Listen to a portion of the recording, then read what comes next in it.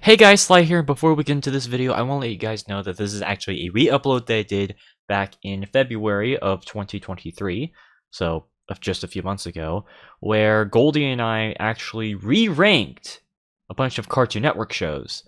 We were originally going to do a bunch of Nickelodeon shows, but because of time constraints, we weren't able to, and so this is pretty much the result that we've got right here.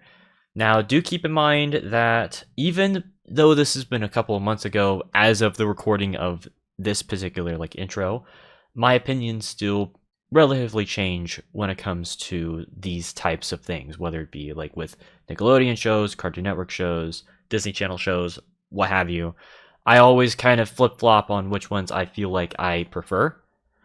And obviously, this goes with pretty much everything else. So, if you guys want a more up to date version of this list, feel free to check out the DeviantArt link down below, which is where I pretty much post a bunch of updated tier lists. So feel free to check that out. Make sure to also check out Goldie's Instagram down below. He definitely deserves it, especially as what's going on right now.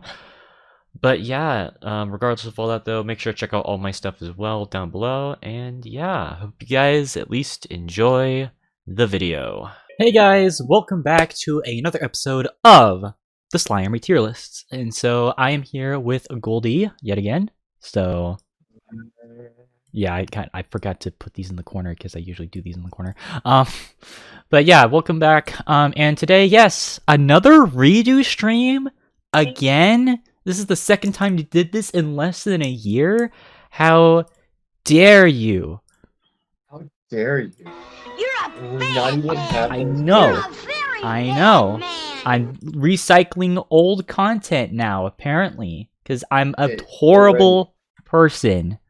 you're a horrible human being. Okay, but in all seriousness, though, we were actually going to do a different tier list tonight, but with Saimori, but unfortunately they had some computer issues, and so we'll have to delay that for next week. But Yeah, I actually came up with the idea that, well, considering that Goldie is the newest member of our sort of group known as the Cooper Gang, the group between me, Saimori, our friend Big Yosef, Zombie Slayer 2948, and of course, titular man himself.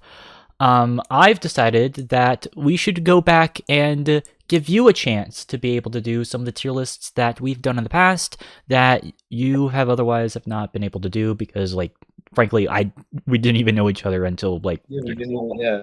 So I That's wanted all. That's I want to be able to give you the spotlight and the chance in order to do a few of these lists that we've done earlier on in our history with this series. And so Yes, especially given that the two that we're going to be covering tonight is very close to me. It's very relevant to my interests. Is what I would consider like my specialty when it comes to like media in general. What is like my main preference, Mhm. or what I feel I have the most information about, the most informed.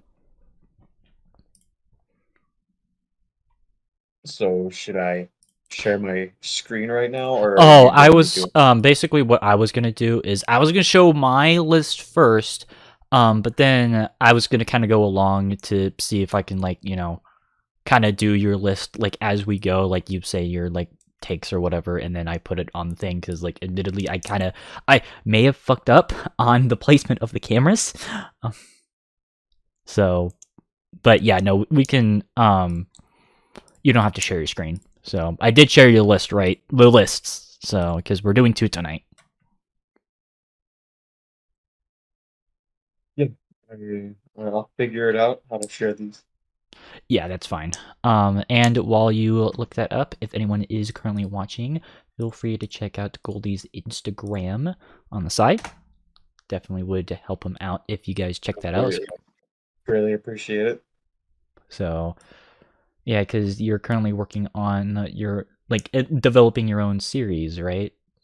My own kind of what my own webcomic sort of, yeah, it's been in development for officially as in its current state for about 2 years, but it's been a process that has taken about 5 years, but it's evolved so much from that that is irrecognizable from when I started it.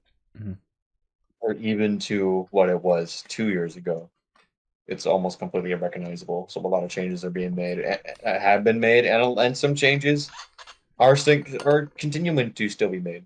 Mhm. Especially now that I've decided to actually work on a second project separately. It's not my main focus, but Mhm. yeah, But yeah, it's oh, sorry. I'm still it's all right. I'm still working on um getting everything in order, all the characters getting canonical backstory, what's going to be official, and then I'm going to start working on how I'm going to form like probably like training myself on writing comics, just Hmm. make a few short scenes just for fun, Hmm. and then stuff that will very likely be adapted into whatever official work that I decide to put them in. But Yeah. that's a long time off from now, and that might be a while. Yeah, So. but if you guys are interested in checking out the progress of his stuff, feel free to check out the Instagram, which is where you typically post your art. So, Mhm. and you also do commissions. I don't So, Yeah, and I don't fuck with DeviantArt that much or Tumblr. Those aren't just I like the format of Instagram though. Yeah. I think it us like Simor is the only one who I know who has a Tumblr. So, yet again, I'm the only one who I know who still has a freaking MySpace. But that's besides the point. Um, So, but anyways, let's get into the topic of, well, tonight's, well, redo stream, but I am not going to be redoing my list. That's going to be Goldie. So, pretty much, we're going to be going through the Cartoon Network and Nickelodeon tier lists and see where you place your opinions. And we've discussed this. We're not going to be taking too long with this list, considering that like there's some of these shows that you've never even heard of, which is fair. I typically just try to scrape the bottom of the barrel so that there's not that one asshole who's being like, "Oh, you forgot like It's underrated, yeah. XYZ." Like, okay, I got it. Underrated gem. Yeah, like Yeah, I a lot of this shit here I haven't even heard of, and I considered myself like knowledgeable of the obscure shit. I know most of these. I'm not a fake fan, but there's a couple of these that just did fly under the radar. yeah, and like, so yeah, like we're not gonna take like fucking like 6 hours to do this list. That'll be next week. That's right. Um, we're just gonna take like maybe like a couple, like an hour or two, like at the very latest, maybe like 3 hours, depending on how much you want to talk about stuff. Yeah, So we'll mainly just be talking about the few that I particularly have like a connection with, whether that's a good one or a bad one, mhm. or even if it's just something that I'd like to talk about. Just it's not gonna be we're not going through everything. If I haven't heard of it and I haven't watched it, then I'm not gonna waste time on it. Mhm. I'm mainly just gonna be and I'm not even gonna go through all the stuff that I've heard of and seen. Just Yes. the stuff that I personally would like to talk about that had an impact on me. Again, whether that's a good impact or a bad impact you know, is what I'll talk about. Yeah. Both the And good and the bad. And just a reminder for everyone, if you guys are interested in checking out the most latest versions of these tier lists, I just put them on the chat, like on the side as well, for you guys to check it out. So you guys can make your own lists, and you guys can be as thorough or as basic as you want it to be. So, but yeah, again, same rules apply with both of these. So yeah, for Cartoon Network, no Adult Swim. Toonami is allowed, but up to like a certain like thing. No shows from before 1990. Sorry, Hanna-Barbera reruns. And it had to air. It had to have had either it had to have had a full season air either as a finale or its first season on Cartoon Network. Um, for it to count. So that's why there's a bunch of shows on here that like came out even before Cartoon Network, but because their last few seasons were on, they count. So, and again, with Nickelodeon, no Nick Jr., no Nick at Night, and no shows from before 1990s. So yeah, Garfield, I'm sorry, but came out in 87. And then 87. and then this version of the list does have like pretty much did cut like miniseries. I might change that in the future with a 2023 edition.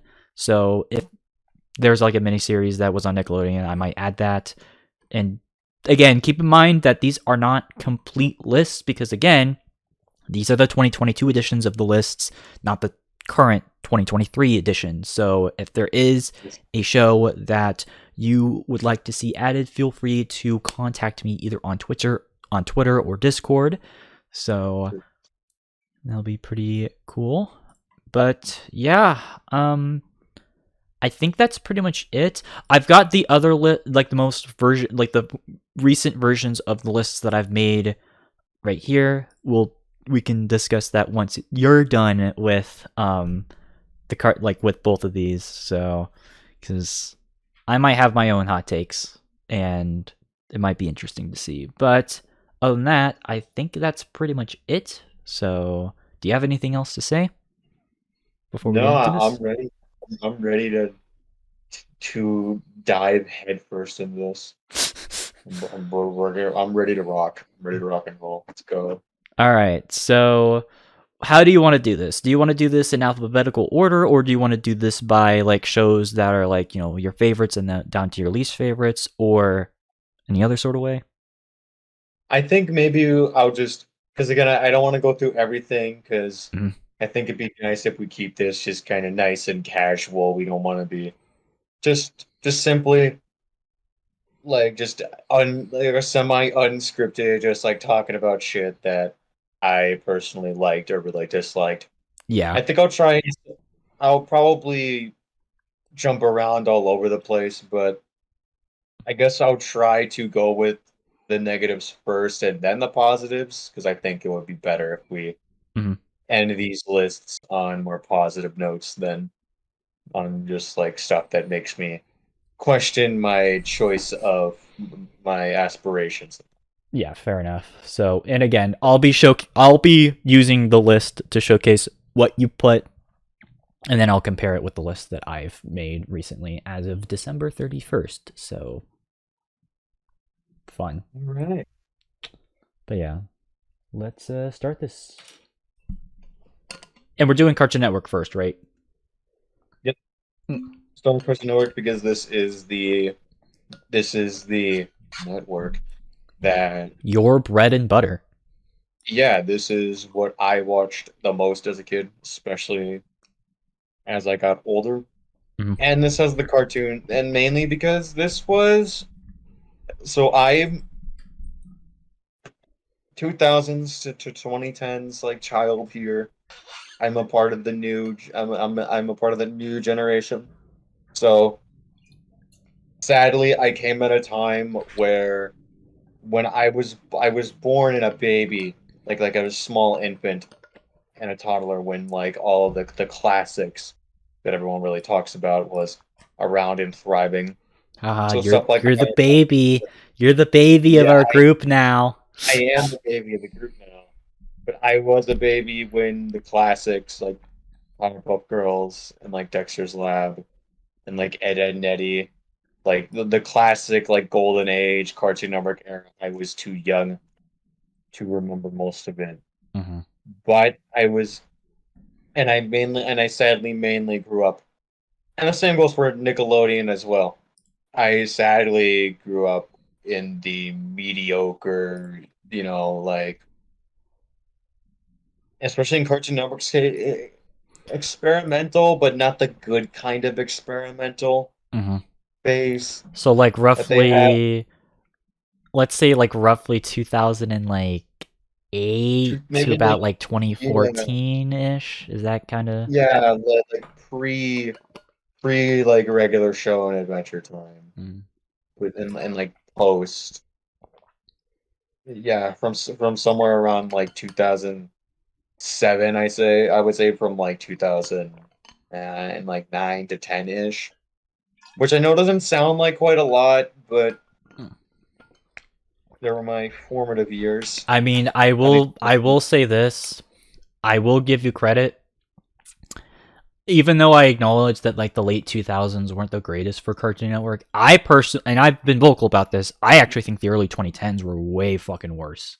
Like just, but, oh yeah, but it had the early 2010s. Yeah, once we got regular show and Adventure Time, and later Amazing World of Gumball.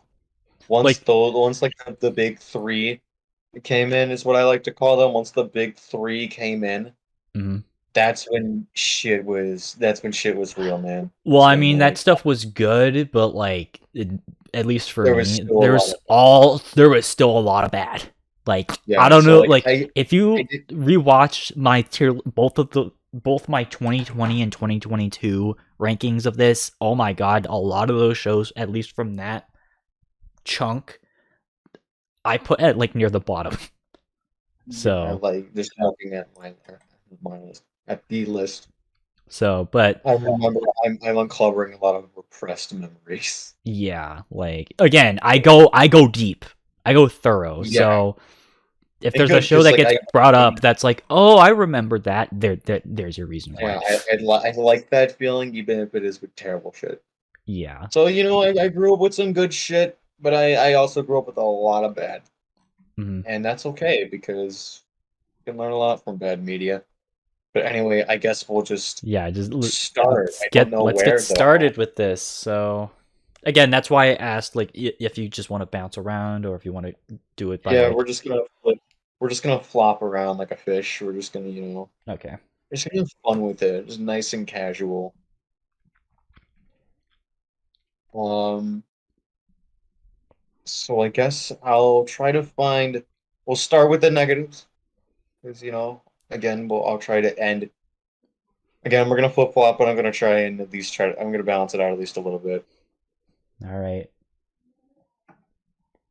I think we're just gonna go out swinging.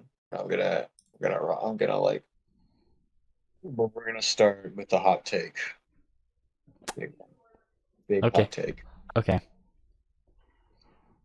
So some people might say like what I mentioned when the 2010s came around. I mentioned regular show, Adventure Time, Amazing World of Gumball. Yep. There's one other show that people argue was also a part of that sort of like new age when when we finally got like really into 2010s Cartoon Network as Hmm. far as good like and good in like the majority. You you may some of you out there may have said, well, what about Steven Universe? What about this? And we're gonna start with the hot take. And some of y'all probably ain't gonna like me for this, and you know that's okay. But Go Steven on. Go Universe, on. Steven Universe, I am going to put in like a D tier. That is, we're starting with a hot take. I when it came out, get into perspective of who I was, the kind of child I was.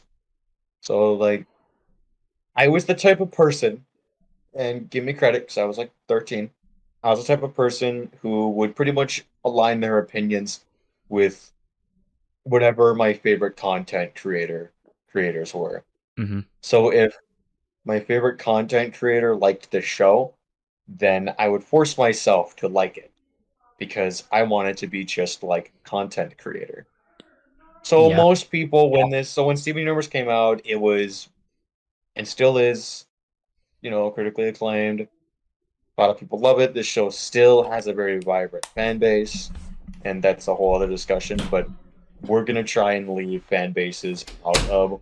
I think that's another rule we'll establish early on is when we talk about a show, we're gonna try not to acknowledge its fan base because we're just gonna look at the show itself. Yeah. because that's a little. I know it's an Yeah, aspect it's of the because it's show, but unfair. Because like you can have an amazing show and have a dog shit fan base, or even have a terrible show but has a pretty alright fan base. So it's like, yeah, you have to. It's unfair because when you create a show, you don't know who it's going to. You don't know the types of people you're going to gravitate. You might have an idea, but you don't know the fucking psychopaths that might really attach yourself. Ask Sega. mhm. Like they probably know all about people who have attached themselves to a certain hedgehog. But Steven Universe as a whole, okay. So Come on, I'll start. don't I'll sugarcoat it. start with my positives. I'll start with my positives.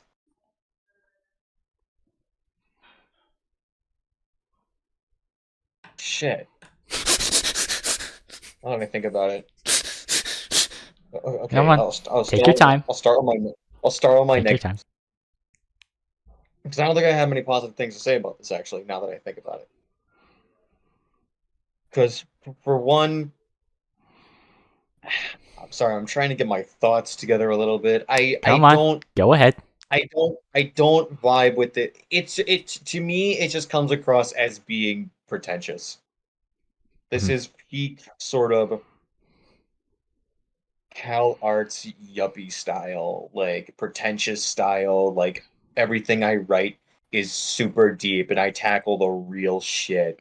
And like I make it presentable for kids and I'm a fucking artist, dude. And like I'm not trying to say that the people who created the show are like assholes. I know nothing about them. They're probably really awesome people. Mhm. But the vibes that I get from this, it just seems really pretentious to me. And this started a trend of what we now know as like the Cal art style that by now I am pretty sure you as well as I am quite sick of. Yeah, I complained about it a lot in Yeah, these it would lists. because this was a show that it infected everything.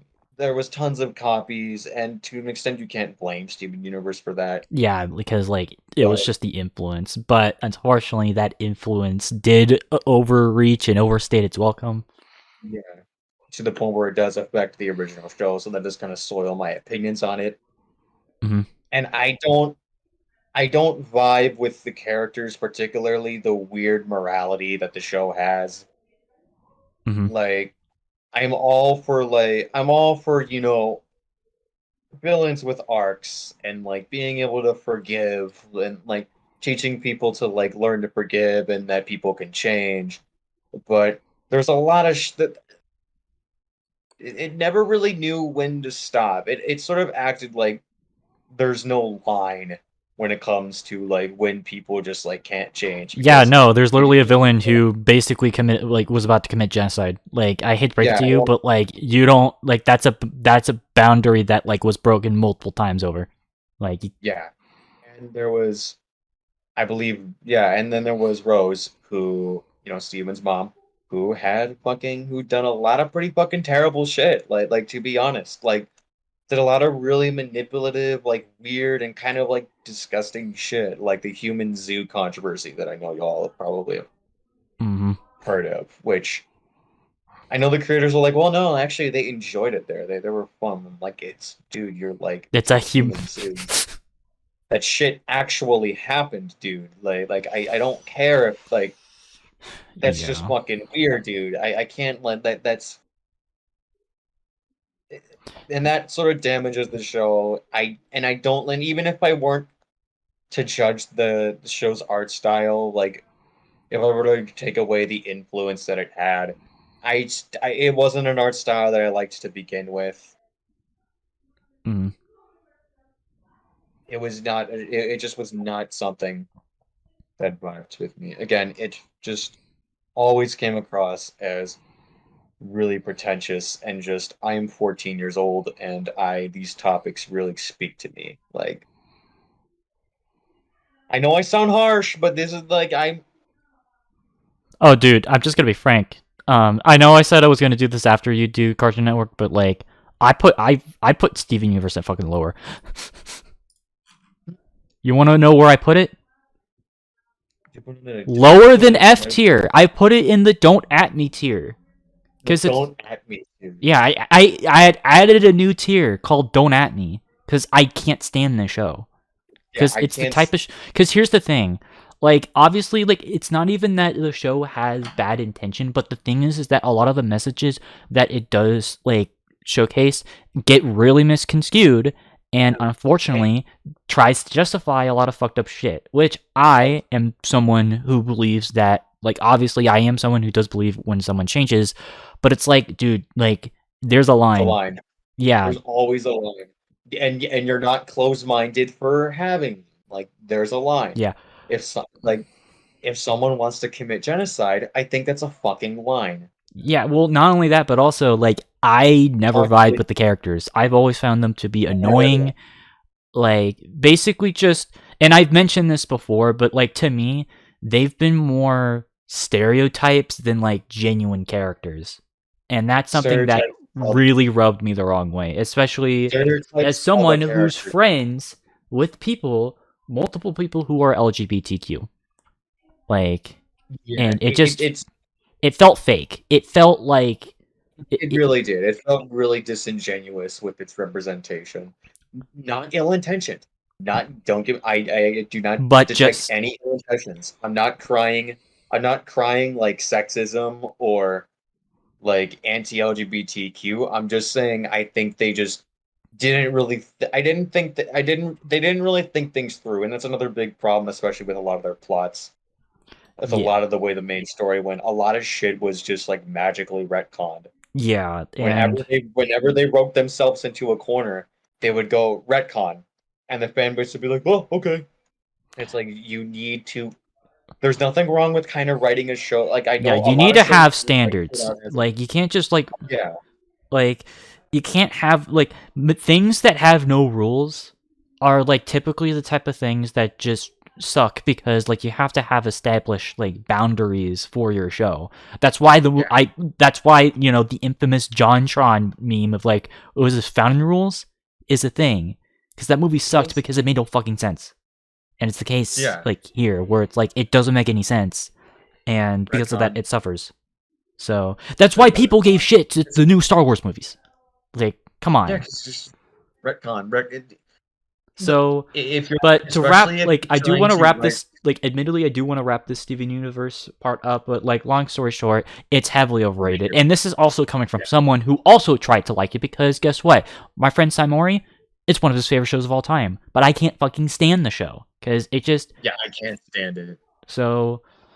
I apologize, Steven Universe fans. But so we'll move on before we get freaking arrested.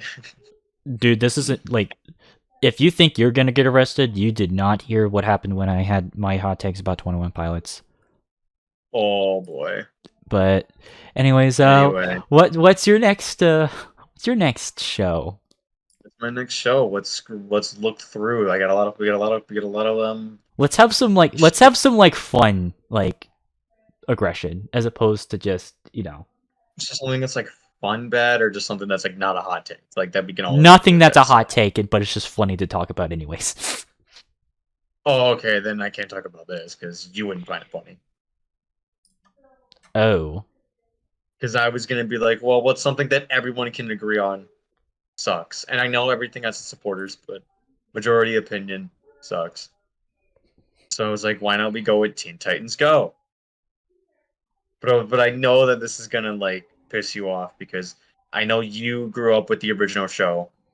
You have a great attachment towards it, Go on. and I can totally understand. I can Go totally on understand. now. I, I'm putting this in an F tier. This is the 2010s version. This is the modern Johnny Test. This is the show that is very cheap to make. It's rerun. It is played all the freaking time because it is very cheap to make and it is very easily digestible for children. And it's nothing more than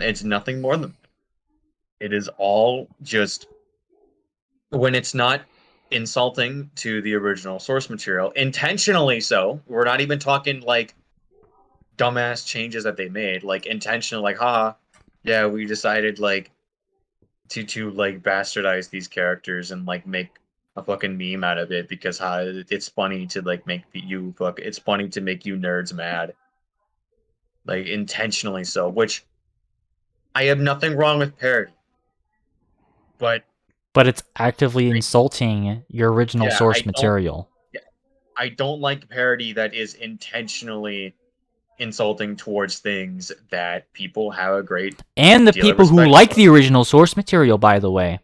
Yeah, it's one thing if you're parodying something that is universally hated, but when you parody something that a lot that you understand that a lot of people have a great emotional attachment for, it feels like you're punching down.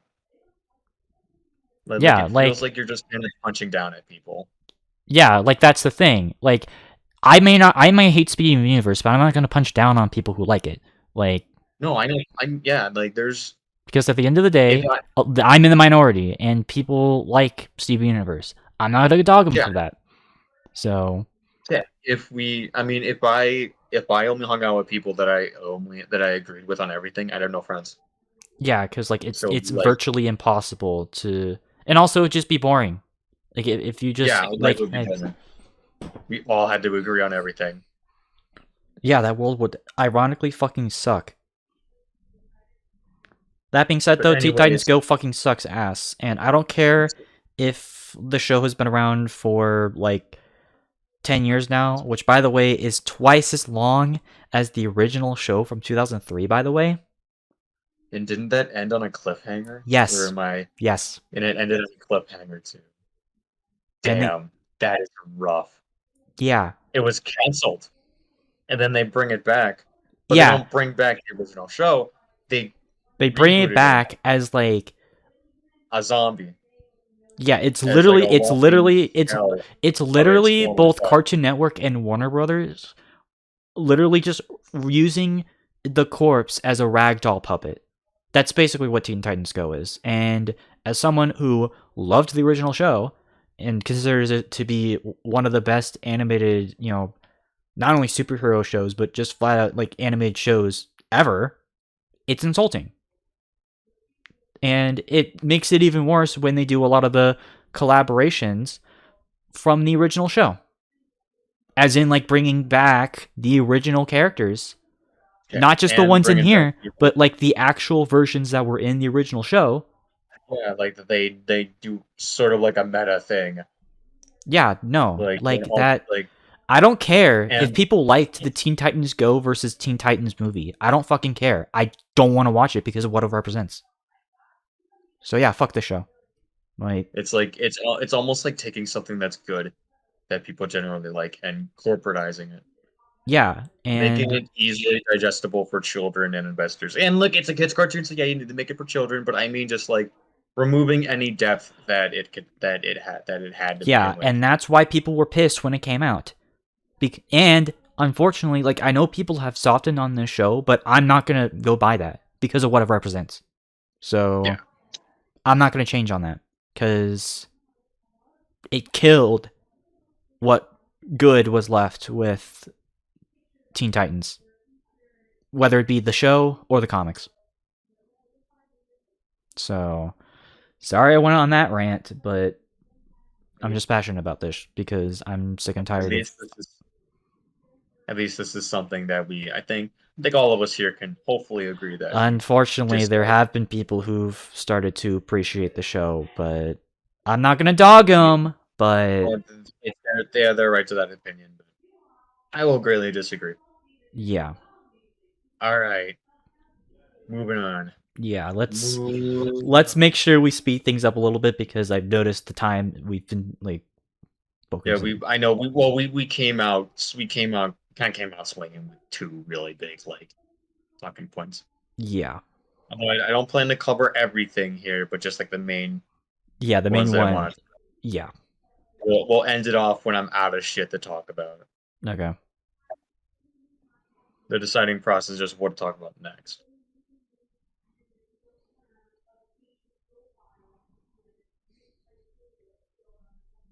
Hmm. Um. I'd like to make I'd like to make a new tier. Oh God. Oh shit! Did I press the wrong button? Okay, no, I'm back. All right. God damn it! I forgot. Just click on the cog and then press add a row below, and then edit the row when it appears. Oh yeah, okay. Oh, okay. Add a row below. Put this into gray. What is this tier? Here is don't care. Don't care. I do not care. Why is this yellow? No, I want it to be gray. You can change the color once you edit it. Yeah. All right, so don't care. And maybe this is a hot take again. I don't know, but pretty much anything Scooby-Doo related that isn't Mystery Inc. Thank you! Oh my God! Thank you! Holy shit! Oh my God! Hold on. Where's the fucking... Okay. I am so glad you fucking said that. Holy shit. Where are the other fucking Scooby-Doo things? There's Yeah, What's New Scooby-Doo, which I did grow up with, but while my childhood nostalgia is like yelling at me, like don't fucking put What's New Scooby-Doo there, I have to because lately Sly and I have been we've delved a bit deep in like the Hanna-Barbera rabbit hole. Yes. And we've come to the great realization that Oh, I haven't. You have. Like, I have come to the realization that, for one, a lot of Hanna-Barbera shit, if not all of it, like a good 90% of it is exactly the fucking same. And two, almost every Scooby-Doo adaptation is not really that good to begin with. Not all of it is bad. There are some that are pretty bad. A based take. A based take. I'm sorry. I'm just happy about this. But a lot of it has mostly been very middle of the road. Like, this is a show that gets on by charm. Mm-hmm. What the charm is, I don't really understand, but it's kind of like Garfield in that, like, for some, like, everyone acknowledges that it's kind of dumb, but no one's really willing to like admit that. Yeah, no one wants to say the quiet part out loud except for me. Yeah. Because I don't know about you, but like, and this is coming from, and I've said this before in the previous like version of this list, I used to like Scooby-Doo. However, I've then came to the realization that literally every fucking Scooby-Doo show is the same. All of them are like, whether it be the original, whether it be the ones from the mid to late 70s, or the ones from the 80s, or the like the fucking What's New Scooby-Doo, or fucking like Be Cool Scooby-Doo. Like, they're all the fucking same. Like, there's a few exceptions, admittedly. Like, like Mystery Inc., for example, what took the sort of it gave this like concept it actually gave them personality outside. Gave them personality, which is a breath of fresh air. Like, I'm sorry I keep interrupting you, but like, it's okay. Like, in like, for that, I would put like Mystery Inc. in like a B tier, just on the sense that, like, out of all the Scooby-Doo shows of the past, 50 years, this is probably the best because like it actually decides to take it. And I'm not saying like I would say take itself seriously, but it's just, I guess, like, do something with the concept. You don't need to be serious all the time. I'm not one of those people. Mm-hmm. And we can get to something that isn't too serious that I really love. But at least it understood this, like, it understood the cycle and decided, like, okay, let's change it up a little bit. And a lot of like the better Scooby-Doo material does that. For example, Scooby-Doo on Zombie Island, that's probably the best thing to come out of Scooby-Doo because that is genuinely a really good movie. Yeah, it wasn't even supposed to be a Scooby-Doo show. It was supposed to be a SWAT Caps episode that got canceled after the show got canceled. Really? Yeah, because Like the zombie. That's why the zombies like look fucked up and shit. It's because it's the same animation like subdivision of Hanna-Barbera that worked on SWAT Cats. Dang. So, but yeah, no, like, sorry. Okay, yeah, you can Another continue. yeah, another fuck. But I'm looking at the wiki right now, trying to find a witch's ghost is also an exception. That is somewhat of an exception as well. Not as good as Zombie Island, but I think Witch's Ghost is still pretty decent. yeah, like And because I know that's like a bit of a trilogy with like Zombie Island, Witch's Ghost, and Cyber Chase. Cyber it's Chase kind of blew ass, but well, it's a quadrilogy because there was also the yeah. Alien one from 2000. Oh yeah. I didn't really Yeah, enjoy that those one. last two sucked. Honestly, they Yeah, just went back to the stereotypical hijinks. yeah. But yeah, It went down. It was pretty much it started high with like Zombie Island and downhill. yeah, like But yeah, the I'll late acknowledge this '90s. exception for the most part. I don't care. It all blends together. I can't tell what's from the 70s or what's from the 80s or what's from the 2000s or like with I can't tell. It's not that I hate it. It's just like I acknowledge that this is extremely below average through and through. And I don't understand why even today because obviously, the new Velma show is pretty trending right now for For the worst reasons that I reasons. would rather not elaborate on because that would be getting into some serious discussions. And this is supposed to be it's supposed to be a fun stream. But whatever, Be it fun. fucking sucks. No matter what you slice and dice it, it fucking sucks. Yeah. And like honestly, And people I don't still, fucking like. I don't Honestly, care. if Velma was the last thing Scooby Doo related to be made, I would be a happy man. Yeah, I Cause wouldn't mind. unlike you, I actually do fucking hate this shit. Cause like it's nostalgic for the sake of being nostalgic. Even when you like compare, like, and here's the other thing: Scooby Doo in and of itself isn't even really the most original concept to begin with, because it was based off of No. like these like novel like these like a Live- series of like not like kids novels from like the late 50s and early 60s. and also in parts I believe it was like a live action sort of comedies. I won't say a skit show, but it was a comedy. Like you know what I'm talking Yeah, about? I know Slide what that one yeah, involved. I know what you're talking about. It was like a mid 60s show, which although it was mostly Shaggy's character who was based off of that character. It wasn't like the whole thing. But like I Yeah. guess that pretty much showcases that like obviously you can have your inspiration, but like considering just a lot of the things that they took from those two IPs and put it into Scooby Doo, is it really the most like innovative show to begin with? Hell no. No. Does this deserve like a decades long legacy? I No. wouldn't say so. Even if I do acknowledge that a little good came from it, you gotta judge things as a whole. Yeah, And no, like remember and remember and 90% of this remember this shit. 90% of this shit is extremely mid to just below average. And what I just said, you gotta judge things as a whole. Keep that in mind. We'll be going back to that later. Yes, So like, definitely. yeah, And keep that in mind. but yeah, no, to But wrap up yeah, the Scooby Doo thing, honestly, fuck Scooby Doo. Like Psy and Zombie will fight me on this, but I don't give a fuck. This show was always bad like it was already just kind of mid or bad to begin with. And like yeah. I'm so fucking sick and tired of like shit like this or like The Simpsons or a certain like yellow square that we'll talk about later just being nostalgic for the sake of being nostalgic. Cuz like you have to like but It's almost like deitized cartoons. Like yeah, it's fucking weird. Like yeah, like there's like it's like a cultural phenomenon, but and like it's people like don't know they surpass why.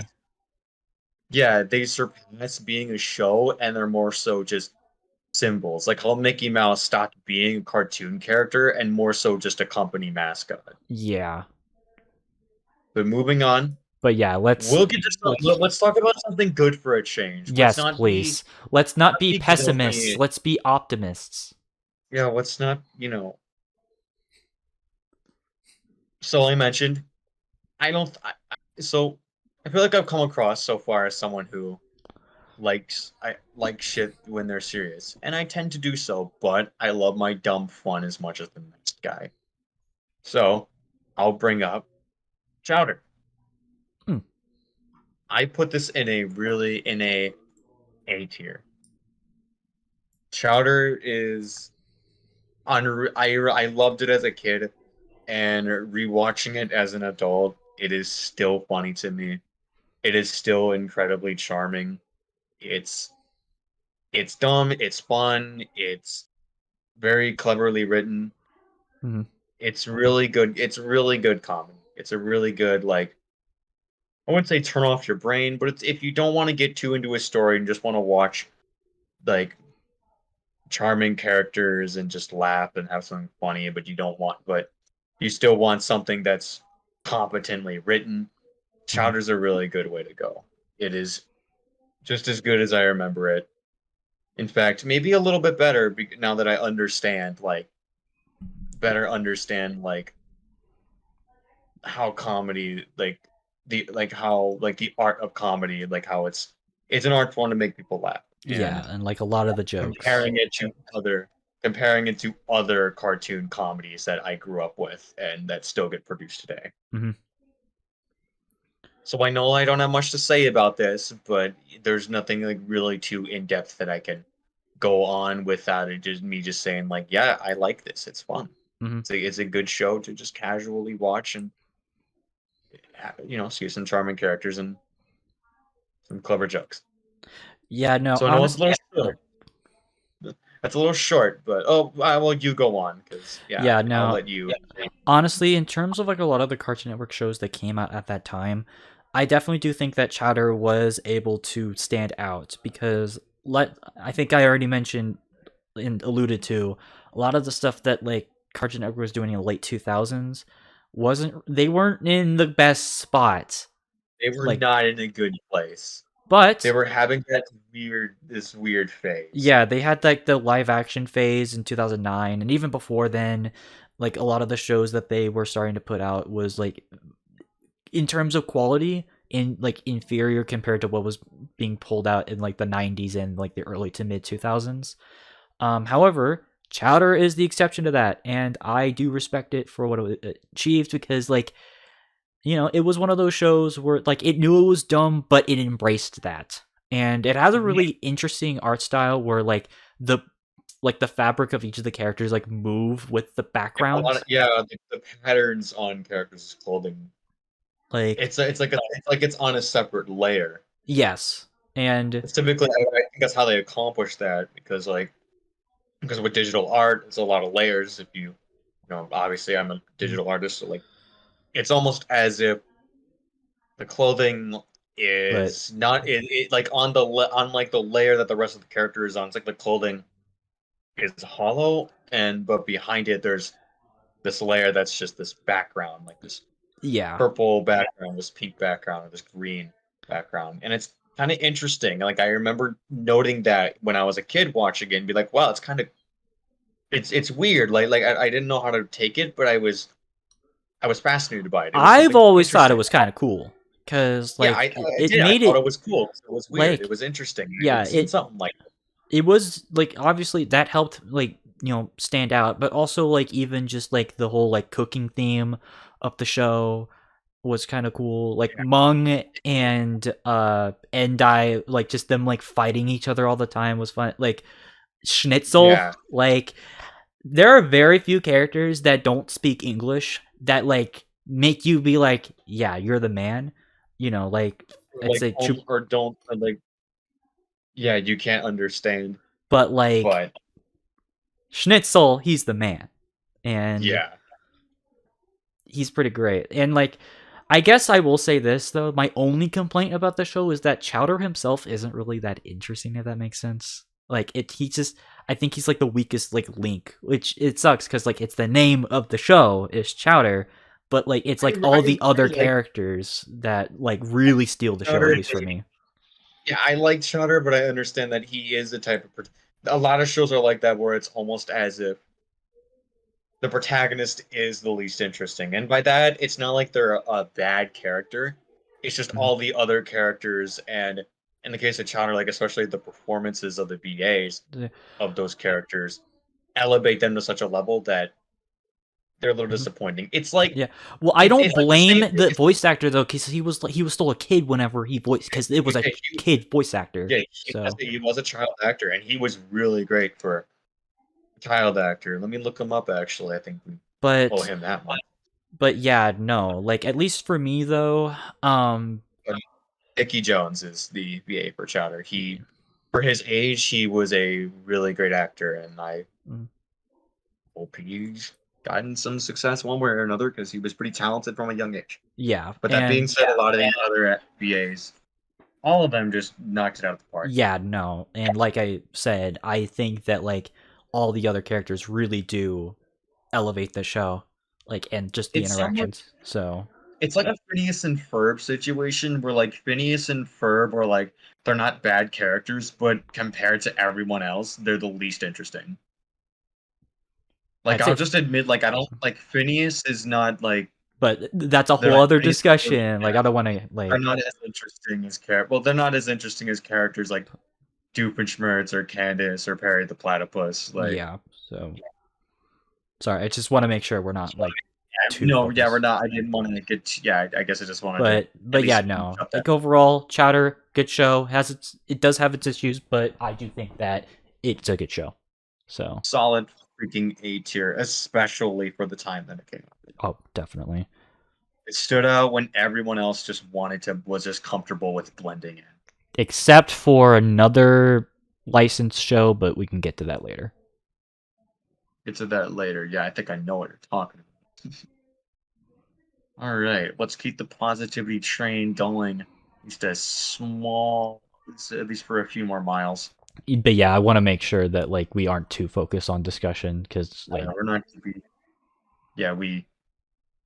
Well, we're only talking about. I'm only talking about the stuff that I do want to have a discussion yeah, on. but Like like just again, not. I don't want to feel like I'm like here for too long, if that makes sense. All right, let's try to get to Nickelodeon by like Well, maybe we'll 9. do we'll get through that like later, like but Yeah, maybe by like 9:30-ish, maybe. We can try to get with will that. it be So, your time? But anyways, whatever. my Let's just time. So, focus on this Cartoon Network.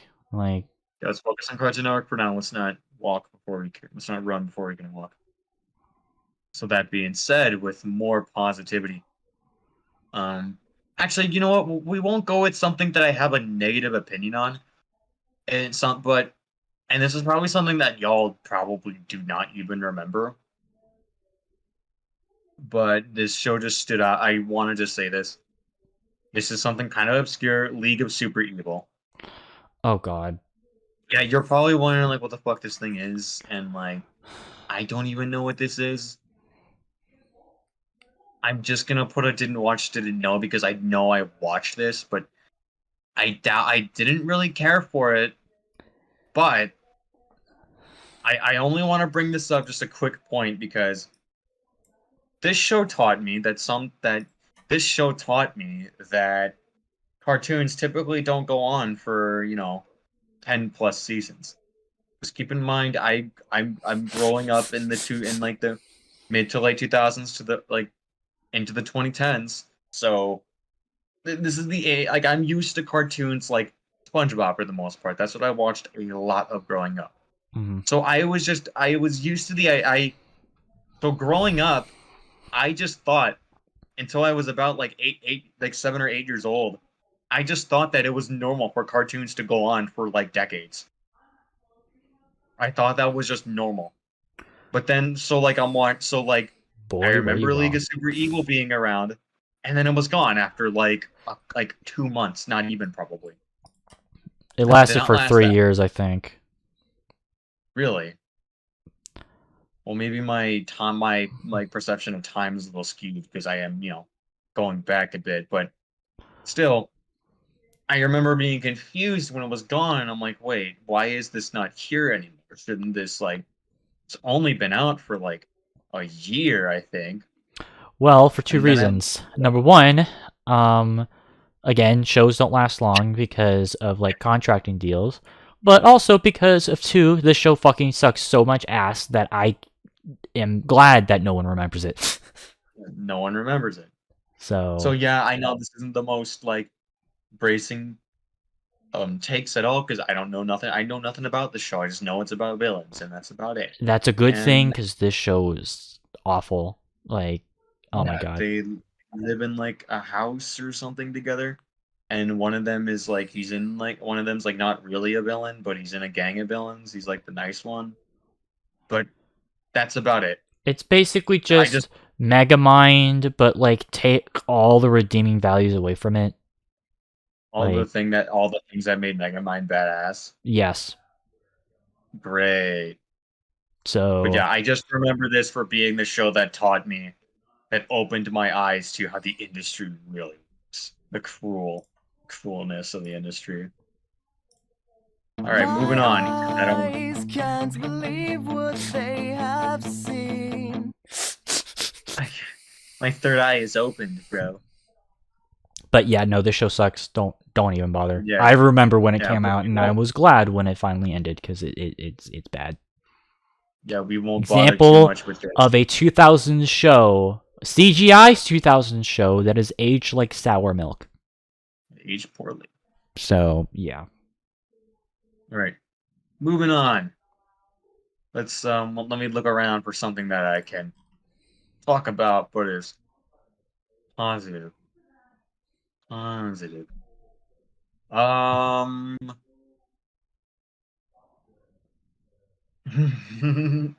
No, we're not going to get to that yet. Um, that's negative. Okay.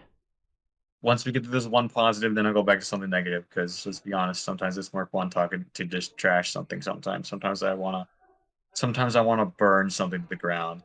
Let's talk about my favorite Cartoon Network show growing up. Ooh. We're Amazing World of Gumball. Got a Sweet. smile on my face just thinking about it. I know of the big. I know of like the big three. Typically, like if people were to rank that, it would probably put like Maze Runner, Gumball, Adventure Time, regular show, Yeah. and well, I would agree, regular show is way better. Well, not way better, but it is just better than Maze Runner, Gumball. But also, that's a bit of an unfair comparison because they're both different. They're two different shows. Yeah, different shows for different audiences. Yeah, they're different shows for different audiences. They have a different goal in mind. Mm-hmm. So like, it's unfair to compare the two. They're both S tiers. They aren't. Don't get it twisted. This is not hot take time. This is cold take time. This is a S tier. Well, yeah. I loved the characters growing up. I loved the comedy. I loved the heart that this show does have. I loved the art style, the combination of so many different art styles, not just 2D art styles with like CGI, live action, stop motion. It was such a combination of so many interesting styles, and it made for, and also in part all the backgrounds, like all the settings being live action to an extent, taking like real life locations, like you know, like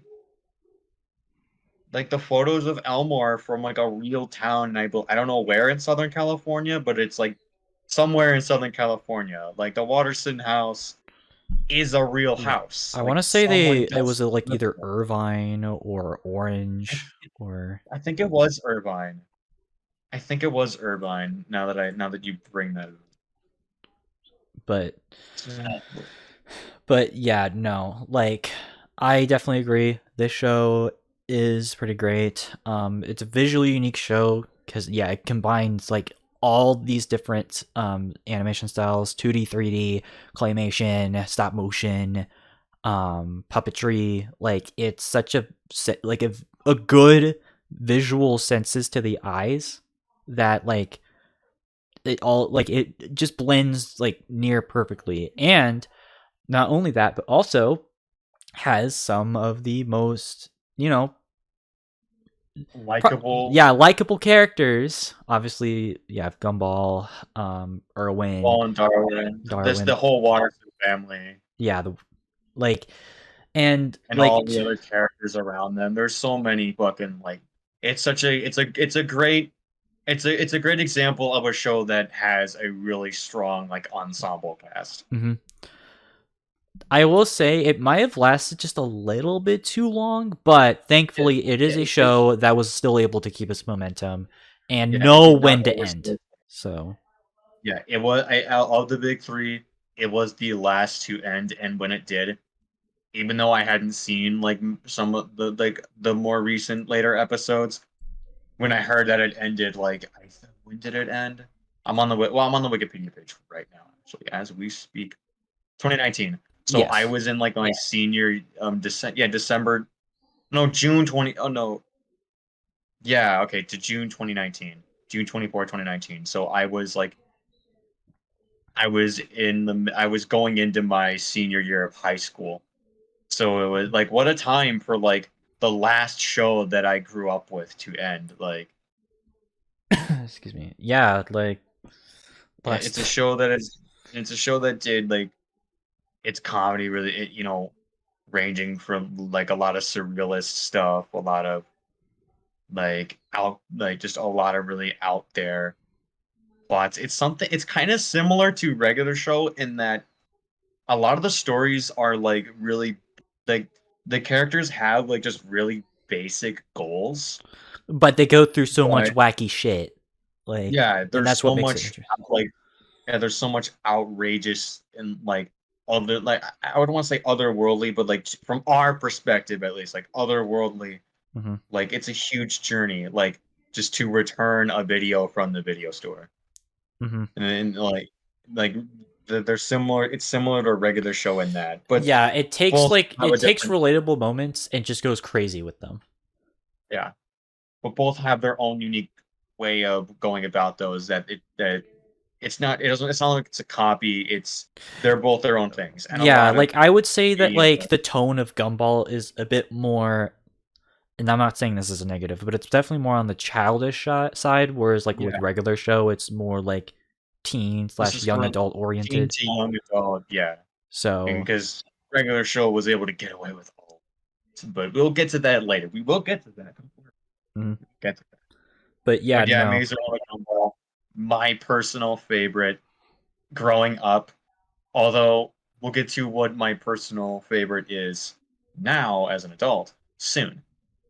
Not immediately, but soon, pretty soon. All right. But sweet. I'm glad. This is a show that I can look back on and say I'm glad I grew up with this. Sweet. All right. Well, know something that I'm not glad I grew up with, though. I'm not glad that I grew up with the Garfield show.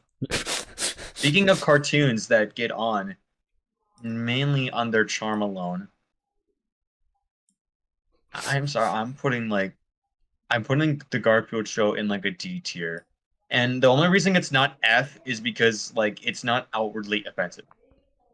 And but that's also its problem is that it's just extremely dull and boring and just like they would rerun it a lot.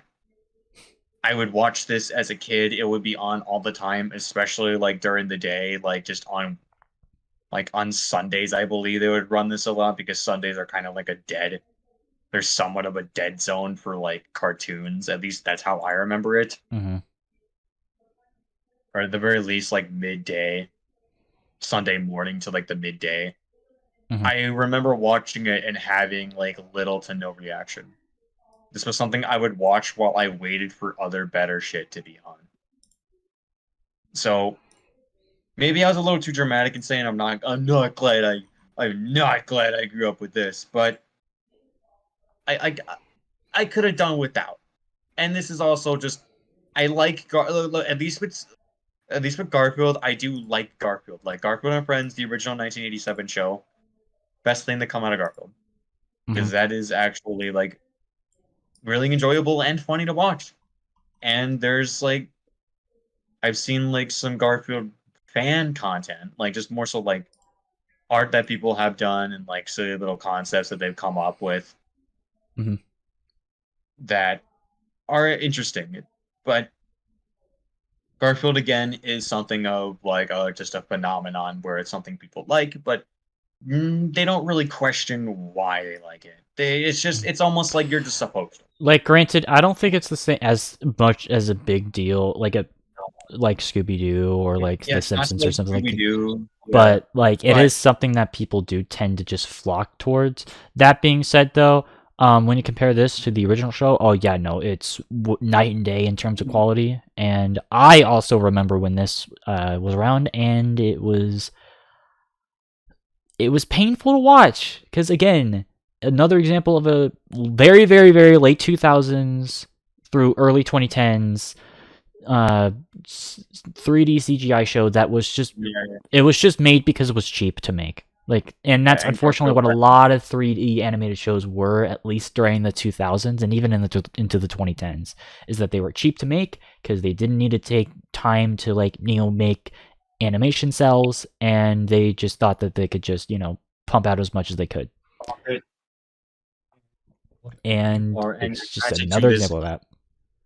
And attach it to this widely recognized character. Yeah, because that's another thing that I noticed, even including bullshit like this dumbass Casper show or like the Mega Man show. It's like these are literally just shows that were made because they were like very cheap and that they were recognizable characters for their time.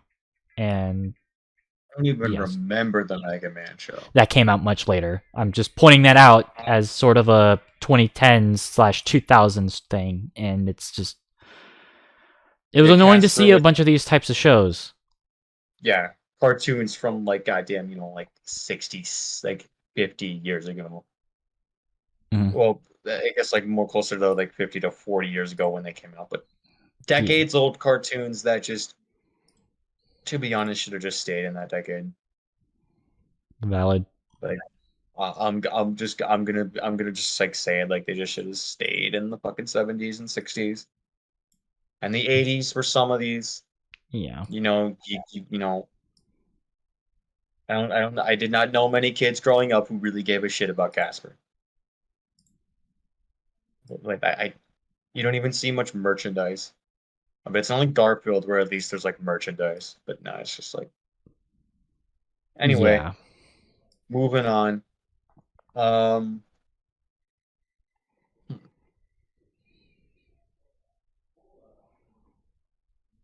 Let's not do something negative, but let's not do something extremely positive. Let's go with completely neutral. Let's go mid. We're gonna go mid. 16. Not 16, 16. A show that made by the same studio that made Total Drama Island, or just the Total Drama series. Yeah, people always say Total Drama Island, but that's only the first season. Yeah, but that's it's only Total the first season. Drama. Yeah, it's the Total Drama like anthology, the Total Drama universe. Yeah. Right, campers, but 16. Maybe it's because I wasn't 16 when this came out, but I feel like if I was, I wouldn't give a shit. But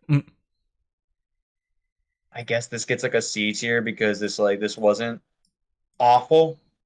It wasn't great, but like at the same time, this isn't something that like that was like not enjoyable to watch. It was just incredibly mid and like neutral. Like, okay, yeah, it's 16-year-olds at a mall in, like okay, it's just kind of typical like other like high school teenager like it's just a stereotypical like mid to late 2000s teen drama, like teen, not drama, but just sort of teen shenanigan show, minus the superhero aspect. Which, yeah, I'm actually gonna agree with you on this because like even like back then I just only watched it because it was like the only thing that kind of aired during like a specific like block, and because like it wasn't bad, but it just was average. Yeah, there was worse. It was average. So if I saw this on TV and there was nothing to watch, I'd be like, okay, fine. Yeah, it was just I kind of I like do a show believe, to like kind of fill air, but it was like okay. Like it wasn't yeah, they at amazing. least tried a little bit. It Mhm. wasn't something on the level as say like Johnny Test or Teen Titans Go where it filled there. Because Yeah. at least the people who made this, I could tell, were like trying. They It's just they tried to kind of get had a bit. they just didn't have a good execution. Like Yeah, it they was just. just I think they just had average. a pretty. They just had a pretty generic concept. Although But I can at least there is something mostly. shocking about this that you may like about the show that you might actually pay attention to a little bit later. So Oh, we'll get to that later, but it's actually kind of oh, Connell. When are we gonna get to it? Gotta very know. You can't just carefully, leave me. very carefully, What do you mean very carefully? very carefully, Is this tie? Is it? Does it tie into another show? very carefully. I mean, I know 16 and at least the first season of Total Drama share a few voice actors because it's the same studio. Well, yeah, whatever. Well, you'll see when we get to it. So let's God dang continue it. on with the list. Will it be something that you know I'm probably gonna talk about? You'll be very shocked about it. All right. Well, I know I'm being cryptic, but I'm purposely doing that. But well, stop. I'm not good with riddles. we'll get whatever. Let's move on, and you'll start to see. Mhm. So You know what, Sly? I'm gonna give you the floor for just a little while. I know this is my I know this is my play, but I'm gonna get like you're allowing me to take stage, but I'm gonna let you I'm gonna let you do most of the talking this one time. okay, what is it? Um, let me I'm gonna try and pick something that you would probably like to talk about, at least a little bit. A lot of these are stuff that I would like to talk about. I'll give you don't worry, I'm gonna give you something that you have a positive opinion on. Is it stuff Where that you would know you about and that you've watched? very little about? Something that I have not watched. I'm gonna let you do the talking just for this tier. Okay. Now, I don't think I'm gonna be picking your favorite here, but I know you have at least a somewhat positive opinion on this. Okay. What do you think of the life and times of Juniper? Because I know this is somewhat of a this gets accused as being kind of a bit of a ripoff of American Dragon, Jake Long, just ran on the Disney Channel around the Yeah, same it time. That, literally aired around the same time. but I believe you It's have said before that you thought that despite this was still pretty decent. no, I still think it's just kind of mid. Oh, okay. So I'll put it in like they didn't watch it. Okay, fine. I'll pick something that I think that I know you're gonna love. Generator Rex, Oh yeah, no, S tier. S tier. I'll Like take your word on it. Care to? Yeah. Do you care to elaborate? all I'm gonna say is that like it's a show that I think is not only better than Ben 10, any of the Ben 10 iterations, Ooh, but is also ooh, that studio's best property. I forgot the name of the studio, ooh. but Let me be your encyclopedia. yeah, no. Um, Like I think that is a show that unfortunately did get overshadowed because it came out in between both regular show and Adventure Time. And that sucks cuz it's I know it's I know it's the whole like superhero teenager story, but again, I like that trope. It's a trope that I've always liked. But Man of Action Entertainment. Man of Action, yeah, Studio. them. Man of Action Studios. Yeah, Man of Action. Yeah, Like this could have this could have very this would have been great if it could live amongst shows like Adventure Time and regular show. yes, but I It's a shame think because it was those kind characters of pushed to the side because it still had that like mid to late 2000s like action like cartoon yeah, feel. and I think Um Cartoon Network recognized that stuff like regular show and Adventure Time was the new era. So I think nothing they were wrong. just Like kind of I'm not like throwing shade to Adventure Time, like or even regular show because I like regular show too. But it's like, and I've mentioned this plenty of times before, but I'm someone who likes the type of shows that, like, yes, can have like their light-hearted comedic moments, but do take themselves more seriously.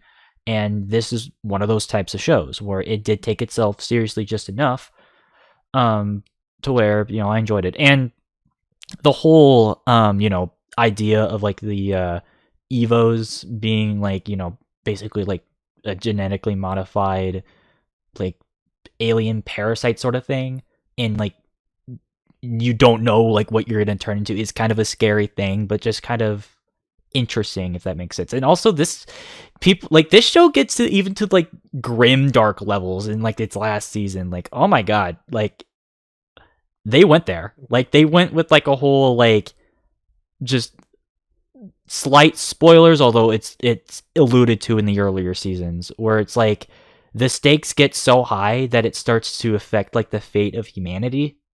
Like, oh, yeah, it gets up to those levels, but unlike a show like Steven Universe, I feel like it's much more earned and much more like, guys, the fate of like, our way of life is threatened, and we've got to stop this. And those are the types of stories that I typically like, and I think Generator X was able to do it pretty well. Admittedly, the ending could have been a lot better, but I understand why it ended the way that it did, because again, Cartoon Network was already kind of having a negative like idea with this show because it clashed with a lot of what other shows at the time were doing. It was clashing with the image that they wanted to project. Yeah, and it was it was studio pressure, just end this. But it was still satisfying just enough that I would still recommend it.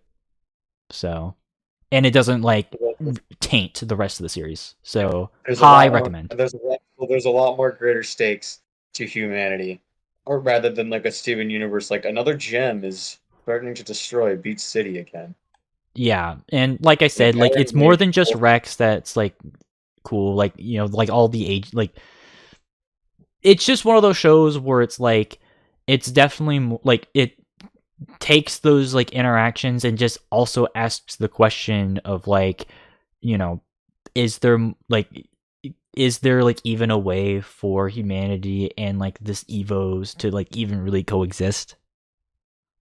So it's a lot deep. It's a lot not just deeper, but also just more mature than the rest of what Man in Action ever did. And yeah, no, I recommend it. It's a lot more complex than it looks, than it seems. Yes, like, and I like, so yeah, no, I would recommend it. So, especially since it came around to that time that I was talking about, where it's like outside of regular show and Gumball, like not a lot of other shows were that great. So, but yeah, no, high recommend. Well, you talked about your show that you thought was criminally underrated. I'll talk about the show that I feel is really criminally underrated. Which, given what we've talked about, for a big theme we seem to be going tonight is long-running, decades-long cartoons getting a shitty adaptation to points cartoons that should have just stayed in the time period they were at. But we're gonna go with a bit of an exception. We're gonna go with something that is an exception. The Looney Tunes show. I actually do put this at an A tier.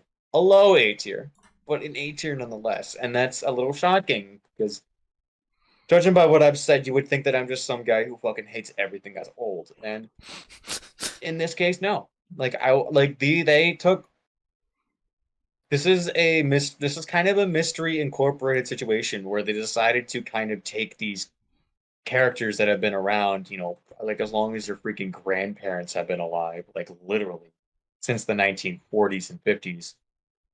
And they gave them more depth. They added they added more to their character. Although this is coming from someone who I feel like a lot of the older like original Looney Tunes stuff still holds up pretty well. You know, despite its age, I think it still holds up pretty well. So I think that's also a plus. It's a cartoon that's at least aged, that at least its original incarnation has aged fairly well. In some aspects, it hasn't, but we're gonna get into that because that would be a little too serious. But when it's not delving into stereotypes, shall we say, the original still can hold up pretty well when it comes to this comedy. And the Looney Tunes show took a lot of a lot of that character, and they sort of adapted it to they adapted it for a modern show, and they created something. They created something of just sort of a slice of life comedy, sort of, and it really works. It's still really funny. I love the depth that they give to characters like Bugs Bunny and Daffy Duck, and this show, and they've even added like new characters that I feel kind of sad that didn't get any more that doesn't really get any more representation in like that universe, like Tina, who primarily plays like Daffy's sort of love interest, because it's like Bugs has Lola, so like Daffy has like Tina, and like both of their love interests are kind of like complete opposites of. Yeah. They both have like Bugs and Daffy's like girlfriends are both somewhat of like they're opposites. So it's an interesting like mirror. And yeah, with Lola as well. Best incarnation of the character. I know it's a little bit like that like quirky girl thing that I mentioned before is something I don't really like, but this was still pretty early. This was still at an early point where that wasn't so overdone.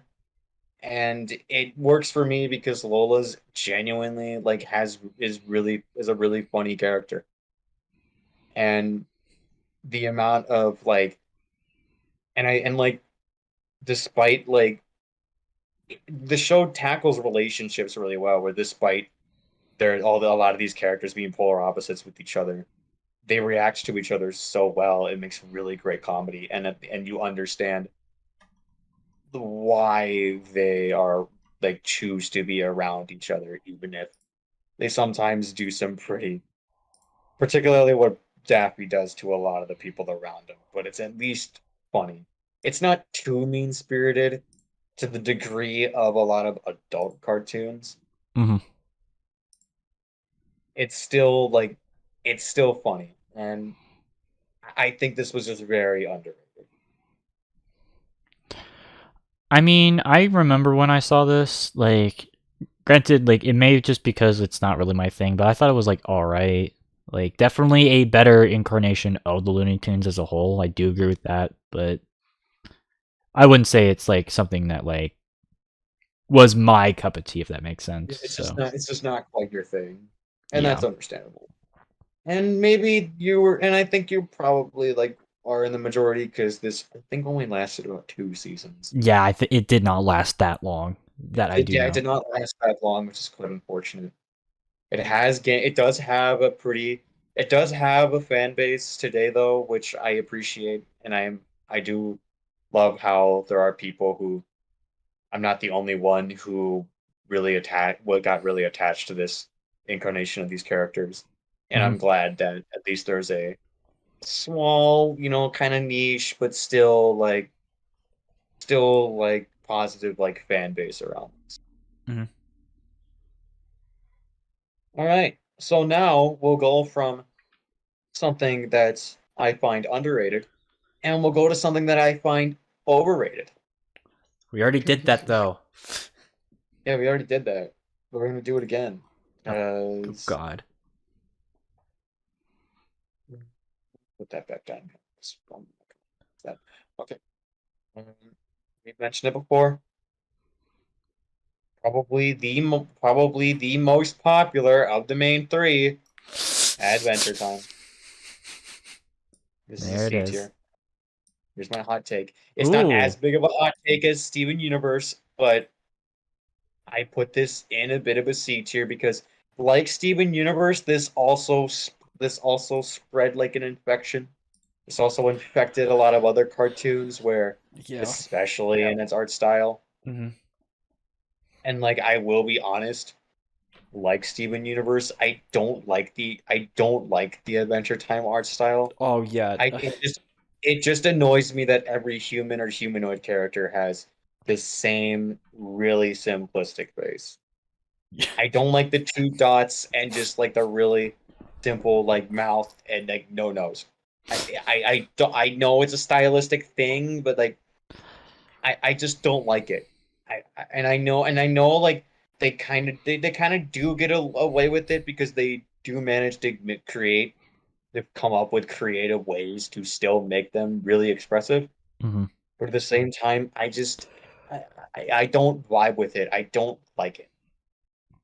I don't like it. I kind of just like it feels like I look at it and I look at Finn's face and I'm like, you could do so much more, man. Like you're selling yourself way too short. Yeah. Like you could Honestly, not. wholeheartedly agree with you on this one because like I even remember when it first came out, like everyone was like flipping their shit, being like, Freaking "Oh my out. god, this show is Freaking out. amazing!" Yeah. Like it's one of the best shows ever made, and I came out of it just not really that satisfied because and I even mentioned this.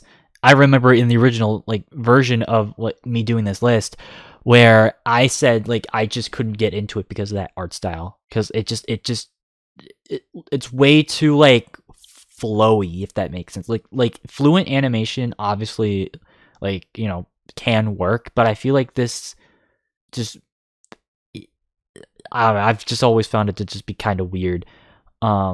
And I just never really vibed with a lot of the characters here. Yeah. I didn't either. Like I can't really name. I'm sorry, but I'm sorry, folks, but like I can't really name a character that like I particularly like attached myself with. Yeah, no, not Like Jake, if I not were to Finn, if not I were Ice to King, not not Finn, not Marceline, Jake, not Princess Bubblegum. Like, yeah, not any of the other like it does have a wide variety of characters. I guess maybe the Ice King, I guess. Maybe but that's he's just voiced by Tom Kenny, and a lot of his yeah, characters are I was just like kind of a maybe it's given. because he's voiced by Tom Kenny, but like I do like the Ice King. I like how he is like he seems like he's just like your generic villain, but he's got a lot of like he has a lot of like just tragedy behind him. Hmm. And I know it's a lot of that's kind of the big thing with Adventure Time is that it seems like it's just gonna be really like dumb on the outside, but it actually has a lot of like depth to it, and I appreciate the effort because I like it when shit subverts your expectations like that, but it just never really worked for me. I'm I about to don't say know. something that's gonna ruin a lot of a lot of perceptions of Adventure Time. The art style that it goes for looks like the art style that you'd see on a T-shirt. It Yeah, it honestly it, just kind of looks like a show that like obviously not like not in the same way as this like a lot of 80s cartoons, but just it just seemed like a show that like people liked because it was like marketable, cuz it just seems it's simplistic enough to where like you can like make like merchandise for it. And I don't vibe with that. Like merchandise there was. a lot of it. So I guess that just proves my I point. even I even owned an Adventure Time T-shirt back in the day. Don't know where it is now. Probably don't bit me no more. I can tell you that. But You had an Adventure Time T-shirt, but you think that yeah, Adventure Time is mid. I had it when I was a child. I was like 11. I was like 10 years Stupid old. bastard. I was 10 years old. Bastard. I genuinely believed in the 2012 world ending theory when I was 10 years old. Like, My God. yeah, that's like something my brother did. He was like, the world's gonna end in 2012. The Aztecs predicted it. So all 2012, I was like, the world's gonna fucking end, dude. We are doomed. And 2013 rolled around, and I'm like, oh, thank God. You know what I think is actually kind of funny? Like, and I can brag about this. You can ask all my like relatives this. I was actually someone who didn't think the world would end, and I was like a kid back then. So it's like I was Logic just prevailed. At your young age, logic prevailed. yeah, like, and again, I don't normally brag about like I don't like bragging about stuff because like I don't want to seem like a fucking narcissistic asshole. But like I am proud to say that the whole 2012 like world ending thing, I thought that was dumb even like whenever I was young. Didn't buy it. So, Anyway, but that whatever. yeah. Going back to the Adventure Time thing, I point think is it, that like it, I agree with you. I just don't care. And like I said, I think the whole reason why it even became big was because it was marketable. Which, let's be real here, also, that's kind of a trend with Cartoon Network. Well, yeah, that is kind of a trend. There's somewhat. It's almost like kind of how DreamWorks is, where like when Cartoon Network has something that really rocks, like it fucking it really hits. But it also has a lot of like garbage as well, a lot of like corporatized, like generic garbage as well. It's almost like the DreamWorks of like animated TV, if that makes any sense. I feel like it would make more sense. I think that makes sense with like Shrek content, but like I don't really see a lot of. I didn't really see a lot of like Kung Fu Panda or like How to Train Your Dragon merch, like or at least as much compared to like. Well, maybe not in the marketing, but I guess just on the way of like quality. Like when Cartoon Network has a banger, it really fucking hits. But there's also a lot of like Oh, you're talking about okay, yeah, like yeah, like it's. just a lot of formulaic like kind of travel you gotta shift through. I mean, I That's think not that's being kind of like I'm a not insulting. kind of Oh, like go what. on, sorry. Well, I feel like that's kind of the case for like all the networks. Like I think Nickelodeon fits that bill a little bit more, but we can get to that later. But Probably yeah. I get maybe yeah. Not trying to disrespect Cartoon Network and DreamWorks because I both love those studios, especially. mm, I, but anyways, yeah. The thing with Adventure Time's art style, it's almost like it's intentionally lazy. I wouldn't call it lazy. It's just simplistic. That's the Yeah, That's the thing. yeah, maybe overly simplistic, I guess. I Yeah. see it as just lazy, but and we're kind of I feel like we're also kind of we're not touching on like the actual story and like a little bit on the characters, but Well, admittedly, I and don't like. I just want to make sure that we're not here for like 50 minutes, if that's fine. Like, yeah, I like don't want to like, I don't want to micro like discuss things. But yeah. Well, so we'll move on. I know we did talk about the art style, but there's yeah, other no. issues Point there. is that I agree with you. This show is overrated. Like, it's not bad, but it's overrated. Yeah, not to the extent of Steven Universe, but pretty overrated. Alright, we're sort of running out of the stuff that well, no, we still got a What? few that I think that still got a few that I think I'd want to like really talk about. I thought you'd have more.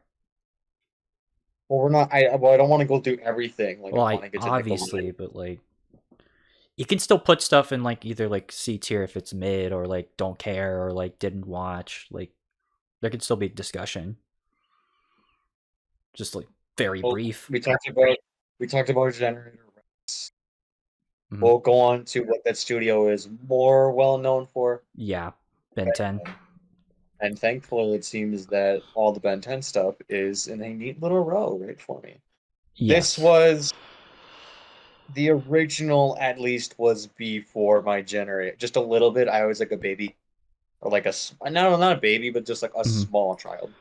And I never really cared for a lot of like alien, like sci-fi stuff as a kid, and still to this day, like it's not my main thing. Mhm. Obviously, there's exceptions, but it wasn't my main thing. So like, Yeah, actually, you can talk about like Ben 10 as much as you can. I need to go to the restroom, so Well, I won't touch up too much with this. Just say like I never really cared too much for Ben 10.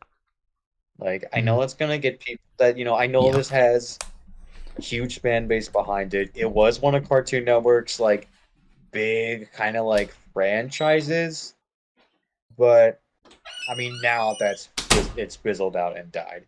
They tried, but that kind of fizzled out. So I know a lot of people love Ben 10, and I'm not trying to undermine that, but this is just something that I never really cared for and still just don't really have much of an interest in. So I'm just gonna go in and put like the just don't care section. Not a maliceful, like that's even a word. Not a malicious, sorry. Not a malicious don't care, like I don't fucking care. Just like whatever. No. So moving on. Um yeah, I've got you're all alone with me now for the time being. Dang. So yeah. All right, moving on. Let me keep looking.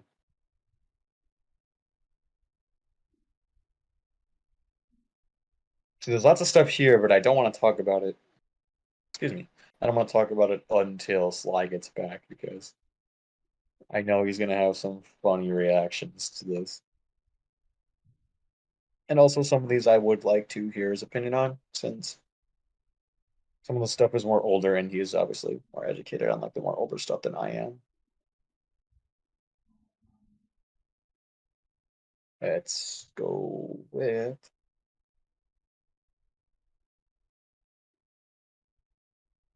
all right, we'll go with an older one. Older one. We're going to the 90s. Cow and chicken. I I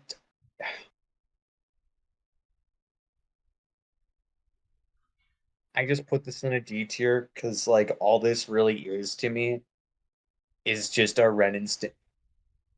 Like all this really is to me is just like a Ren and Stimpy clone. Like, and I don't have that much of a. I never liked Ren and Stimpy to begin with. There's another hot take of mine. I never liked Ren and Stimpy to begin with, and there's some pretty concerning things about its creator John Kay that are I I will not elaborate on because Twitch would not be happy if I did, but look at it's on Wikipedia, look it up. It's not pretty. Let's just say, yeah, he has been proven to do some pretty not Twitch friendly things. And that definitely something you can't separate the art from the artist from. So and this isn't about Ren and Stimpy, this is about Cow and Chicken. Cow and Chicken just it just feels like a ripoff of a show that I already just do not like to begin with. So that's my opinion. I know some people I would just say unfairly like brought this up because it's a classic from the 90s, like and people kind of have some people I feel are a little bit too attached to shit they grew up with. So as somebody who didn't grow up with this, I don't understand why. I get this isn't the most well liked, but I understand that people consider this a classic, and I don't get it. A classic I do get though is Dexter's Lab. Where is it? I lost it. There you are. All right, Dexter's Lab. Fucking A tier. This was a great one of the. It definitely deserves to be a classic. This was just great show, very funny. Love, just can't say much about it. Like pretty simple. Just I like it. I know that's a little bit, but admittedly, it has been a while since I've seen Dexter's Lab, so I'm probably going on more so memory. So I'll admit it. I haven't rewatched it lately. From what I remember, It was a show. It was one of the classic era show, one of the first classic era Cartoon Network shows that I got into growing up, and I had a great deal of affection for it, and I still do. Sorry, what did I miss? Understand. I went over Cow and Chicken and how it's just a knockoff of. It's a Ren and Stimpy knockoff, and you know I never liked Ren and Stimpy to begin with, and there's the whole like John K stuff that is not Twitch friendly to talk about. So you know. Oh yeah. What tier did you put it? I put Cow and Chicken ID. Okay. And then I just finished up talking about Dexter's Lab because. What about the Ben 10 stuff? Sorry, just all the Ben 10 stuff. Just didn't care for it. Like I understand that a lot of people love this, and this is one of Cartoon Network's like mainline kind of franchises. You are talking to someone who actually likes the first 2 Ben 10 series, but yeah, I'm like, it's a lot of sci-fi. Like I know it's not outwardly sci-fi because it still takes place on Earth for the most part, but it like the whole thing with just like aliens and stuff. Like it just never appealed to me as a kid. Yeah, that's fine. And it's not for everyone. It doesn't like.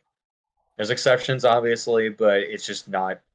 It's not something that I particularly just really like flock to. And I was talking about Dexter's Lab, which is something from 90s era cartoon that I do really like. This was one of the first of the classic era Cartoon Network shows that I got into as a kid, and I really loved it, and I still do. Although, admittedly, it's been a little while since I rewatched it, so. What tier? A tier. Okay. All right, so moving on with that. Should we just tackle the live action stuff? Should we just get that out of the way, real short and simple? I think we should just. Sure. Because a lot of this just blends to me. I'm putting this. So stuff like Bobby Says. Dude, what would happen? Brain Rush. Whatever the hell this is. Survive This. I didn't even know this existed. Oh yeah, the fucking Survivor knockoff. Level Up. Incredible Crew. Okay, I'll actually put Incredible Crew at an F because I remember this sucking ass. Because it was just a really shitty like SNL knockoff and it wasn't fun. It basically just did the whole like random internet haha humor. Like haha, that's so random and wacky and silly. Isn't that funny, guys? Kids love like shit that makes no sense. Yeah, this shit's all awful. And also, Finn's voice actor was a regular actor on that show. So great! So he was like Pete Wentz from Fall Out Boy for that one show in Nickelodeon. Great.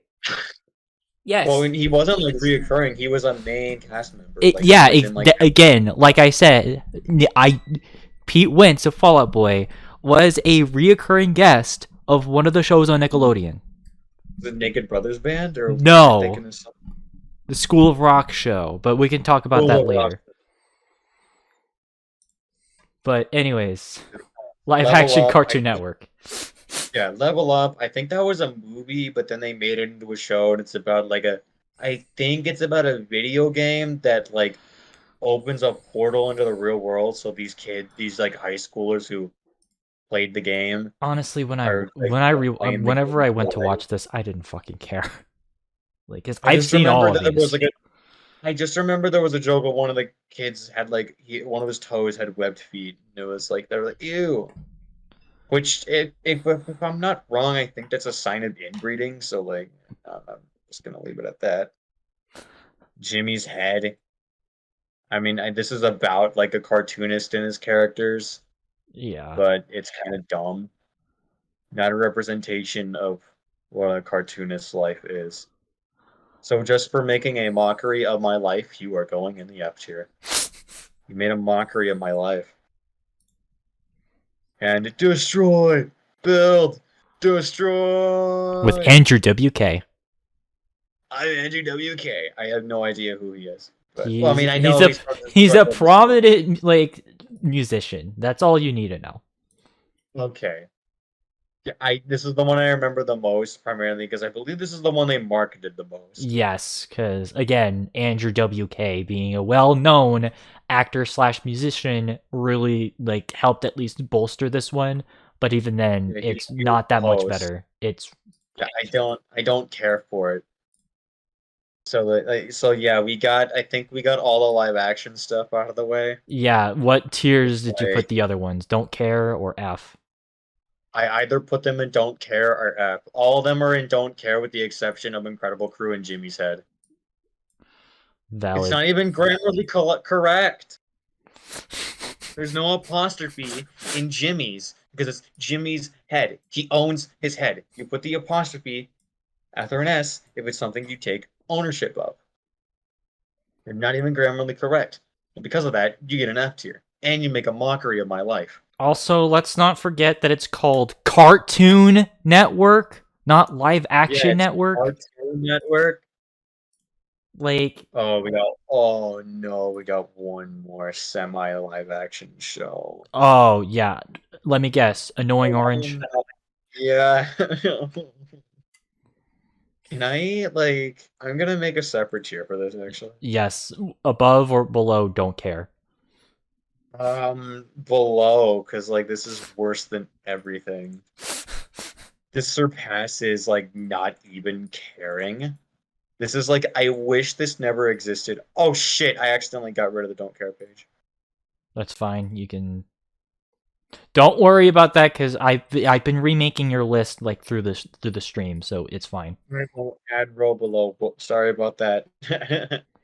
What's what? That's this row is gonna be named. Let's see, who is my Fred Durst? For you, the below the bottom of the bottom of the bottom is Fred Durst. Who's my Fred Durst? Seth MacFarlane. He's my Fred Durst. I don't care if I No. misspelled that. He doesn't deserve to have his name spelled correctly.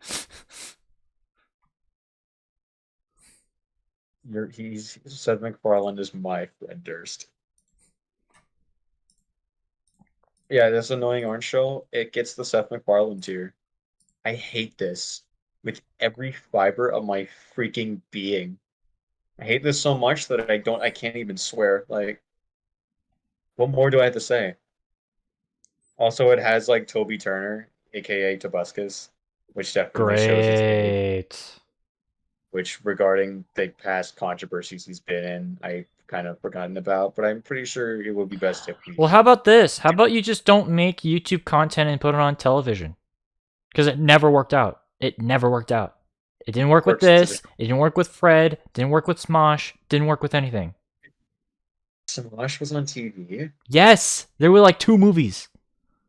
Oh yeah, okay. I thought you meant there was a show. Okay. Yeah, and then fucking yeah, it didn't work with fucking the brothers chaps. It didn't work with anyone. When Logan Paul made a movie as well. He made a knockoff of Airplane, which is an old parody movie from the 70s. Yeah, no, this show sucks ass, and I think it's objectively the worst thing to ever air. And it came after all the live action bullshit. So again, proving my point that the early 2010s is a much worse era than people like to give it credit. Sorry, everyone. I know it's hard. I know it's hard, but I know it's hard to accept, but you gotta do it. Sly, what can you tell me about Crypto the Superdog? Crypto the Superdog. What can you tell me about this? Incredibly below average. So D? Yeah, D. This would be on some. I don't think this was always on Cartoon Network. I think this was on the Hub or something.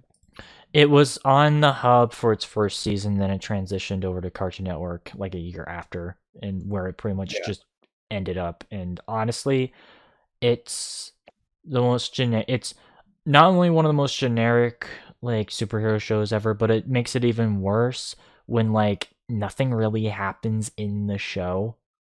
They just kind of it's following Superman's dog. but I don't care about Superman's dog.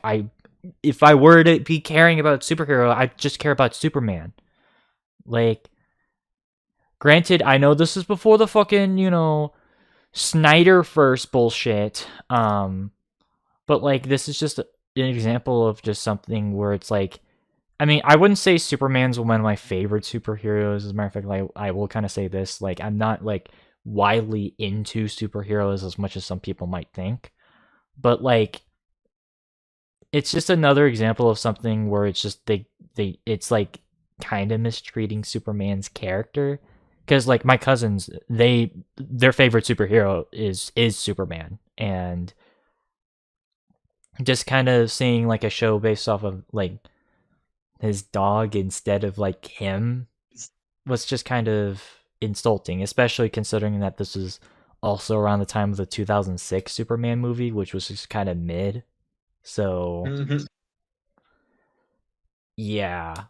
So speaking of things that are, but yeah, no, just kind of just not great. No, though I've argued with Psy and Zombie about this because apparently they fucking love this show. I don't fucking know why, but I have to ask them. My only memory of watching this was my brother and I. We were really young. We were children, young children. I didn't even know my multiplication tables. And damn. we were staying at my aunt's house, and she didn't have she was like, I just remember like she had a TV in our kitchen, and she was asking me like, what do you want to watch like while I make you breakfast? And I was like, do you have Cartoon Network? And she's like, no, we don't got that. We don't got Nickelodeon either. Well, we got the Hub or whatever it was on. I'm like, oh, okay. And I remember having to watch this for like a couple episodes, and I just remember being very disappointed because I couldn't watch any of the shows I wanted. It's my only memory of the show. I shouldn't. And that one character in that show is popular amongst certain fan bases. What character? What? You'll see when you look them up. You'll see. Just they're very. I'm getting concerned now. Obvious reasons that I probably am not allowed to say on Twitch. But moving on before you think too much about that. I am getting very concerned. Let's talk about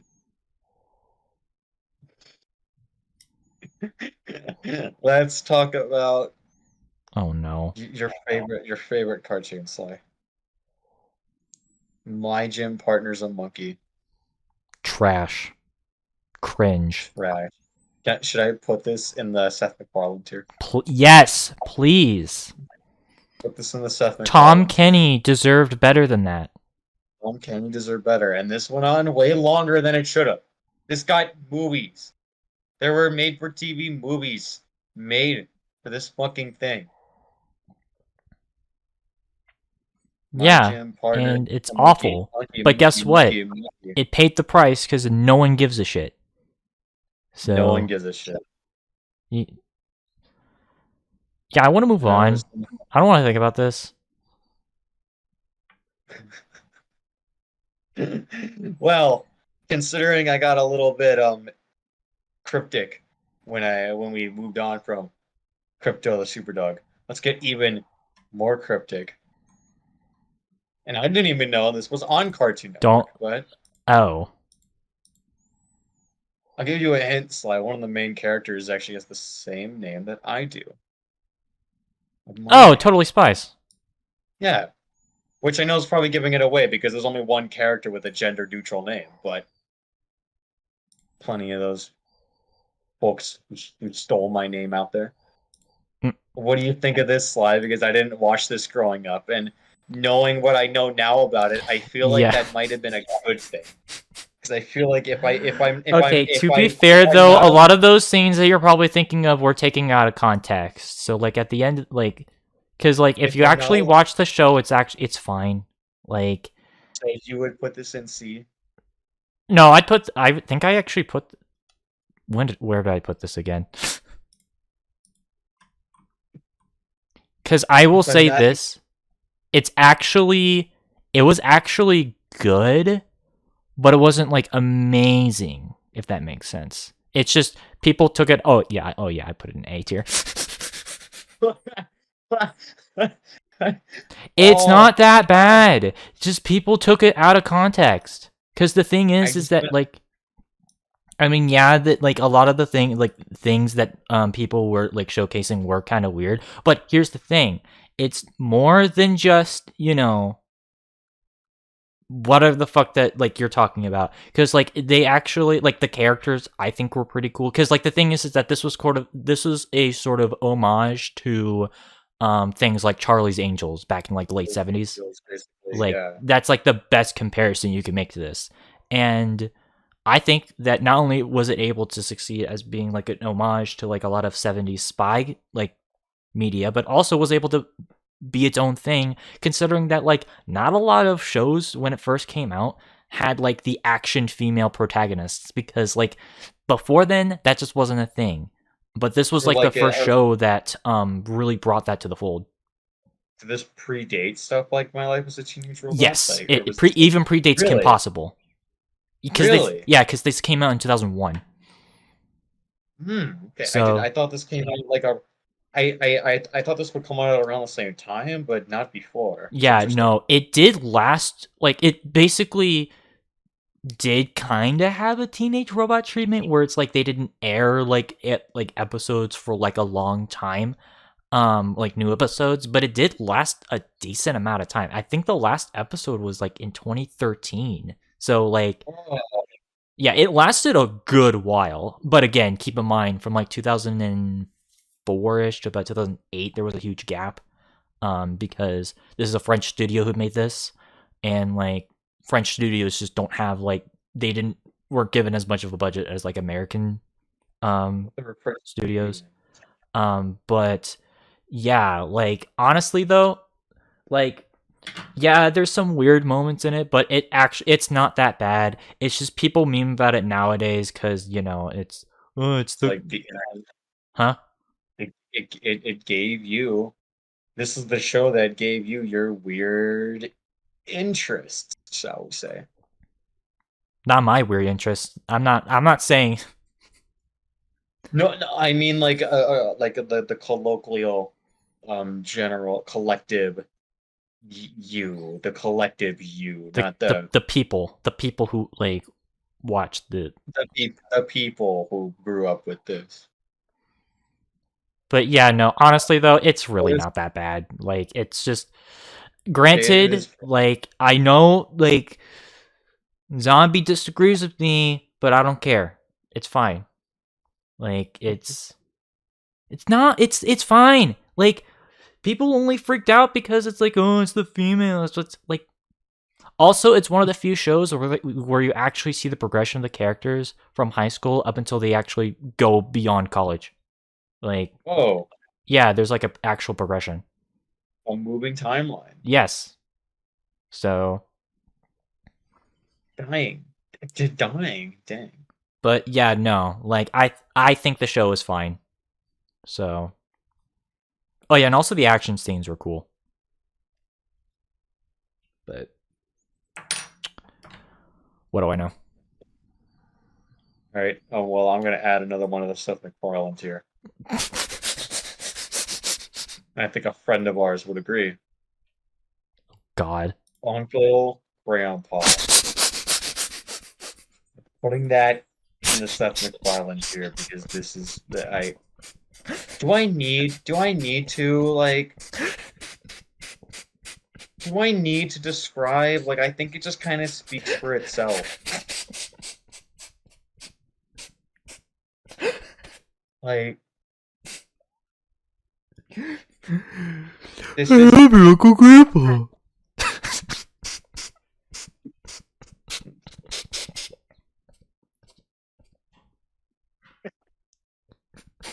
speaks for itself. Like I can't. yeah, go back to our 2020 tier list where like Zombie or Dylan, whatever you want to go by, like he fucking went on a tirade against this show, and rightfully so, because this show is not very great. Like, yeah, like although I think he said more than like any. He summed it up way better than I could have. yeah, I will say this though. As much as like we always dog on Uncle Grandpa because it's a dumb name, it's a dumb premise, dumb main characters. I will say this: the only positive that the show has, at least in my eyes, is that like at least there was like good messages for the end of each episode. Like for example, like being able to like respect like people who maybe you have disagreements with, but at the end of the day you can get along. Like simple but like effective like moral code. But that being said, though, it's attention garbage. It's dumb. Attention dumbassery. All right, we're getting to. Yeah, man, I was like, man, we're kind of running out of shit to talk about. No. Yeah, like I will say, if it does feel like it's a bit too daunting, we can speed things up. Because yeah, but let's only go through like a couple more, even though there's a lot on here that I. Oh no, I was saying like take like less, like take like 30 seconds, like. Yeah, to get through the rest. For most, there's still some that I want to have a tangent with, but we'll get to some that are just like. Mm-hmm. Okay, We Bare Bears. I put this in a B. Like, this is pretty decent, but it's a low B because I didn't watch it much. But from what little I've seen, yeah, I really enjoyed it. And for the the spin-off series that came after it, didn't watch it, so I neither. I don't really know.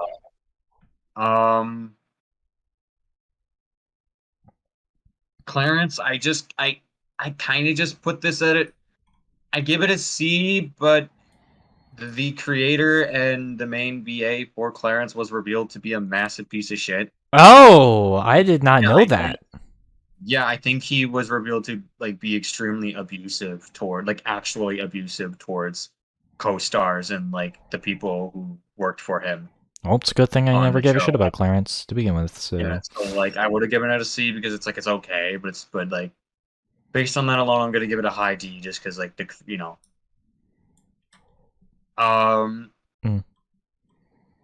a lot of shit here that I haven't. Pokemon, don't care. I don't care about Pokemon. I know it's a little bit of a based take. A based take. Honestly. I just never cared for it. Like I don't know, I just never cared for it. Oh, like, I fucking hate a lot of Pokemon, but that I've already went on my own tirades on that. There's some Pokemon whose designs I really like Eevee, Pikachu, Braxton, like Charmander. Like I'll admit there's some really nice designs that I like, but I just don't really care much for Pokemon. In the words of Actman, Pokemon is a franchise that has had less innovation in both its shows and games than Call of Duty. If you're gonna get mad at Actman. Yeah, don't get mad at me. Go get mad at Actman. That's his words, not mine. Though I agree with his words. Right. Captain Planet. This is from the fucking 80s. So like early 90s. Like I said, like. Oh really? Yeah, 1990 flat. That's what like I said earlier. No shows from before 1990. So that's what this counts. Okay, all right. So like I don't know. I didn't watch this. This is way before my generation. All right, my parents weren't even married when this show was like around. Like damn. I just don't know. I have no idea what Grim and Evil is. I'm assuming this is a Grim Adventures of Billy and Mandy spinoff. No, it's actually the prequel series of it. It actually came out before. Oh, okay. Well, I don't know. Didn't watch. And I guess to put a transition, Grim Adventures of Billy and Mandy.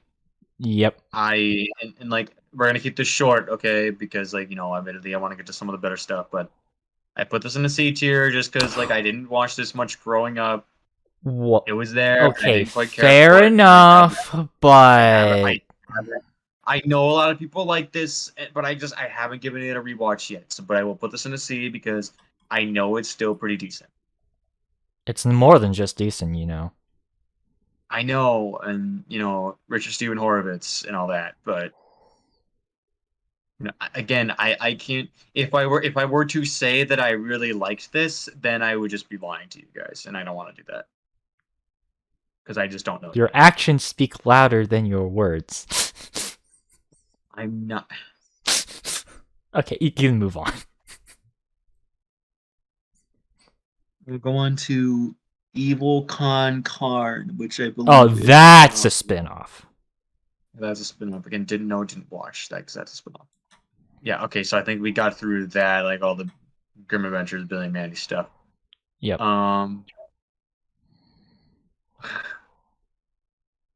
Thundercats Roar. The new one. Oh, the 20 yeah. The 2020 version. Oh, God. Oh, this was 2020?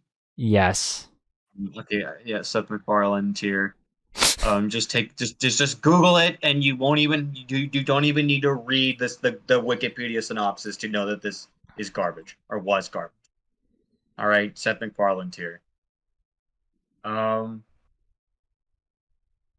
Animaniacs. I sometimes do forget that this did have a brief stint in Cartoon Network. Very, very brief, but its last season was on, therefore it counts.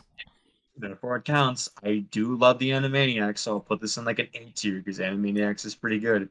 The remake that the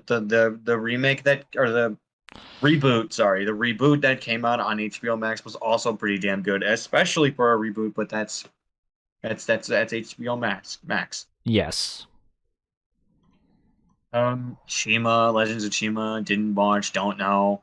Justice League, I guess I'll get through all the superhero stuff. Yeah.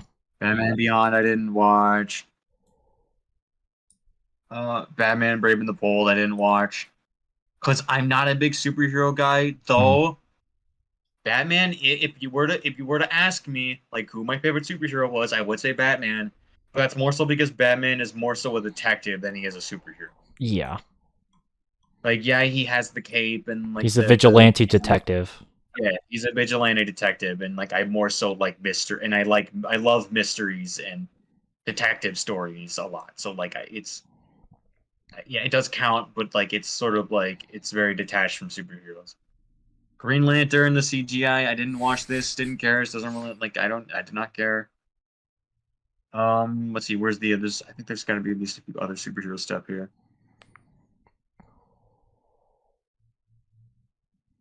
Transformers, I don't care about Transformers, especially the Michael Bay movies. They're everything I hate about Hollywood. Everything I hate about Hollywood movies is the Transformers movies. Why people unironically won't like them, and why I know people who actually unironically talk about the Bayverse and like have discussions about it. I have no fucking idea. I don't know how you can get into that. Going back to Batman though, Batman the Animated Series, fucking A tier. One of, if not the best like depictions of Batman like just ever. Like just like of all depictions of Batman the Animated Series. Oh yeah, and also Mark Hamill's Joker. Yeah, and get Mark Hamill's Joker. You know what? Because of that, S tier. Because of Mark Hamill's Joker, S tier. When I think of Batman, I typically think of this. That and stuff like the Dark Knight and like the Tim Burton Batman, but different discussion. Anyways, yeah. I think that's most of the superhero stuff that we blew through. There's the dumb Marvel thing, pre-Disney Marvel, but yeah, pre-Disney Marvel, which is somewhat interesting, but Secret Saturdays, I have no idea what this is. Oh, that's another one of Man of Action's shows. And the same with Stormhawks, don't know what this is. Not very good. Summer Camp Island. This looks kind of shitty, but I have no idea what this is. It's meh. Magic Swords. I just give that a D because this was just a fucking like. This was peak like just like. This was just a cartoon that was just like a leech that sucked off of like every other like popular cartoon trend of the 2010s. Also, another example of a show that don't have YouTubers be your VAs. I forgot who actually VA'd both of them, but they were prominent YouTubers at the time. Let me look this up then. That is Magic Swords. Gary DeLeslie and Kyle Carosa. Oh, Gray Delisle. She voiced Azula, and oh, yeah. She's not a YouTuber though. No, I was thinking of like the other guy. Kyle Carosa? Yes, I don't remember what his channel was. But again, using prominent YouTubers at the time to promote your thing is never a good thing.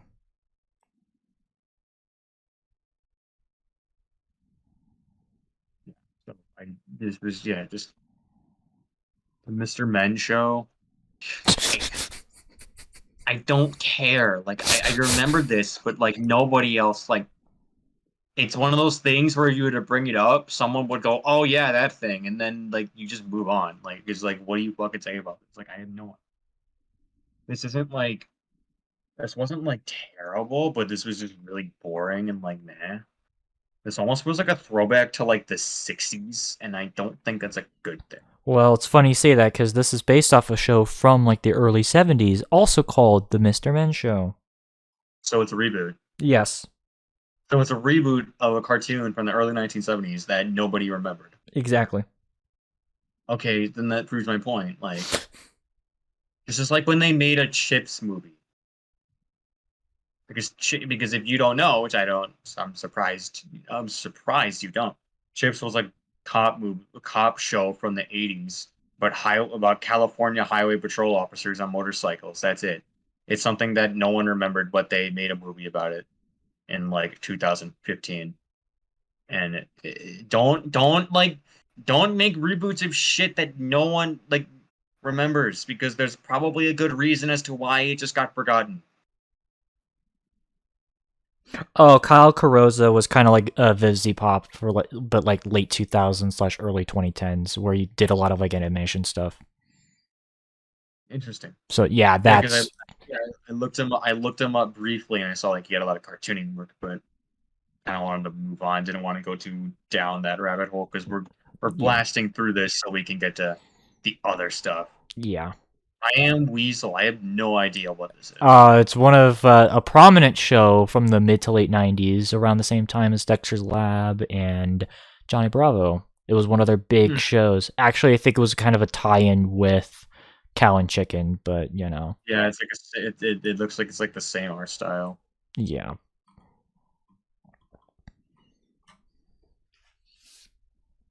Infinity Train. I haven't watched this. I've heard great things, but I haven't watched it, so I can't really say anything about that. Mm. I know there's lots of people who are going to be screaming at me like, "Go, Goldie, fucking watch that right now! I demand you watch that right now." It's like I just haven't yet. Maybe, you know, just like maybe. The hell is this thing? Let me zoom in. I can't. Oh my God. What the hell is the Moxie Show? Oh, that was Cartoon Network's first original program, all the way back in 1993. Holy shit! Well, I don't know this. I guess I'll give it some respect for being like the what started it all, but yeah, well, it wasn't. Well, I mean, obviously, because before then, Cartoon Network was basically like a rerun channel, but it was the first original programming. The Moxie Show, not with the IE at the end, not like the soft drink from Maine, but MOXY. Soft drink. Why did I say that like I'm old? It's soda. Jesus Christ. Okay, well, let's just choose the shit that like you know, so that you don't just Philip that didn't watch don't know. Oh, it's getting full. Like I'm. Skunk Fu. Oh God, No one remembers this. and for good reason. I know it may seem like because of who I am that I will automatically like things that have anthropomorphic animal characters in it, and that is only sometimes true. And this is one of the cases where the sometimes comes into play. This is the margin of error. Anyways,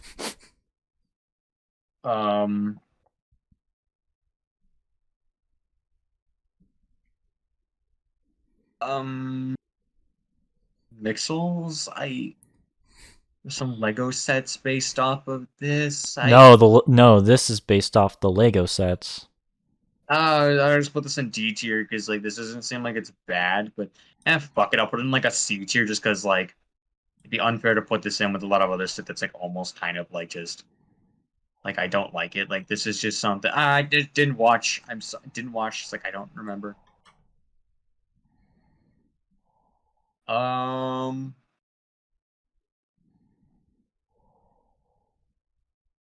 Foster's Home for Imaginary Friends.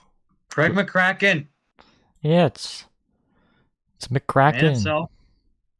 Put him in an A. Put this in an A tier because this show fucking rocked. It was rad.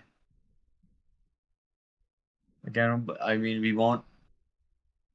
All I'm gonna say is that it's good. Granted, I've kind of fell in favor a little bit, mainly just because it did bring a tidal wave of bad Flash animated shows, because it is a Flash animated show, but it's one of the few exceptions of it being good.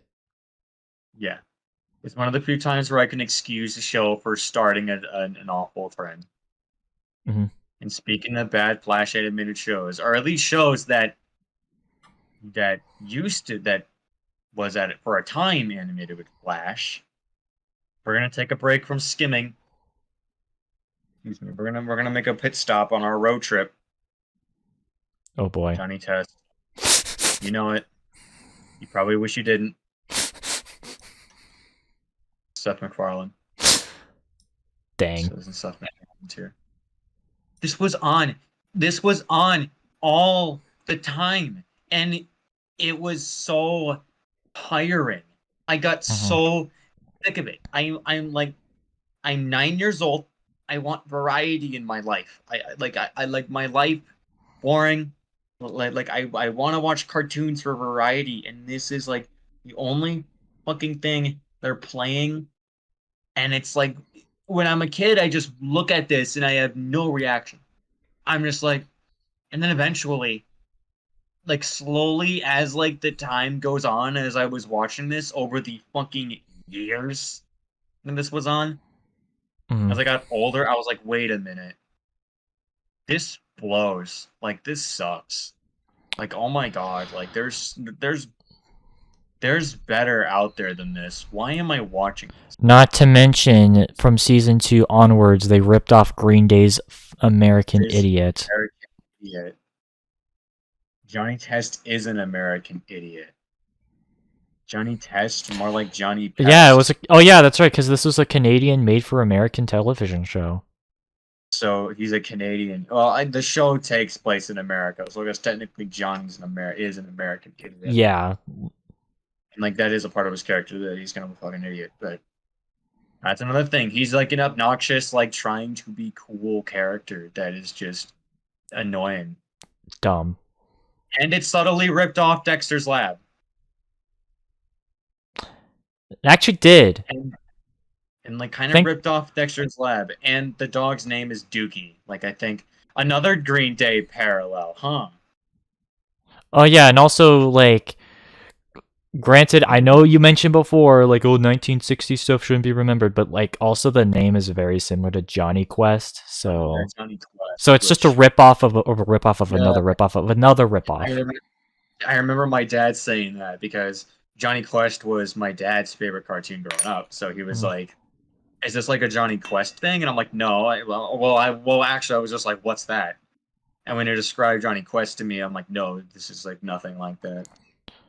So yeah, again, another example of a show that, like we mentioned earlier, just took a lot of. It basically was. It felt more of a ripoff than like genuinely like tried to do its own thing. What Johnny Test did was it basically went to like an all-you-can-eat buffet, and it had all these cartoons as like laid out in front of them, and they're like, "I like this thing. I like this thing. I want this thing. I'll take this thing."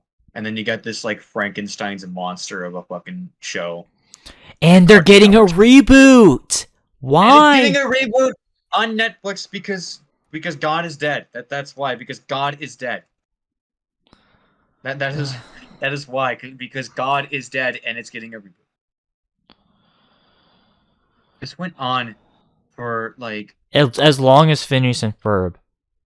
Like this went on for how many seasons did this go on? Too long, because it lasted until 2015, I think, or 2014. I don't know how it lasted even that long.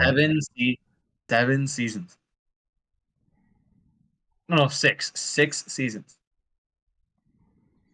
They were gonna plan a 7th season, but didn't really get there. Good, because even the suits were like, okay, yeah, like we're fucking done with this. Yeah, no, it sucks. Scott McNeil is in this. Anyway. Yeah, let's move on. This also, the art style sucks. This just makes me sad. It makes me sad. All right.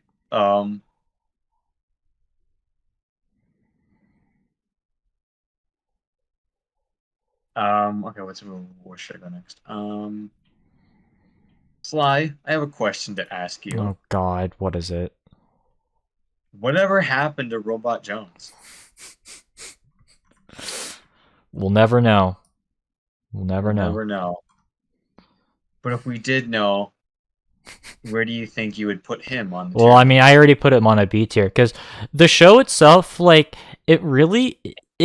I made this comparison before. It actually feels more in line with a show like Recess or Hey Arnold than it does, like, Chalk Zone, because, like, I know a lot of people, like, assume, oh, it just kind of felt like Chalk Zone, but it's not really. It's a really similar art style. Yeah, because it was taking a lot of, like, cues from, like, Schoolhouse Rock cartoons from the 70s and 80s. And so, yeah, which I appreciate. I like that style. Yeah, it wasn't like it was more of an homage rather than like blatant like pandering. I like that kind of rough, like I wouldn't say sketchy, but just like that rough around the edges kind of like style. Mm-hmm.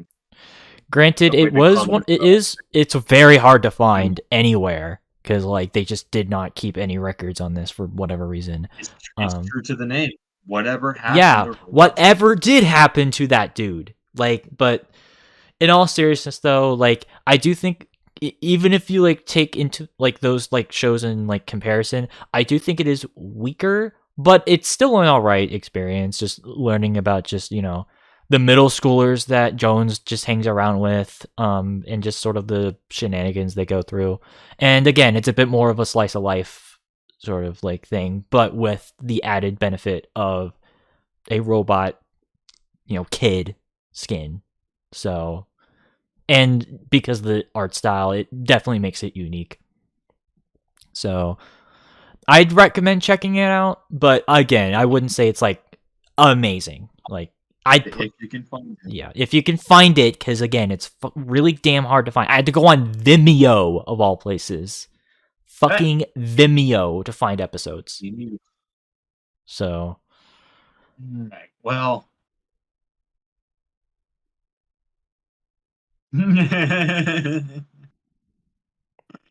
what? That's my evil laugh. Problem solvers. Cringe. Like, Seth MacFarlane. Actually, you know what? I'm gonna show my new thing. Actually, unironically, taking off the air because it was damaging people's eyes.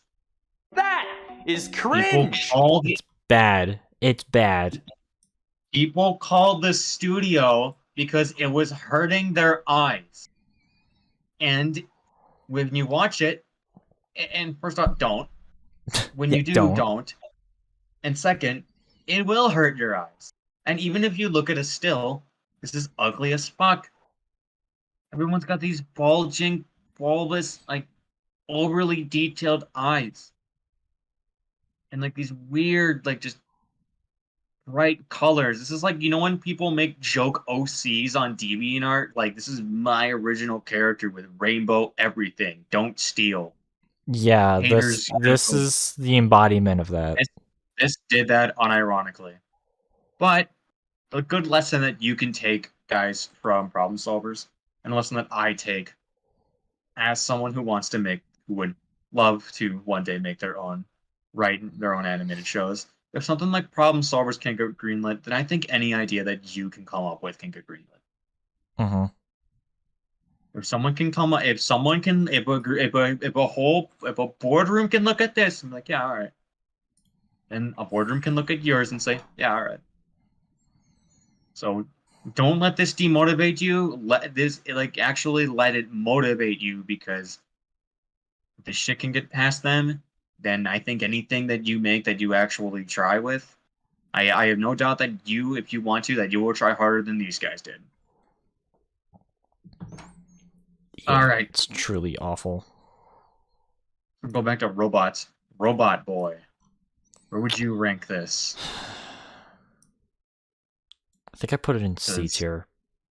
In the C tier, so an average. Moving on. Oh, I forgot about the Superhero Squad show. Yeah, I put that in the don't know, like for you. I don't know. I don't care for Marvel either. Like, I'm just not a big fan of Marvel. That being said, though, the original Teen Titans. Ooh! Finally. Would you say that an S tier would be a bit of an understatement? Yeah, that'd be an understatement. Like, it's in terms of shows that were on Cartoon Network at the time, you couldn't get any better than this. And again, the reason why I dislike Teen Titans Go as much as I do is because of just how damn good this show is. Like, this was essentially like this, along with like Avatar for Nickelodeon. Like, they were basically like somewhat competitors with each other because they tackled so much just heavy shit in their show. And not only that, but also brought us like, you know, a semi-anime influenced style. Not as much as Avatar, but at least like somewhat. I'd still say it's anime influence, like definitely, especially like it had like a somewhat anime influenced style, as well as Avatar. I think Avatar was more so, but maybe that's just. But okay, it's more Korean animation with Avatar, so like. Yeah, I might just say that because Avatar just generally has a more Asian-inspired setting, and mythology. But with Teen Titans is it's more Western. Like Western thing. But the thing is with Teen Titans is that like they basically this is like a new iteration of the Teen Titans, because like I alluded to earlier, they were actually originally from a comic book series in the late 80s. And so like they pretty much just adapted a lot of the early to mid 90s versions of the comic, applied it into the show, and they did it with spades. Because this is one of the best shows. And I am going to be frank, the best DC comics-based thing ever made. And your favorite DC comics thing. Yes, and that is a lot to say, considering that, like I said earlier, I'm not the biggest superhero fan. Whether it be DC or Marvel, but holy shit, this is really good. And I highly recommend you guys watch this over the garbage thing that's been around for 10 plus years now. And that makes me just sad even saying those words, but you get my point. So over that thing. So yeah, like, yeah, it's just an amazing show, and I recommend it. Like, damn. And the fact that like it also, I just remember this show is going to be 20 years old this year. Damn. Yeah. I'm getting old. But yeah, that you want to add anything to Teen Titans? No, I think you summed it up. pretty much perfectly. Highly recommended. Yeah, this is coming from a guy who doesn't really like superheroes. If anything, is kind of sick of superheroes. But there's exceptions. I'm not like a. I'm not gonna like sit there and just. I'm not gonna sit there and be like, I don't want to like any superhero stuff. I'll acknowledge when it's good. Mhm. All right, hold up a bit. Let me remake the don't care list so I can like better organize because like that got because the stuff I put in the don't care list got put back on the Yeah, that's fine. into the lister. So I'm just gonna quickly try and put those back in so it's a little easier to organize Yeah, like. what we got left to do. Mhm. So put all the Ben 10 stuff, all the live action stuff, all the Scooby Doo stuff, with the exception of Mystery Inc. Here we go. Here's more of the live action stuff. Where there's Level Up. They're gamers, guys. Level up, All more right. like level down. Level down, down to the trash. What the hell is Long Live the Royals? Oh, that was a mini series. Okay, so I'll just put this in like a don't know. When did this come out? 2015. That was weird. I feel like I would have heard about it. So, it wasn't as successful as Over the Garden Wall. Admittedly, it kind of like slipped away, but it was the thing. Speaking of which, Over the Garden Wall, A tier. Hell yeah, Elijah Wood. Elijah Wood. Elijah Wood. In a fantasy-esque setting. Who would have guessed? Who would have thought? What a coincidence. Almost as if this was planned from the start. Ozzy, Drix, the fucking Osmosis Jones. Yeah, it's the television. Series. Yeah. Didn't watch it because Osmosis Jones. I never watched the movie because, again, my generation, and the show was before my generation. Yeah. Didn't know this was on Cartoon Network. I always thought this was on a different network. No, it was on Cartoon Network. It was. I remember I liked it whenever I did do the tier, but I've somewhat just started to think that the show itself was just only okay. Like, so. All I know about it is that the show canonically killed off Bill Murray's character. Yes, it did. He's dead. He died of like an illness. Yeah. He contracted like a staph infection or something and just died. Anyways. Reboot, the first ever CGI animated TV show. Actually, no, that's not true. I already mentioned before, Moxie Show predates it. Oh, I was fucking liked. Yeah, because this came out in 1996 or 7. I don't remember. Well, I didn't watch it because just before my generation. Yep. I'm sorry, I'm a faker.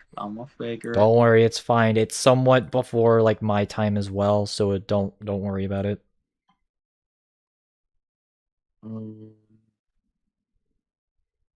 Sonic Boom. Now you laugh, Sly, but I actually think this deserves a B tier. You laugh, and this is coming from a guy who isn't even like a huge Sonic fan. I think this is pretty funny. It's funny because the show is much better than the game that is tied into it, because Sonic Boom the game was infamously terrible. I thought people disliked both.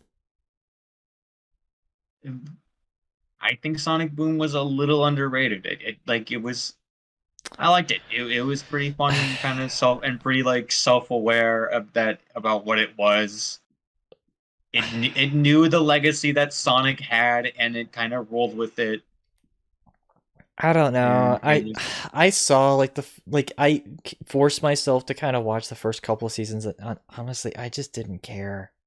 It just, to me, it just felt like another just CG animated show from the mid 2010s that just so happened to be a video game tie-in, similar to Mega Man or the fucking Pac-Man Ghostly Adventures bullshit.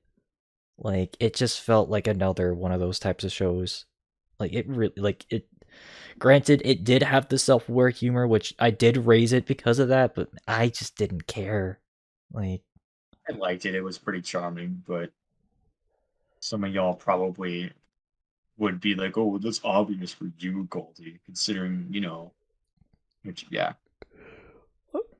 Speaking of anthropomorphic animals, um, actually, not just any animals, all almost naked animals. oh god. F, like an F tier, not quite like Seth MacFarlane, but like you're pretty fucking close. This If you show's don't, awful. Oh my god. if you're not careful, almost naked animals, you're pretty fucking close to getting to Seth MacFarlane, right? Don't fucking. Actually, you know what? I'm quick revise. I'm gonna put Teen Titans Go in the Seth MacFarlane tier. Don't think you disagree with me on that. I don't disagree with you on that. Oh There's my god. more shows in the Seth MacFarlane tier for me than there is in the F tier. I know. Like I'm looking at this and that's really funny. And then you just have the don't care tear in the middle. Don't care. It just well, that's worse than not knowing, because at least if I don't know, I'm more neutral. This is like it's a positive neutral, but don't care is like a negative neutral. But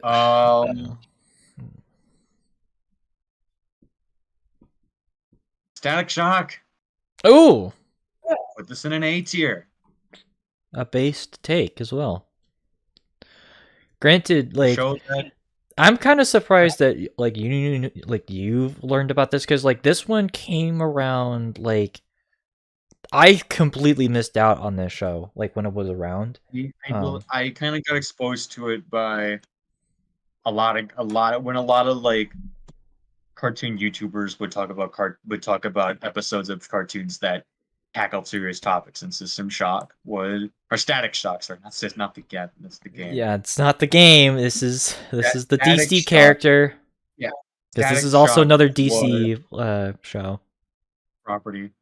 But Static Shock would be on those lists, so that got me kind of interested, because it would tackle a lot of pretty serious issues, a lot of serious like socio-economical issues for a kid's show.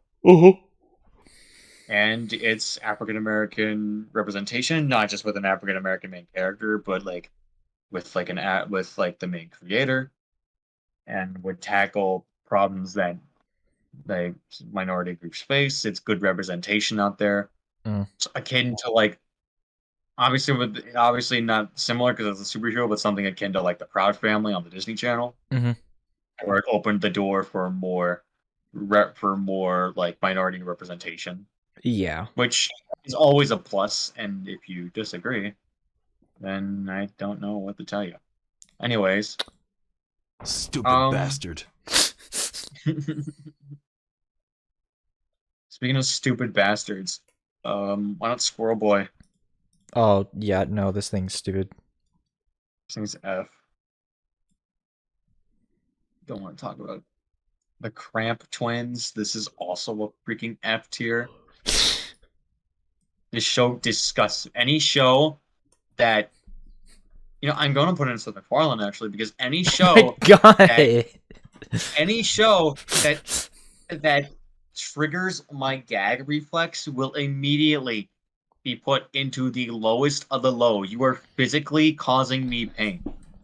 You are physically making me sick. And this show had a lot of gross out humor, especially the episode where the fucking blue guy collects like people's spit and like drinks it or something, that rubs it around his face or whatever. And it's like other people's fucking spit. And spit, it's a personal thing.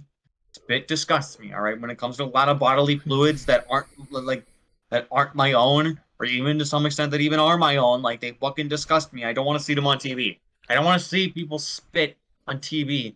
I see them like rubbing it around their fucking face. Like, dude, that is I fucking puke, dude. Like, you suck. I hate you. Yeah, it's pretty bad. Like, the Cramp Twins, more like Cramp in my style. Also, like, that's another show that just has a dumb name. Like the Cramp twins? Like, do they both have cramps or something? I think it's their last name. Like, this is their last name. But like, do you think of anything positive when you think of that? No. Again, like I said, like it sounds like they just have a cramp. So yeah, no, thank you.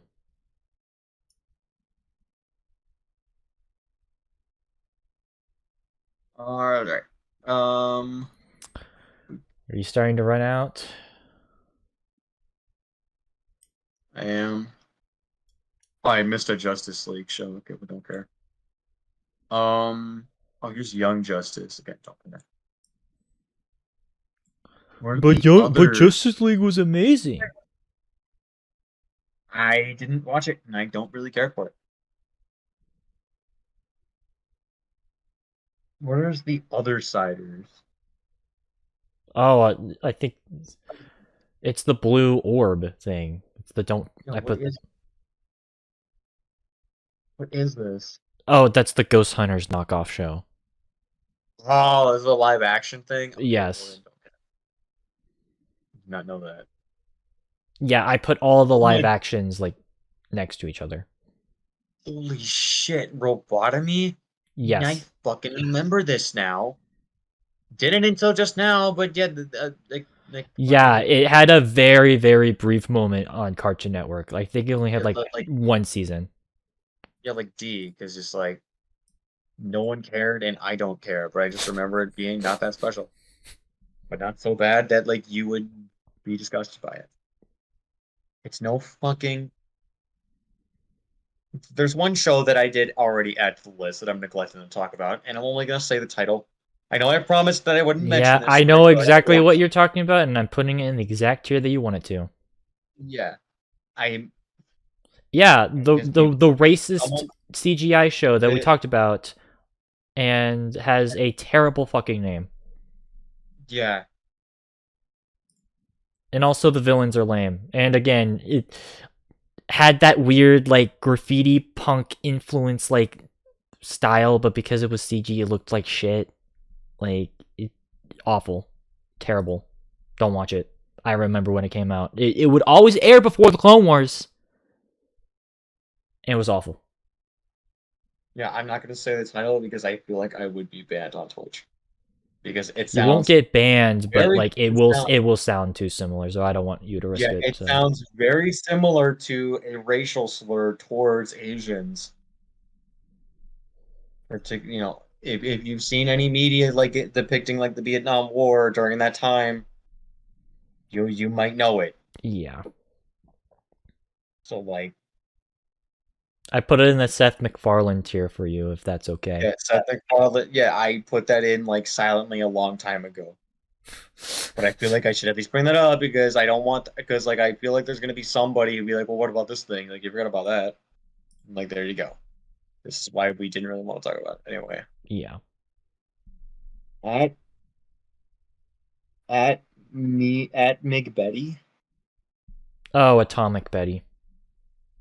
That's an okay. I thought that was there's just like a dot. I wasn't able to I make a don't- really great picture for it because the logo is weird. So I don't know anything about this, so didn't know, don't watch. It's like a Jetsons thing. it originally aired on PBS, but then it somehow got onto Cartoon Network. So So was this like a little? So is this like a little kids thing?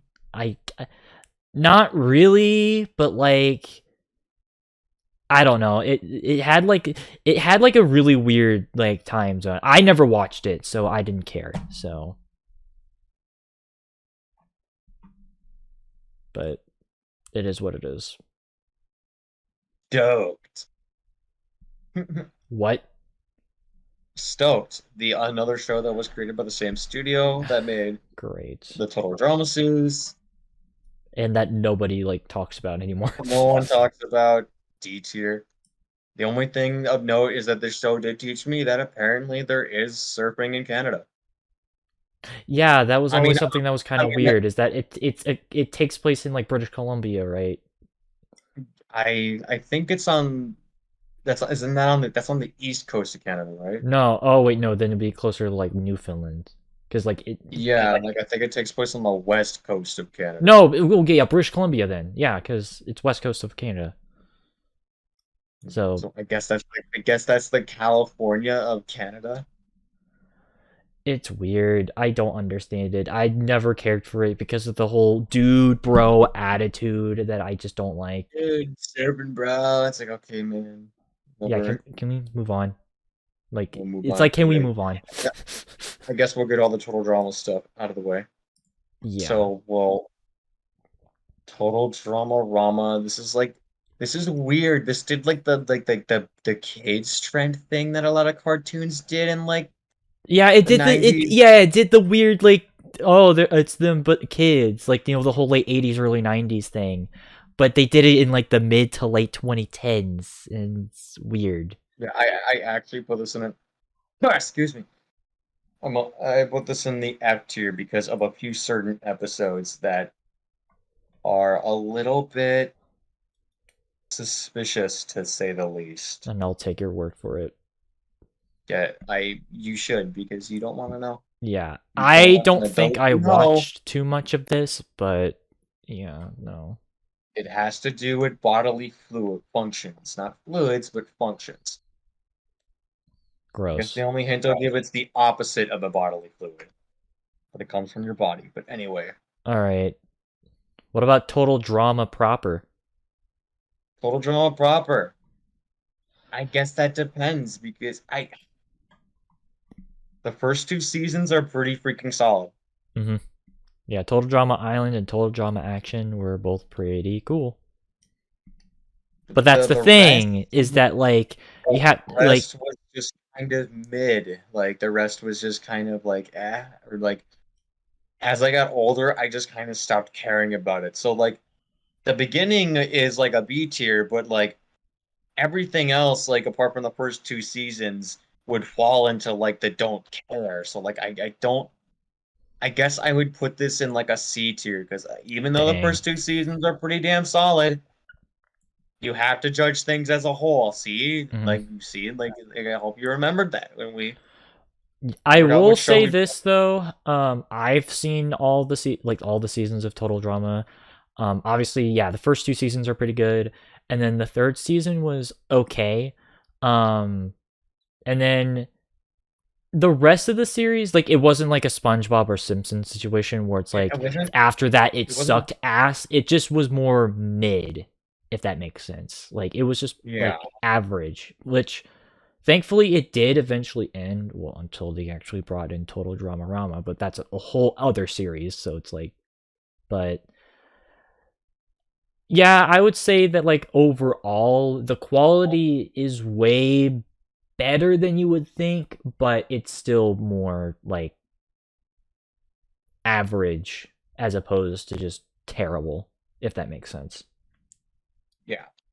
So yeah, it's not like a SpongeBob situation. It's more like a Phineas and Ferb situation where it's like first like half is really good, but then the second half's just kind of eh.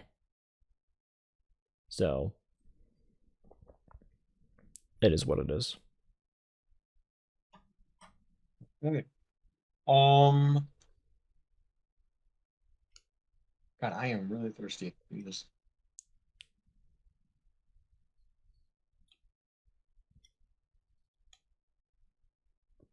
You know what's like? What?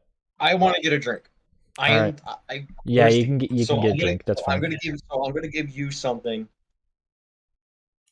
that I don't have much of it, that I can't say much about. I do have a positive opinion on it, but I can't say nothing about it. But I know you have a lot of genuine love for this. Mm-hmm. Star Wars Clone Wars. Yay! The 3D one. The 3D one. Yeah, the 3D yeah. I'll also talk about the is Tartakovsky one for you. So yeah, yeah, I'll give you both of those. So yeah, you can be right back. I'll put the CG one in the B tier, but I'll put the Gene Tartakovsky one in the didn't watch, because I actually have not seen this. Mm-hmm. I should probably get around to that.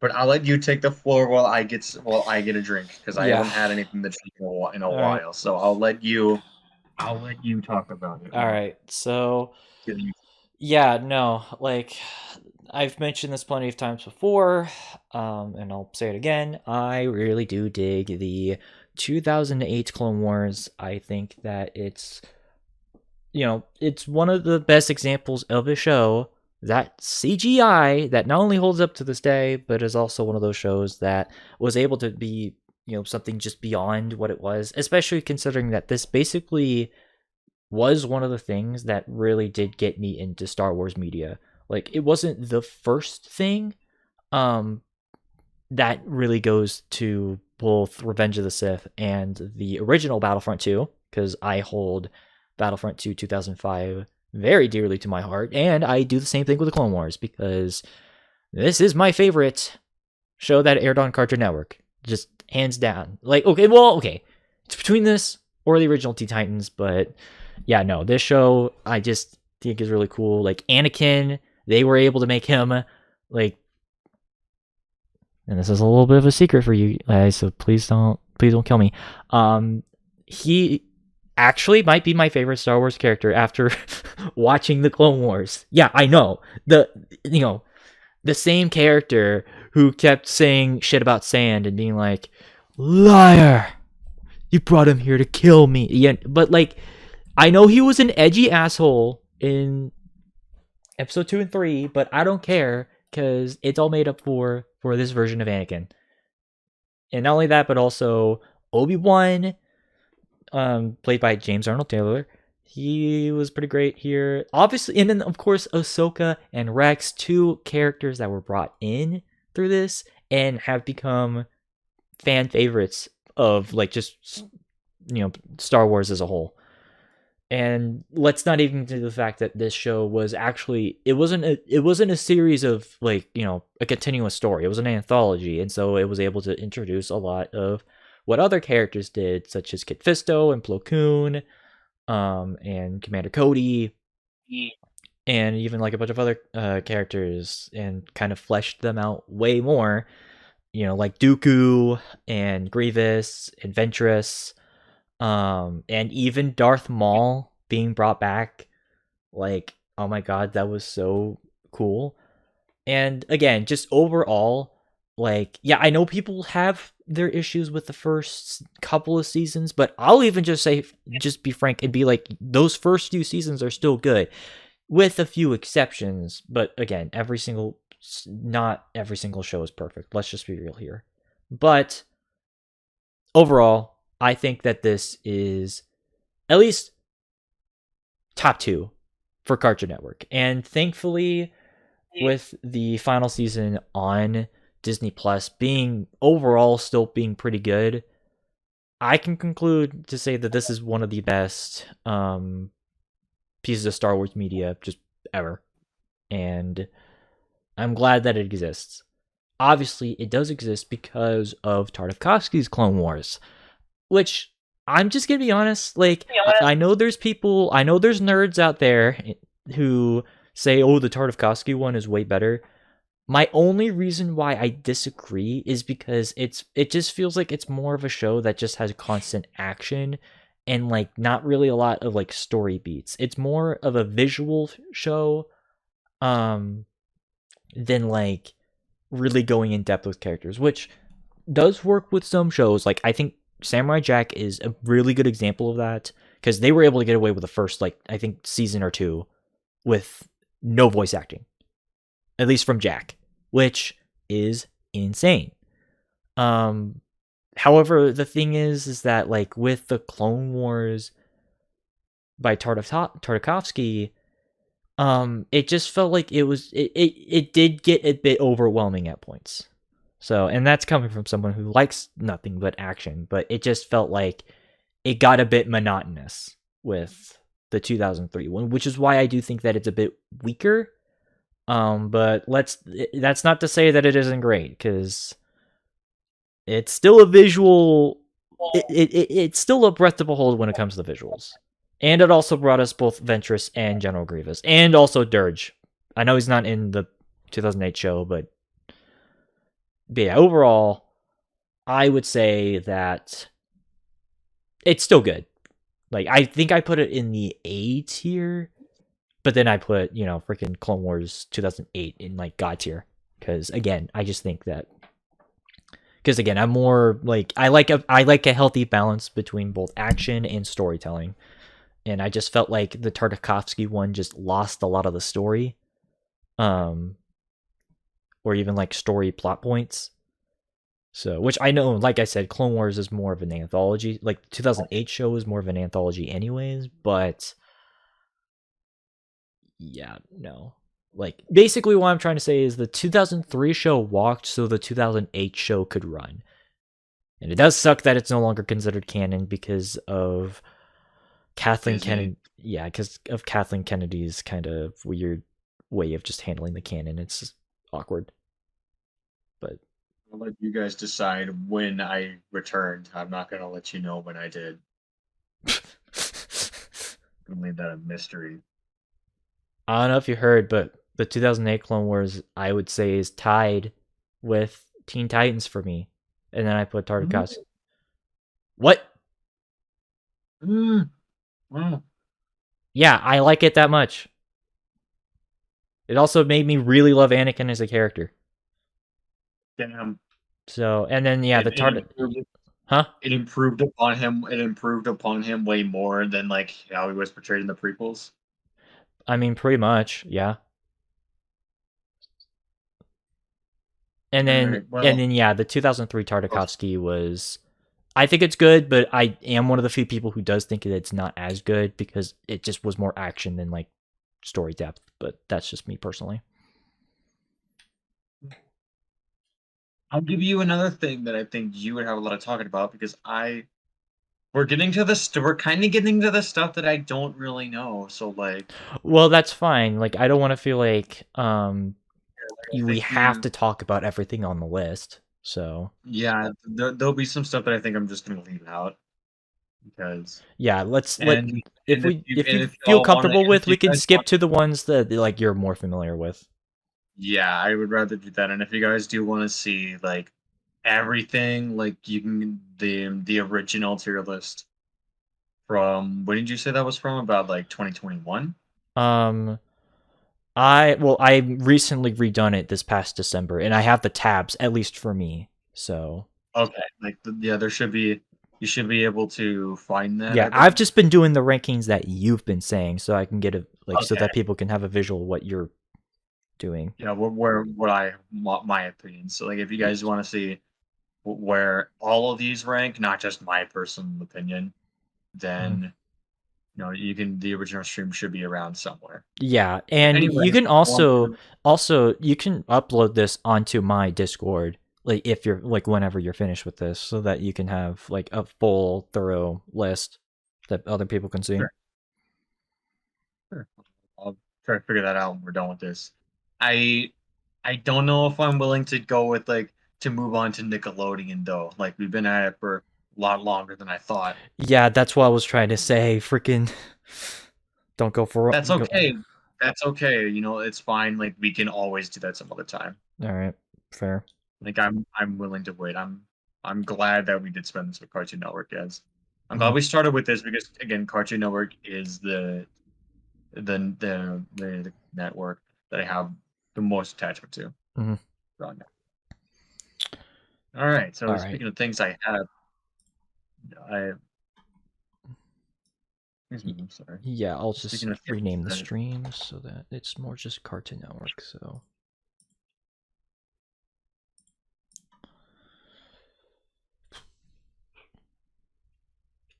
speaking of things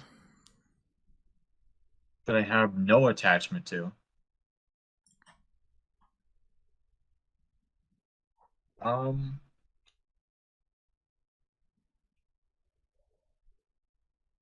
George of the Jungle. oh god.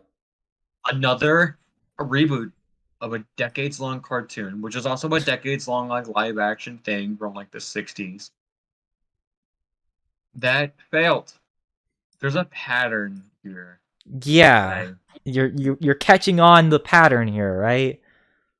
Yeah, I put this in an F tier because this sucked.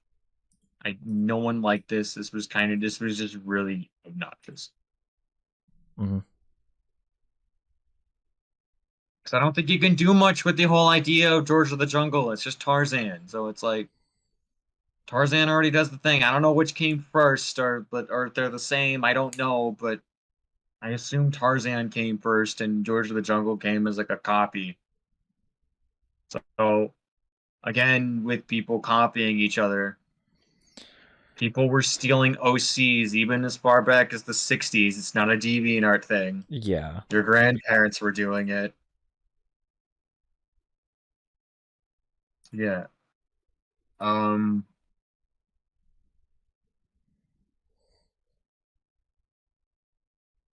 think we'll do. I mean, we can just finish this list, like, if you're fine with that. I think we'll finish it off with a positive, a big positive. No, I was saying, like, we can go through, like, everything else if you're fine with. So, because, like, I just removed the Nickelodeon thing. Okay. Well, I don't want to go through all of these because a lot of them is just I have nothing to say. I mean, we can just still put them in the didn't know or don't care. That's fine. Yeah, like sheep in the big city. Yep. Didn't watch. Looks Symbiotic Titan. I've heard great things about this, but I haven't seen it, so I don't know. I know this. I think this was on Adult Swim briefly. Actually, no, it was fully on Cartoon Network proper. This was another Ginny Tartakovsky creation that I heard was extremely underrated and mistreated. Well, yeah, because of a stupid fucking toy license agreement. A toy license. Yeah, which is something I failed to mention about Teen Titans. You want to know why this show fucking failed? Because they ran out of the fucking toy license. They ran out of the toy license. This is what happens when you mix business with art too much. Yeah, like it's probably that's probably why Adventure Time did so well, because like I mentioned earlier, it's so simplistic that it could be on a t-shirt. That's why that succeeded, and not Symbiotic Titan. Don't at me. Yami Yumi. Oh, hi, Puffy Yumi. I guess I give this like a C. Like it's okay. It's all right. Mm-hmm.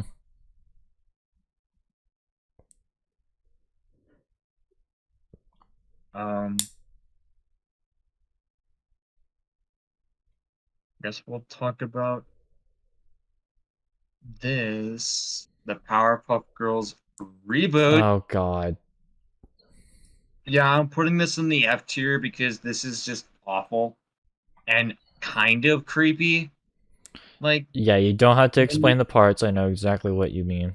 There's some creepy, like, kind of like this might be illegal type shit. Like, with one of like the main. I don't know if he's like the director, but one of the lead writers may or may not have inserted himself into the show, and yeah, say that results. Yeah, don't go into specifics. I can understand what you're saying, and it's fucking gross. Also, an insult to the original show, in every single way. Speaking of the original show, Powerpuff Girls, me personally, I give it a high B because I did like this, but you know, I did like this, but I wouldn't go as far as to like, you know, elevate this as like one of my like all-time favorites, but this is still pretty good. This is really good. Mm-hmm. A high B, but it doesn't quite reach that like that peak for me. Almost gets there, but and this is just this is a me thing. This isn't like an objective thing. Mm-hmm. Tig No Seek. I've never heard of this. So wait, I'm just what? Tig No Seek. What are you fucking saying? I don't have a show named. Oh, this show. Okay, yeah, I haven't seen it either. So yeah, I don't know what this is. I don't know when this came out. It came out 2 years ago. I didn't even cover it in the original list because it wasn't even out yet. I just added this as an update. that's probably why. Like I don't know.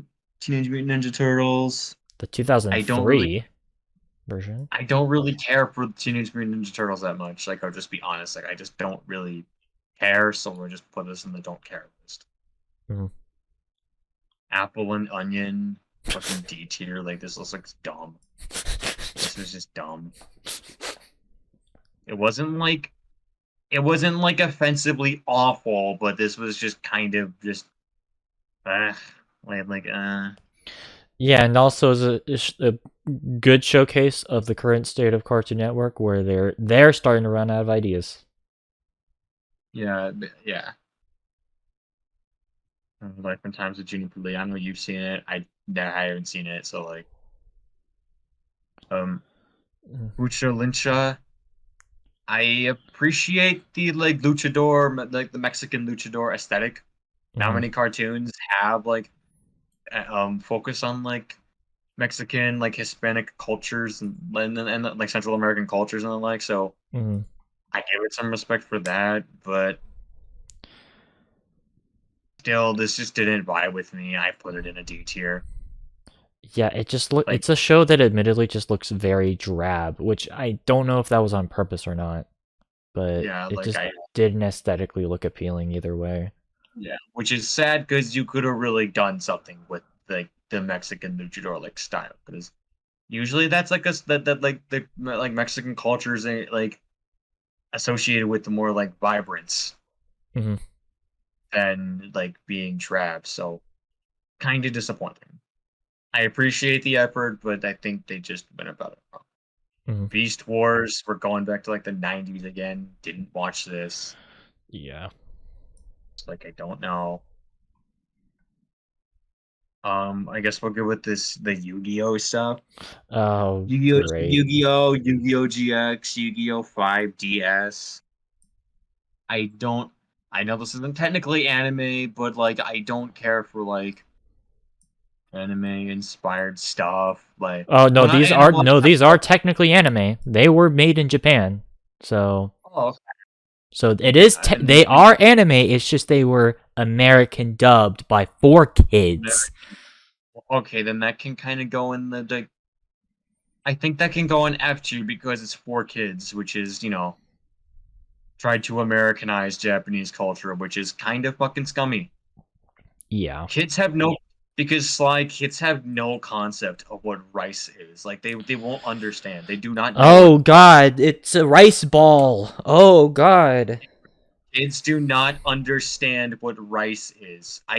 When I was a child, I did not know rice. All I knew was fucking burgers, pizzas, and donuts. That's all I fucking knew because I was a fucking American. I didn't need any of that Reese, Reiki, right? Whatever you pronounce it. I don't know what it is, and I don't want it. But yeah, no, honestly, I'm just gonna be frank. It is annoying to see a lot of like Yu-Gi-Oh parodies like celebrating it because it really isn't that great of a show. Like, it even like granted, I will say this. I'll even attest to this. Hold on, where are they? Yes, I still have all these. Shut up. I know this is a Magic the Gathering thing, but look. Yu-Gi-Oh cards. Yu-Gi-Oh cards. So I played the damn game, and I own a shit ton of cards, probably more so than I wish I did. And I started collecting them around like when 5Ds was around. And I will admit this, by the time of the late 2000s when 5Ds came around, like it didn't try to like Americanize too much. Like it wasn't like what they did with the original show, or even like a little bit of GX, where it's like they absolutely censored the shit out of everything that they could. 5Ds was a bit different than that, and also kind of a dark sort of thing where it's like everything surrounding wherever there are is like fucking dead. It's like some sort of post-apocalyptic thing happened there, which is like, what?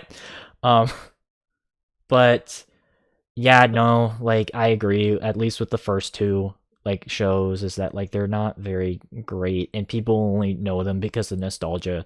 Like when you actually go back, the dubbing is terrible, and like the rules make no sense. Like they constantly like fuck up the rules of like the game. Isn't the protagonist of Yu-Gi-Oh basically like just meant to automatically be the best like Yu-Gi-Oh player? Yeah, like he loses, like he only loses like a handful of times. Like he Yeah, doesn't. like isn't it like a chosen one, like destiny type Yes, it's a thing? Where he's chosen one destined story to be the bullshit. yeah, And I fucking hate chosen one stories. I so hate chosen stories. The protagonist has to earn their shit. They have to earn it. I don't like and like I can't help but feel like a protagonist who is meant to be the chosen one would turn into a narcissistic asshole. I like it when media kind of criticizes that and like they're like there's like the character who's like meant to be like the typical chosen one hero, but they just become an asshole. mhm. And then like it's dumb because that's what would happen, especially if the protagonist is like a child. So yeah, Yeah, anything Yu-Gi-Oh related, I don't care. Like not that I don't care for like not that I'm opposed to anything anime or anime inspired. Hell, like Avatar: Last Airbender is one of my favorite shows. Not just cartoons, but like shows.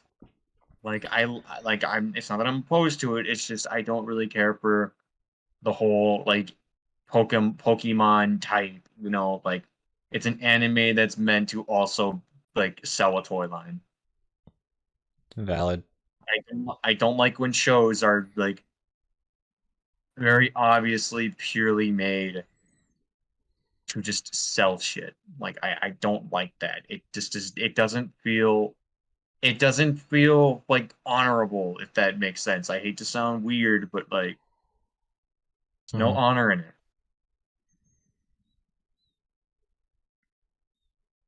All right. But yeah, Speaking no, of I will say, okay, before we move on, I will kind of say this, like, I will fully admit, like, I just showed you, I do collect the cards, but I definitely, like, it is something where it is a shame that, like, there really wasn't any passion put into the actual, like, shows. Because, like, if you are, I will say this, if you are going to do a show basic off, like, the card game, at least actually get your rules right.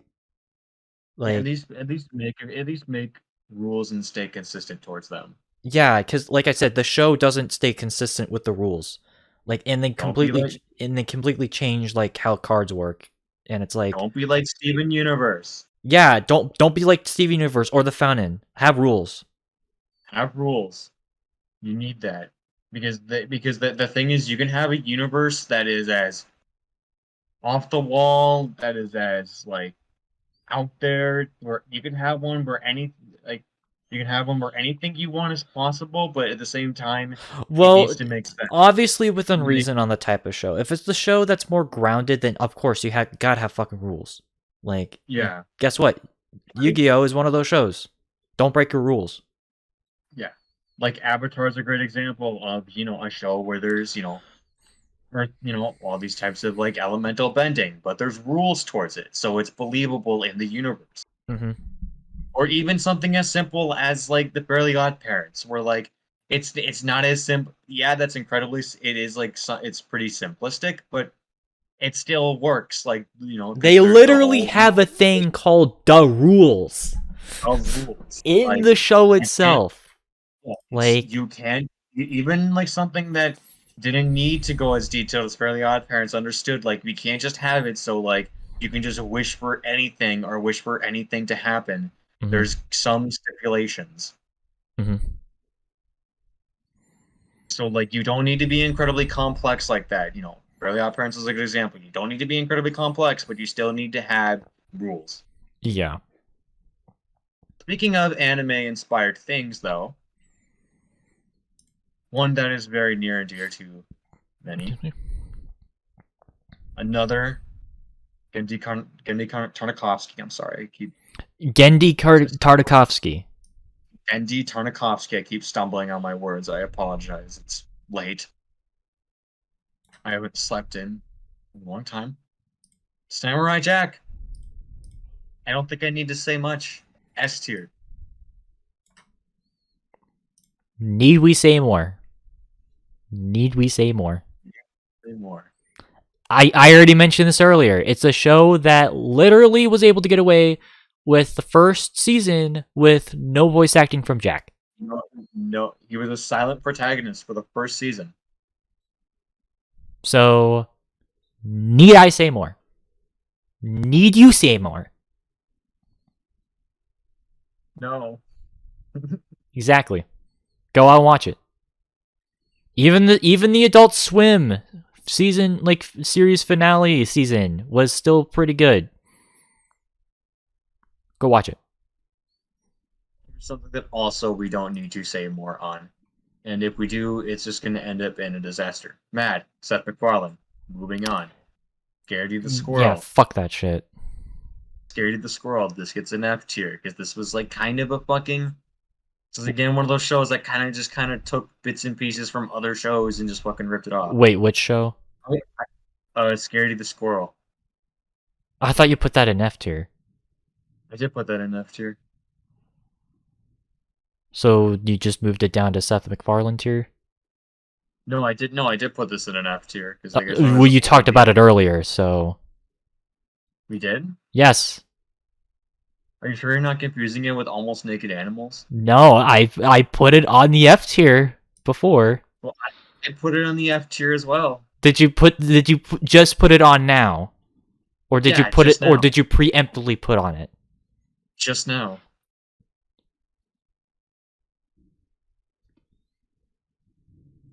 You mentioned it earlier, but again, I just want to make sure you're not repeating yourself. So I don't.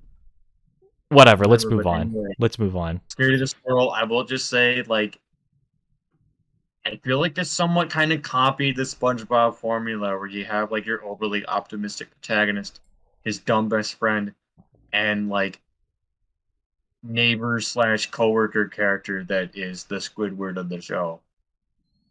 And they live in like a modern setting, but it's designed towards like animals, or in SpongeBob's case, like sea life. So I feel like this somewhat stole kind of the SpongeBob formula a little bit. Mm-hmm. Maybe a lot of it. All right. Keeping up with things I don't give a shit about that some people are probably going to be mad at me for.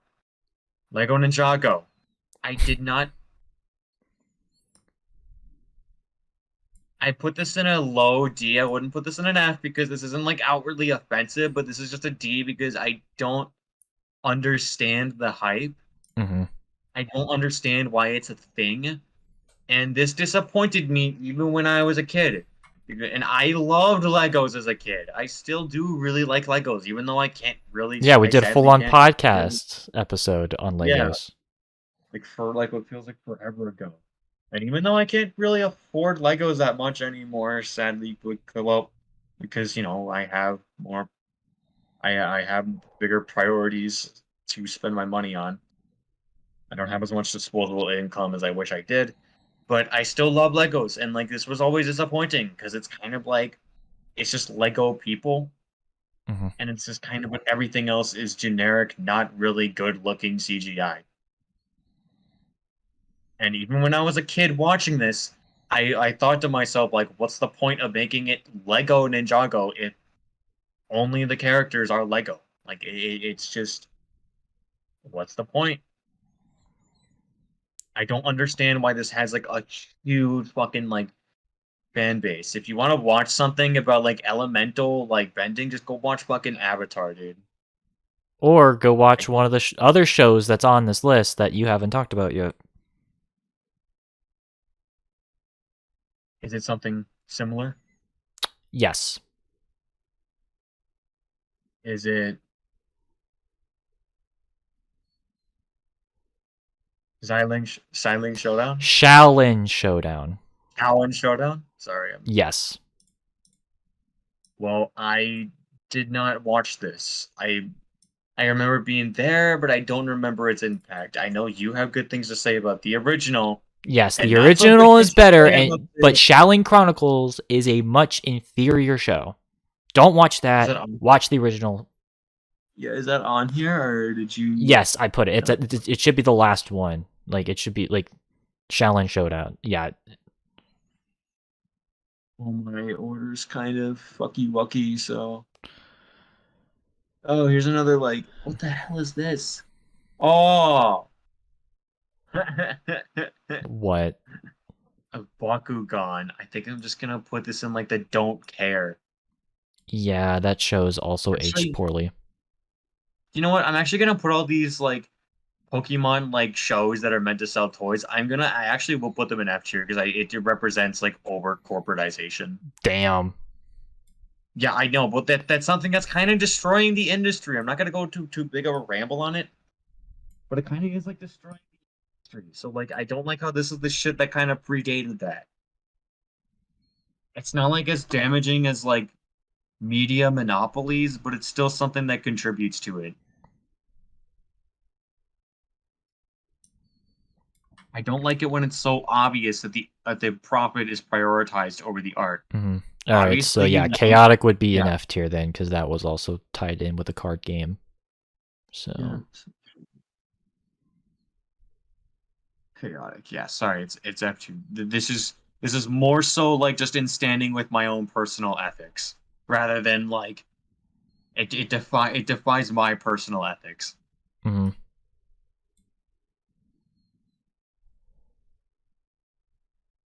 Um, Speaking of things that defy my personal ethics, um, Secret Mountain Fort Awesome. Oh god. I forgot this existed until tonight, and I wish I did. Let's just put this in the Seth MacFarlane tier and not elaborate any further. The only Yeah. thing I'll say is that one of the main characters is literally made out of asses. He's literally an ass. So all I'm gonna say. Let's move on. I guess going on to like anime inspired things. Code Lyoko. Ooh. I thought this was a Disney thing. Like a No, Disney XD. no, you're thinking of the series that came afterwards. This was the original series. Like I didn't really watch this though, sadly. So Damn. You missed out. this we'll go to the Disney watch, but I've heard good things. I do think it's kind of cool how it combines the 2D and 3D animation together. Yeah, they made the 2D sections like the real world The and then the 2D sections 3D for the Rhea digital is world. It's the also unique another one. French show. So, Really yeah, it's a French studio who made French this. French studio with an anime inspired art style. That's interesting. Mhm. Um, let's see. Let's keep. I think we'll keep going with like. I'll try and get through like the anime to anime inspired stuff real quick Yeah. while we've got that theme going. Yeah, there's not Um, too many admittedly, or at least not too many left. no, I decent things. guess Mao Mao. I wouldn't call it Decent things. anime inspired though. I guess like yeah, I guess it's more like I don't know what to call it, but I haven't seen this. But I've heard decent things. I've heard it's kind of cute. I heard it's just like a cute little show, like it's nothing like too big, but it's a cute little show. What the hell is the Fun Guys? A show with a very dumb name. I mean, I haven't even I'm seen it myself. Again, I put it on here for the listing. I'm just gonna put this on the don't care. I was gonna make a pun, but I don't know. Yeah, no.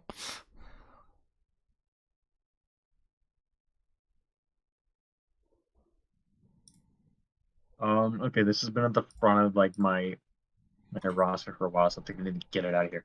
Two stupid dogs. I guess a C tier because like there's nothing special about this, but it's kind of boring. Like It's the there's a only reason why not. 90s show on this list I have not seen. So, This is just kind of boring. Like nothing really happens, but it's not so bad that like you would be like insulted. But fair. it's completely inoffensive, Hmm. and I think that's the point. But yeah, the hell is this? Let me zoom in. Spies. Spiez. Oh, that's the spin-off of Totally Spies. What the fuck? Why Ye- is it spelled wrong? I don't know. Yeah, I think it's called The Amazing Spies instead of Totally Yeah. Spies. That's dumb. I don't care about this because it's misspelled intentionally. Illiteracy is not misspelling things is cool. illiteracy is not cool, kids. Learn your arithmetic because it's the cools reference. Baby Looney Tunes. Not to be confused with Tiny Toon Adventures. So, I watched this when I was a baby. And I'm just gonna put this in like the D tier because like a low D. A low D, It's- but like it's a preschool show, so like I gotta cut it slack because like it's a freaking preschool show. Like I'd be kind of like that'd be kind of sad if I went on like this long like me, a guy in his early 20s, goes on a rant about like a preschool no, show. no, Like, it's I'm not. No, doing but that. here's the thing: it wasn't a preschool show. That's the thing. It was supposed to be like Warner Brothers' like call to Rugrats. And was that a preschool show? No. That's so sad. Damn, they really tried. Yeah, and they Yeah. paid the price. It's terrible. That's why I'm more harsh on it, because it's not a preschool show. Like, none of these shows on here are for, like, anyone below the age of 5. And I made sure of that, too. So, it's terrible. All right, Camp Laszlo. You know what? I don't know. I just give this a C. Like, I know it's made by like a lot of the same people that made Rocko's Modern Life, and that's a fucking banger. Hmm. But I just didn't really enjoy this. Like, I just Yeah, did I not will really- admit, I do flip-flop on how I feel about Camp Laszlo. Sometimes I like it, sometimes I don't. It just really depends on my day. So, Yeah, it's undecided. I think that's a perfect way to describe like a C tier show. Hmm. Class of 3000. Class of I can't remember how no, it goes. it's Class of 3000 sings na na na na na na na na na na na na na Get in na. a B tier because this is I really like the message behind the show trying to teach children a lot of the different culture, not of different cultures of music, different styles, the culture behind them, the groups that created them. This sadly didn't really run that long. Yeah, it got canceled after its second season because of a lawsuit. So, Yeah, and that which sucks. is really sad because the original creator of the show had a really great intention to, because you can tell that the original creator loved music because he's also a musician. Yeah, You can tell that Andre 3000 of Outcast. Like Andre this was his 3000. baby. Like, You can tell that he really loved music and he wanted to teach people about different kinds of music around the world. And like, it's sad that like this, I really appreciate that this guy has this that Andre 3000 has like a really evident passion for music. And I guess it's kind of sad to see that it didn't really last as long as it should have. But I'm glad I'm glad that we still have what little we got. yeah. I'm always going to give points to when I know an artist is passionate about something. Codename Kids Next Door. Put this in like a B tier. Because like this is a little spotty. Because this was kind of I was still a little young, so like this was Yeah. sort of my generation, sort of not. Yeah, Like, you missed out quite a bit. Yeah, so like it's there. This was pretty good, but I missed out on a lot of it, so that keeps me from putting in like an A tier than like a higher place than like a lot of other people would. Damn. Courage the Cowardly Dog. Now, when I put this in a C tier, I'm gonna need you guys to hear me out. What? When I put this in a C tier, This is not because of my personal opinions, but this is because I did not watch this show and I haven't seen much of it. And this is, if you want to blame somebody, blame my mom, because my mom would not let my brother and I watch this. And to an extent, I somewhat understand. That's a double But whammy, though.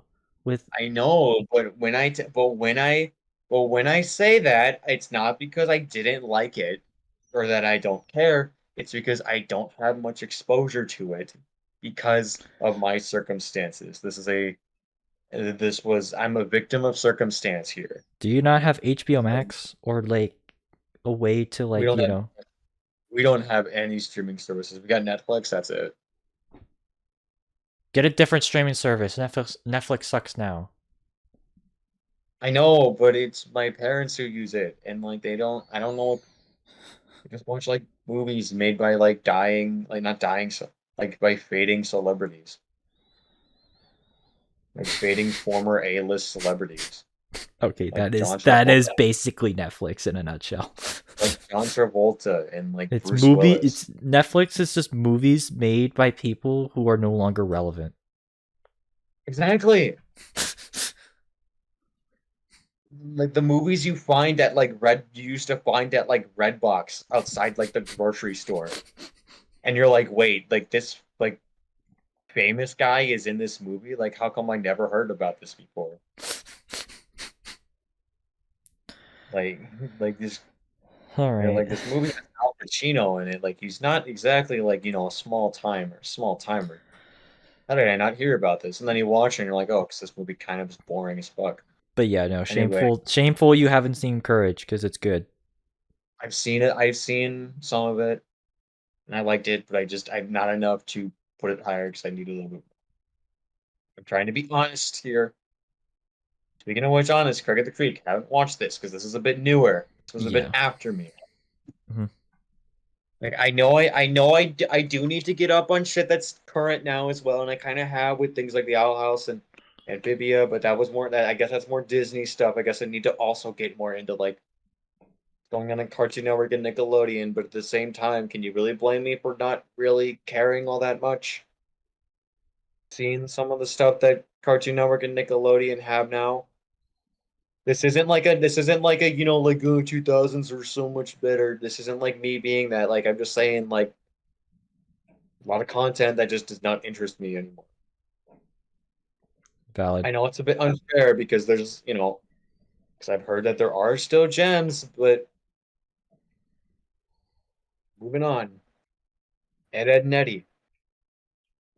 Somewhat similar to Courage the Cowardly Dog, where my mom wouldn't let me watch this, but I was able to watch this more as I got older, and I put it in a B tier. Ed and Eddie's great.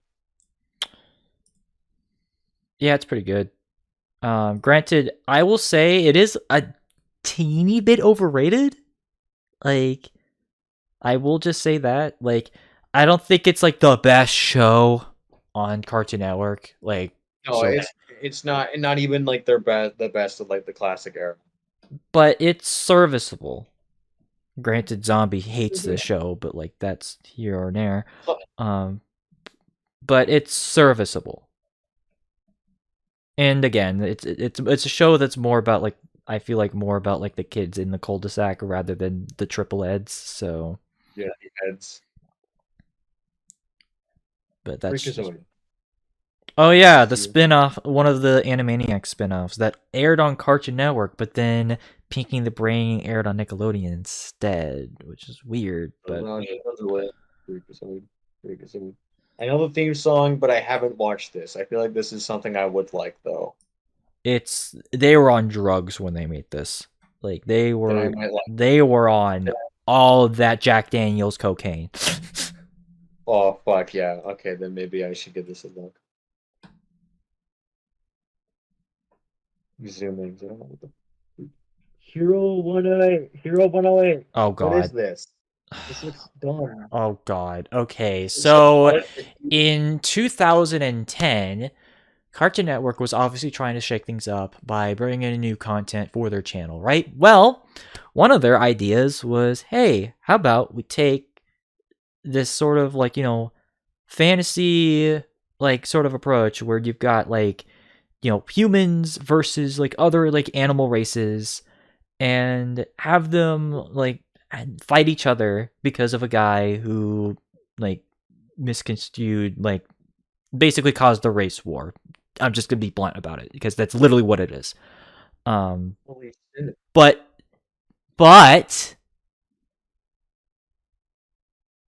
animated with the worst type of flash animation you'll ever see. This looks like a mobile game, kind of like. And that's you know funny what I that you mean? say that because they marketed this game or this show so hard, they made an MMORPG out of this. I am not joking. They on mobile tried no, on PCs. It was supposed to be like a World of Warcraft style game, or like it was a 1-on-1 thing. Like, that's cute. That's cute. And as you can imagine, since nobody talks about this, it paid the price and it fell down hard.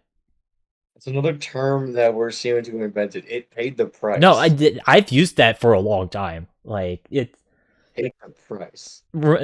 I've used it since I talked about the band since October because no one gives a fuck about them and they're terrible. But that's a whole other tier list, and that's a whole other thing. But for here, yeah, no, it was awful. And again, nobody remembers it for reasons that I just explained, because they tried pushing it really hard for a show that ended up being very weird in terms of its animation, because it was like a flash animated show and a plot that could have been interesting, but it was so bare bones that it lacked any sort of punch. And did I mention that this was supposed to be kind of like their continuation? This was kind of like their next thing after Shaolin Showdown, like, was already ending, and like after like Avatar Last Air. This was their next big, like, this was supposed to be their next big like action adventure series. No, it ain't, bitch. No, it ain't.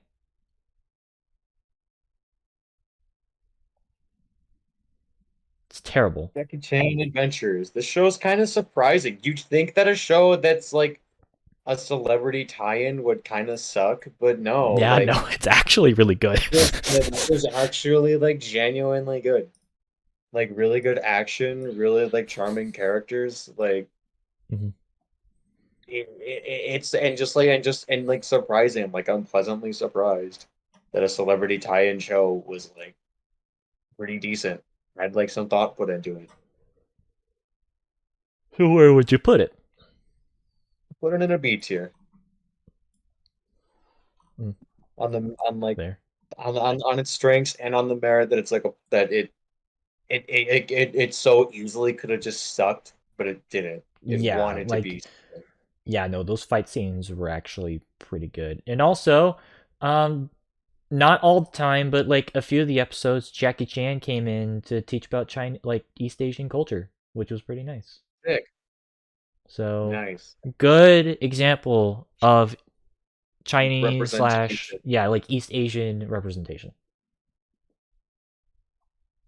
Jellystone. We had a little bit of a slime. What? Yeah, Slime and I we had a little bit of a discussion about this. yeah. Because again, we have been down a bit of like a Hanna-Barbera rabbit hole. We've been watching videos like looking into that. Mm-hmm. And I said this to him before we started the stream. I understand that this had good intentions. This wanted to reboot all these like classic era like Hanna-Barbera characters that you don't really remember most of, and tried to revitalize them in an affectionate way. Yeah, because I like understand that, but at the same time, I asked myself when thinking about this, because I was thinking about this the other day. I asked myself, okay, but who cares? I know that sounds mean, but it's just like, but who cares? Like, does anyone really care about Captain Caveman or the shark, well, Jabberjaw?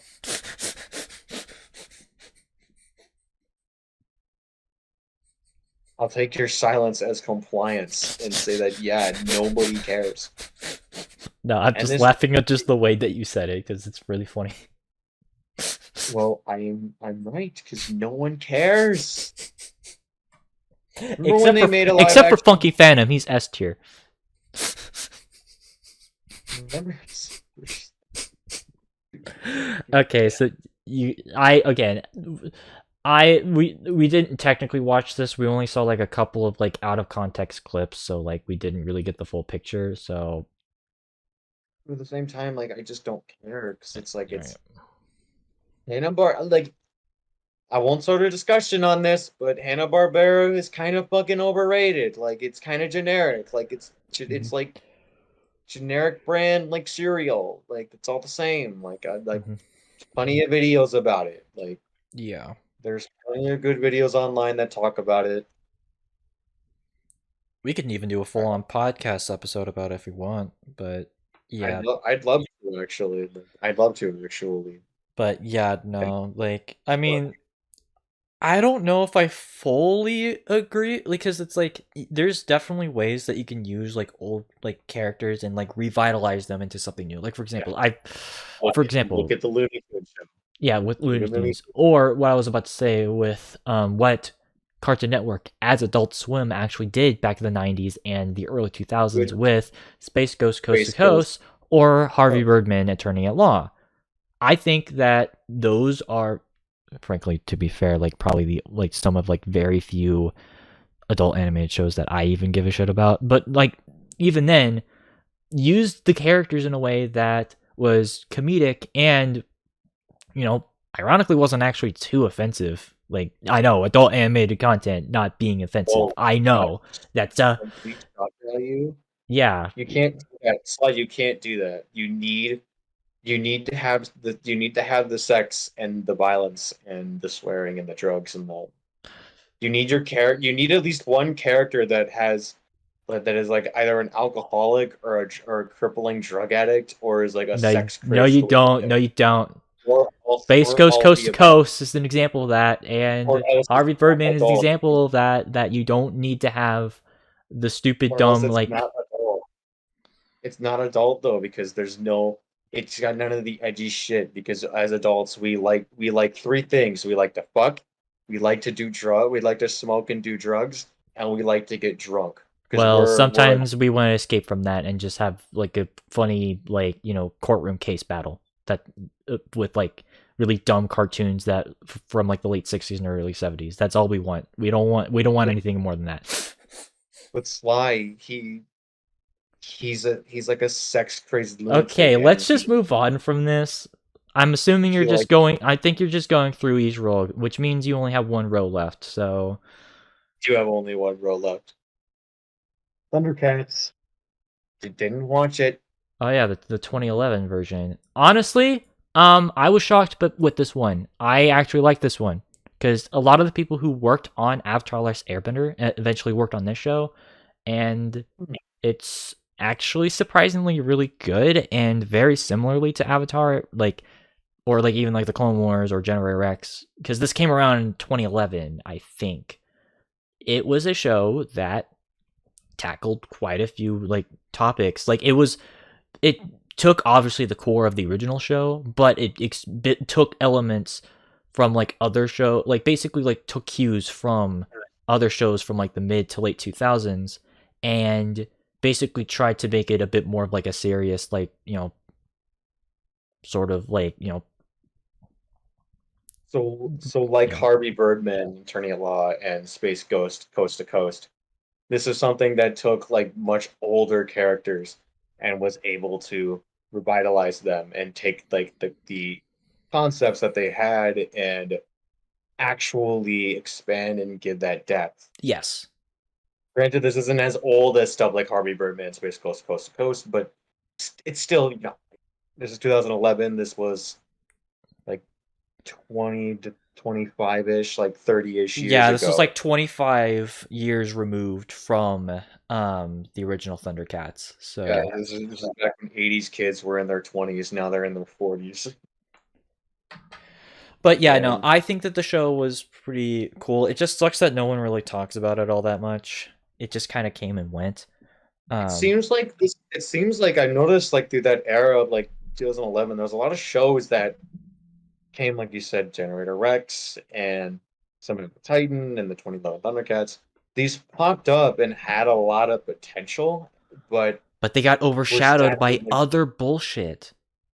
yeah, Like, by other bullshit or like in some cases like good shows, but it's sad that they could not also coexist yeah, with shows like because I think they wanted to make more shows that were like Steven Universe and Adventure Time. yeah, they They just wanted to wanted to make go more away shows. from like a lot of the action shows, which I know, like, don't get me wrong, like, if, like, not everyone has to like action shows, but I think that's the core of why I did not give a shit about Cartoon Network after, like, 2010 or 2011, is because they hammered so hard on, like, either slice of life stuff or comedy stuff that it just made me lose all interest.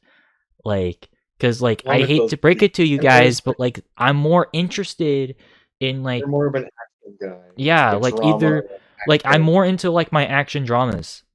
Like and Yeah, and like there's nothing wrong with more like slice of life and comedy stuff. Because slice of life and more smaller scale stuff is more so my specialty. So, but I don't exactly disagree with you either side. Like, Mhm. there's definitely a place for action and like dramas Well, and just stuff. have variety. That's all, like that's Yeah, like the I'm all thing. like just yeah, just like there's a place for everything. Like there So, should be variety in a network. yeah, like I said, At, the at only worst, thing that I gave a shit about around this time, other than like maybe regular show, but even then admittedly I didn't really get into it until much later, was the Clone Wars.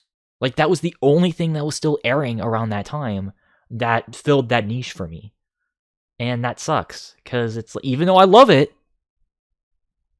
other wish there shows was got more variety. ignored. Yeah, So, unfortunate rule of the business. yeah. Like even from a marketing standpoint, variety is a good thing. A wider market of people, wider audiences. But I mean, I I mean, guess hell, I can't really say it that's because why Cartoon Network was even successful in like the 90s and like the early to mid 2000s because they had shows for everyone. You had your more like comedic shows like Johnny Bravo, you had your like sort of like slapstick humor shows like Cow and Chicken and I Am Weasel. I'm not saying that these shows are like amazing or anything. I'm just saying that there was still variety. You had your action shows like Powerpuff Girls and Samurai Jack and Coding Kid Next Door. Like they had variety, but they just didn't after the whole like live action wave thing, and that's why I just tuned out. So I don't know. speaking of Maybe I'm speaking just a, of things, huh? maybe you're just what were you gonna say? Like I maybe it's just I'm like very specific with what I like. But like that's not even the case though, because like I'm about to show you like once we're done with this, I'm gonna show my tier list. And like there's even variety there, so I don't know. Like but Speaking of Johnny Bravo, oh god. good A tier, real good A tier, Mhm. really good comedy, really just like out there, fucking like shit happening. Mhm. It's a like it gets a little it gets a little bit of flack. It's something that people like to say aged poorly, which That's understandable because the way that right, Johnny acts.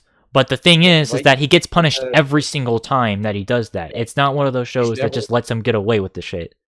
yeah, Like, he's never rewarded for being a fucking weirdo. And it kind of goes to show like even people who like would be deemed as like desirable in like a partner can also be fucking weirdos. mhm. So like just be wary of like everyone like just don't, obviously don't be paranoid but when people are coming on to you like don't let if they like if they're fit or like if they groom themselves well don't let that fool you like Yeah. Like it's a pretty it's important lesson to learn. so yeah, no, in a surprisingly like turn of events. Some people say that the show aged poorly, but I think this show is probably aged better than people want to give credit to. Because again, give it a chance. Like, just give it another yeah. chance. Also, All I ask. this I don't might agree with surprise you, Goldie. Oh, This is the only project that was ever good that was associated by Seth MacFarlane. oh yeah, because he worked on this. Yes. The Along with Butch Hartman worked on this as well. I don't remember that much, but I do know that the one good compliment I'll give to Seth MacFarlane is that he helped work on this show. That's the only thing I'll say.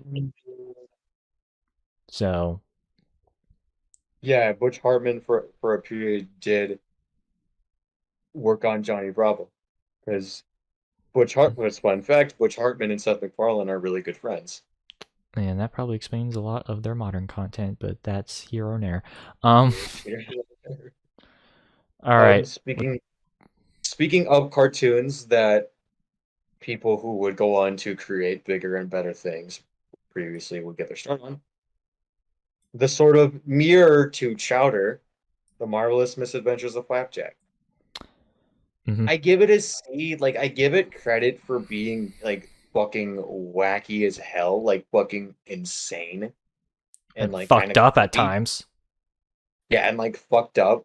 And I like it does have a pretty unique setting of the, like a nautical like late 1800s, early 1900s esque like style. Like, I give it kind of credit for that. And Knuckles is voiced by the same voice actor who plays the Flying Dutchman on SpongeBob, which is also pretty cool and a very fitting choice. Mhm. But I understand that like It's a very, very, very acquired taste.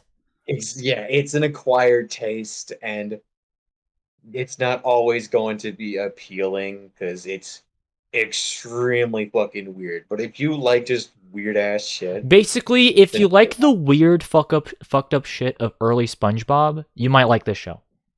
yeah, you might like it because it's pretty much that, but cranked up, like on Yeah. fire. And when I say people who would go on to make bigger things worked on this, this is where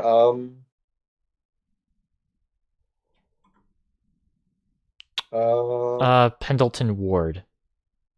and both Pendleton Ward and J.G. Quintel would get their starts. Pendleton Ward would go on to create Adventure Time, and J.G. Quintel would go on to create regular show and be the main voice actor for Mordecai, Mm-hmm. and as well as a few other characters, I believe. Mm-hmm. And we'll get to that soon enough. Yep. Let me zoom in real quick.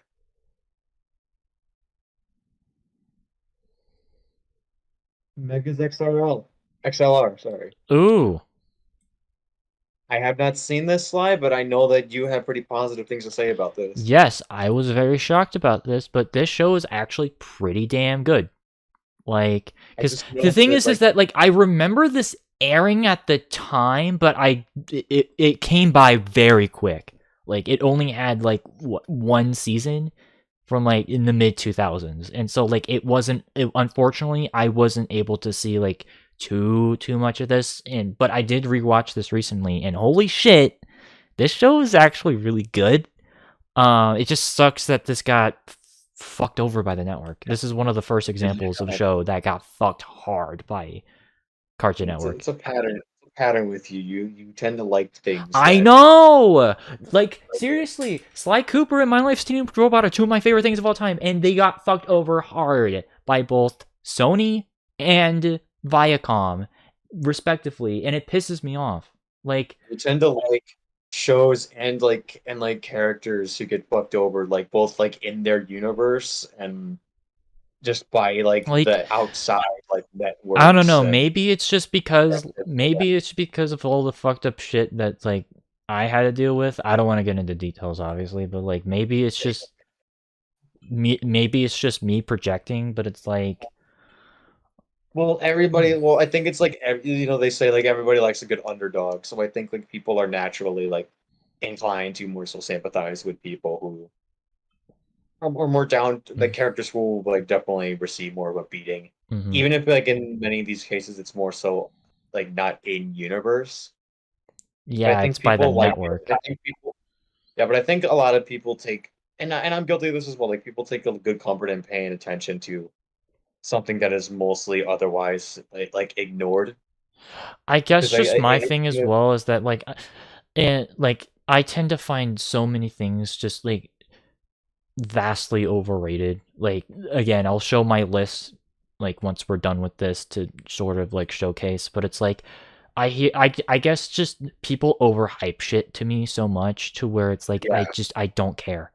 Like fandoms run rampant, and like there's nothing wrong with fandoms, but sometimes it can just be a little bit much yeah. with things like Steven Universe, Rick and Morty, fucking Adventure Time, Yeah, and and like frankly, even just besides how I feel about the shows, I think that's also one of the main reasons why I just don't care. It's because I've just been overhyped by so much shit to the point where it's just I just don't care. you're jaded, like you're just jaded by it, like you don't.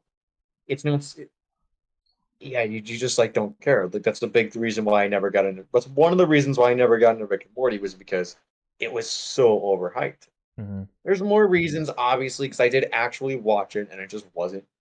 I mean, I just didn't like it, and that's another discussion for And I guess that's another. the other thing is that like obviously it's not that I just like everything that's not talked about. Obviously, I fucking love Star Wars. I just went on a whole tangent earlier. I love Halo. I like I mean just Ratchet and Clank, fucking Battlefield. Like I like a bunch Pirates of the Caribbean. Like I like a lot of mainstream shit. It's just I just a lot of the mainstream shit like either like just gets like I don't know. I guess it just is a more of a case by case basis. But regardless though, when it comes to Mega XLR, this is just a prime example of a show that did get fucked over by the network and was a really good action show for what it was and was able to get away with like it was able to get away from like tropes that you see with a lot of like main characters. I mean, guess who the main character of the show is just from that picture? He's the dude in the shit. Where is it? He's the dude like at the far right. Yes, that's the main character. Like and you know, Yeah, not he's a not lot like of like huh? he's not the typical like action protagonist. He's like an everyman type character kind of. Yeah, like well not only that but also like he like and I'm not saying this as just, but like he's like a bigger dude which typically isn't seen as like, the main protagonist. But guess what? There you go. And that's pretty cool because again, I root for protagonists that aren't just the stereotypical, savior white dude as the protagonist because let's be real here, a lot of protagonists are like that.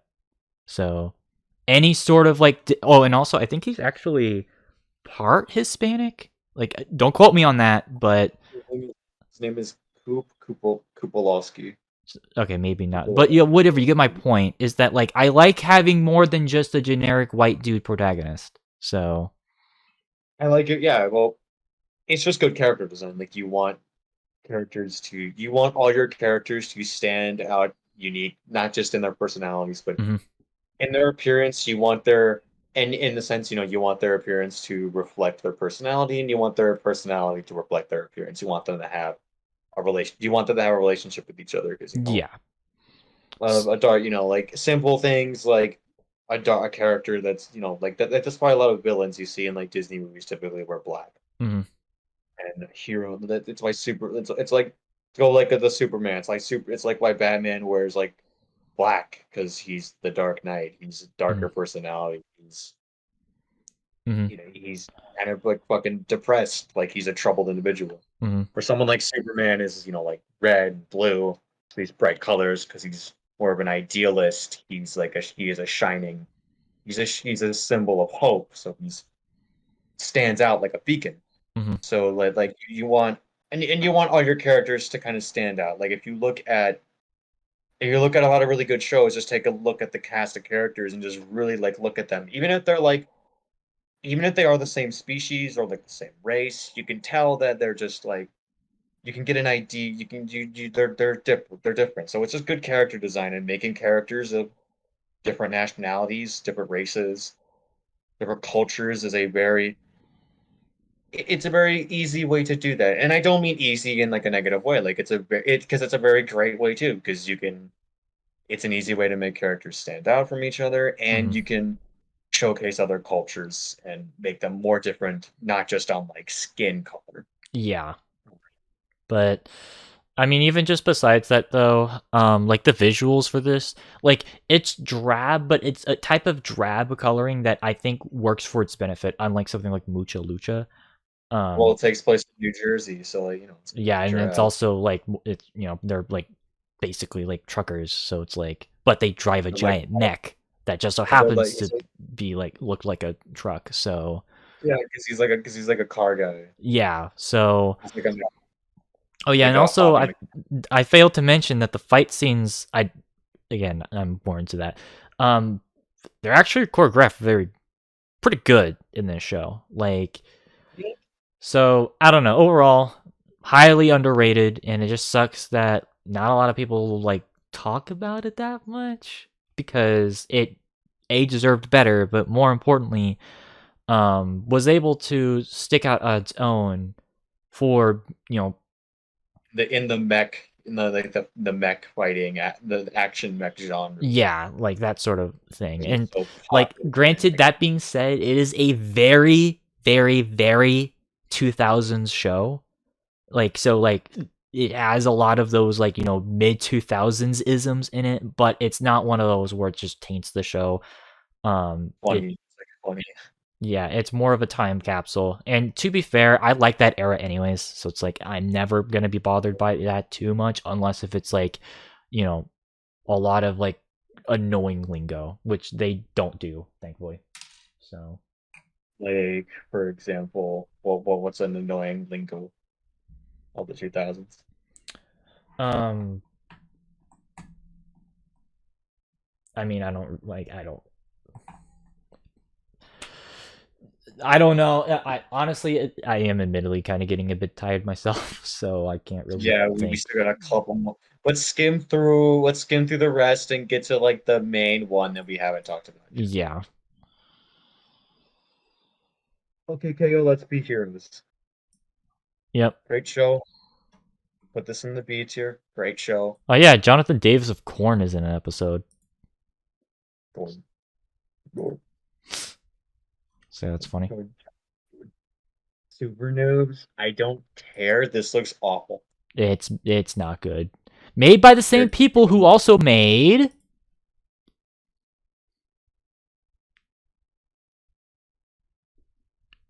Oh, okay. Johnny Test.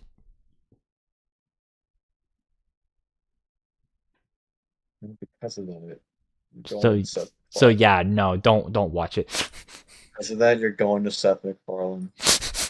SWAT Cats. I didn't see this. I need to see this. You do need to How see can it. how can I calm myself? If I haven't even seen SWAT Cats. It's like how I haven't seen Zootopia. Like that. Well, yeah, and also this is like I think this was like one of the last Hanna-Barbera shows. If we're not counting fucking Johnny Bravo and Powerpuff Girls, I don't consider those Hanna-Barbera shows. I don't count those. So, Time Squad didn't really watch this before my generation, but I don't know if I really care all too much. Like I don't. I mean, Mark Hamill's in it. So, if that interests tempting. you. I guess, but Unikitty, tie in the Lego movie. So, I just don't care. I don't really care. Not that I don't like Unikitty, but I just don't really care too much for Oh, did you say Squirrel Boy earlier? I think you got this confused with Scaredy Squirrel. Okay.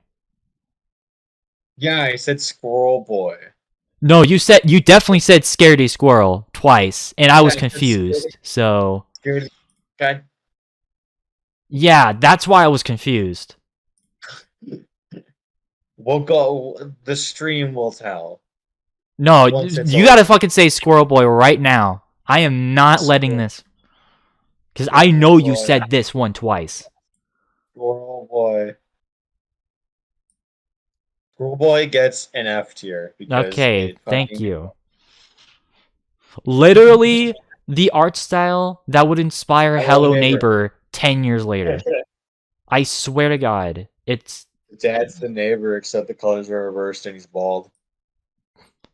awful. No mustache. Victor and Valentino. I haven't seen this. I've heard decent things. I believe this is actually made by a Yeah, it's a Mexican Yeah, studio. it's a Mexican studio. Tying, you may not like this, but it's kind of like it ties in with the whole like villainous web series that was like Yeah, that's also. I mean, this doesn't seem like it's connected, is it? I think one of the main villains appears, if I'm not mistaken, from Well, Villainous. well, I'm not gonna damn an entire show based on one episode. Okay. All shows have at least like a couple episodes that are kind of dumb. Mm-hmm. That's why I don't like crossover episodes. But much like the Disney Channel tier list, we have saved The the best. best for last. I mean, the best for Yeah. you, but I have saved my personal best for last. Regular show. It's anything but. What can I say that like just wouldn't seem obvious? Like I've spent my whole life describing so many things that I hate that I'm struggling to find the words to put to refer to things that I like. It's such an inspiration. Excuse me, my voice cracked a little bit. It's such an inspiration to me. Like I've noticed subconsciously as I work on my own web series that Sly had mentioned at the beginning of the stream. mm-hmm. I've noticed there are similarities with regular show. I'm not gonna name them because I don't want to like pat myself on the back because like like I feel like they're both set in like a modern universe, but there's like anthropomorphic not well, I mean there's not it's not just anthropomorphic characters in the regular show, but it's set with non-human characters, but majority like, a regular setting, regular, you know, there's they mainly focus on like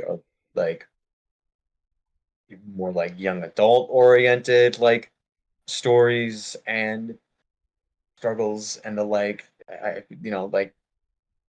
I'm not going to talk too much about the similarities between them and mine because this isn't about me, this is about Ray. Yeah. I'm not here to belatiate Yeah, myself. let's talk about J.G. Quintel's works.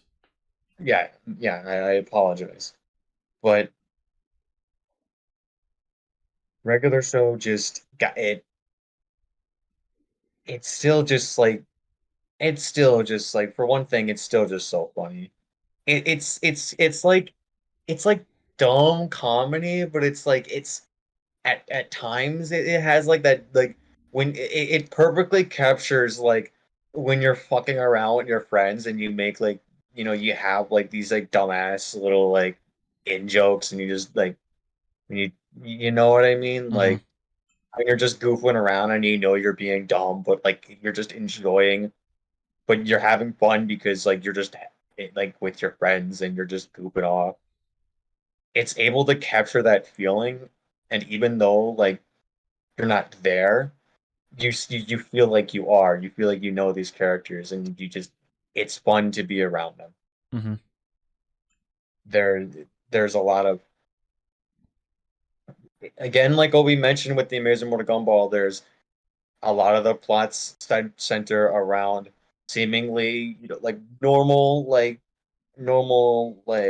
issues like regular tasks and issues that come up in life, Yeah, but relatable it's issues. blown, Like, relatable issues, but it's blown to such a proportion that it's anything but regular. That's the Yeah, sub. that's the whole that's the whole joke, is that it's regular show, but it's not regular at all. So anything but still the pro like it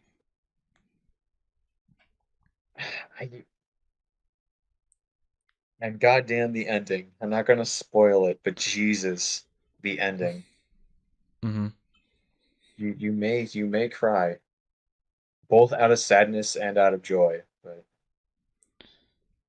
damn that ending. And just so much so it's such a quotable show. We still find ourselves like in friend groups like quoting the show and like doing shitty like muscle man impressions and doing the dumbass like my I I love it. I love it so much, and it got away with a lot of shit. This is a cartoon in like the 2010s that was able to have like actual guns, like and like people died like a lot. Yeah, and Like a literally lot of had one of its a lot Christmas of specials literally just have like Santa be a badass and just like like kill like kill people. yeah. Like people just fucking die and it's funny. I know there's That more to making a good show than just like kill people, but like it adds to like how special it is. Like it's almost like Cartoon Network just let them like it's they basically let on the verge of being considered like even just straight up just an adult show. yeah, Like hell, I'll which even is say this about the, and I've already mentioned like Harvey Birdman and Space Ghost, but honestly, like I feel like it's much closer to like those types of adult shows where it's like it's more like implied humor rather than like a lot of these other shows that we talked about. Like because it's way it's more in line with something like that. yeah, it's way more subtle about it. Which is I think which is the better way to do humor, especially with the humor itself is suggestive for Hmm. certain aspects, like certain adult content. Hmm. Like even if it didn't have that restriction of being a kid's show and not being able to outwardly reference certain certain things, it still is a much better way of comedy than watching fucking Family Guy. And Hmm. it's just like it just you know I don't think I need to say anything about Family Guy because everybody knows the fucking style of humor Family Guy, and I don't want to rant about that because we're being positive right now. Plus, we have an entire tier based off the guy who made it, so that should tell you Yeah, we have something. I have yeah. But yeah, Seth MacFarlane is my Fred Durst. So but yeah, yeah, like no. Overall, though, like regular show, like I don't know if I can add too much to it. All I can say is that like it is definitely one of the best shows on Cartoon Network, and I respect what it did and what it was able to achieve. Because again, like I said, it feels more like an adult animated show than it does even like a kids show. But it's able to be a show for all audiences, regardless of age. oh my, growing up with it was such a pleasure, and I thank Mm. everyone who worked on it. I know they're not gonna watch this because they got better things to do than listen to us fucking like Yeah, we're complain just about two cartoons. random people on the So internet talking. So yeah, but like I am so grateful to everyone who worked on that show mhm. that they were able to give us that. Give me like this thing that I could just attach to, and everyone in my family loved it. My brother, my mom, my dad, like we all Brother. fucking we were all able to like enjoy it. And especially my friends at school. Like it was like for a little while when it came out, a friend of like an old friend I had, like we were both pretty freaking obsessed with that show. Like it felt good to like a cartoon that was unique and different. As I growing up until then, growing up in just like the monotonous, like just the same mediocre episodes of series that should have died a long time That ago. It overstayed was their so welcome. yeah, it was so refreshing to see something new and something fun and just something that interested me and something that respected me as a viewer, even though I was like 11 years old, 10 years old at the time, even though I was a child, I was treated with respect as a viewer.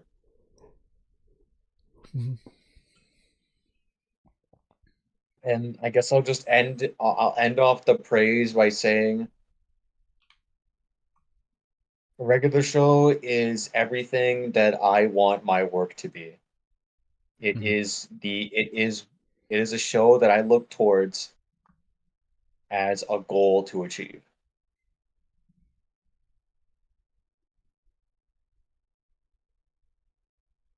So that's my piece on it. I don't know if you're able to add anything to that, Sly. Yeah, like I said, I think you definitely nailed it. It's definitely one of the like best shows to ever air on Cartoon Network easily.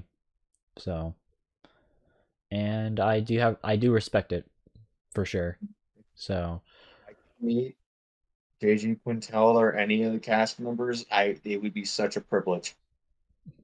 It would be such a privilege because I would like to just like thank them because it gave me a lot of inspiration as a kid to go into like writing and art, just like wanting to do animation media. It gave me that inspiration, as well as other shows, obviously, like Amazing World of Gumball and Gravity Falls, and other influences from other forms of media. But it contributed to that, and I would just like to like if I could meet them, I'd thank them. mhm. I would die if I had like an autograph.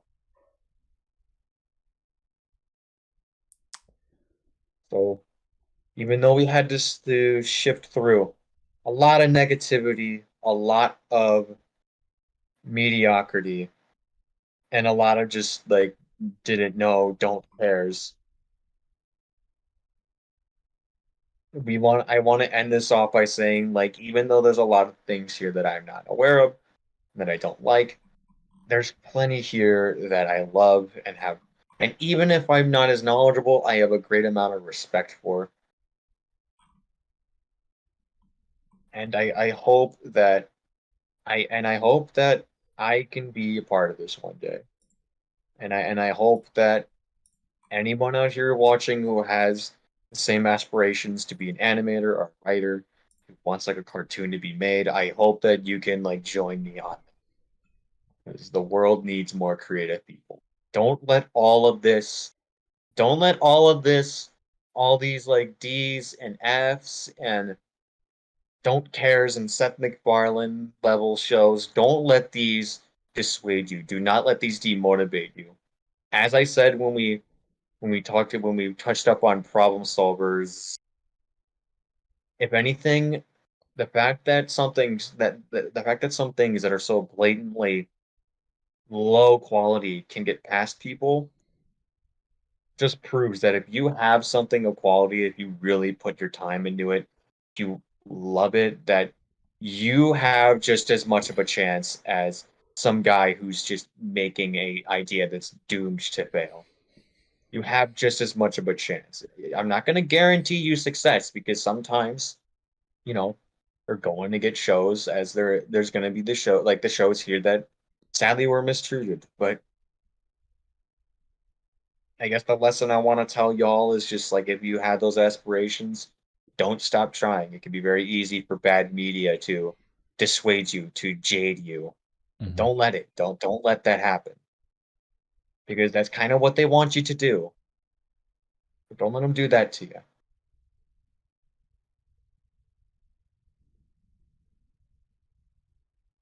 There's my speech. That's my piece. I'll hand it off to you, Sly. I'll let you wrap things up. All right.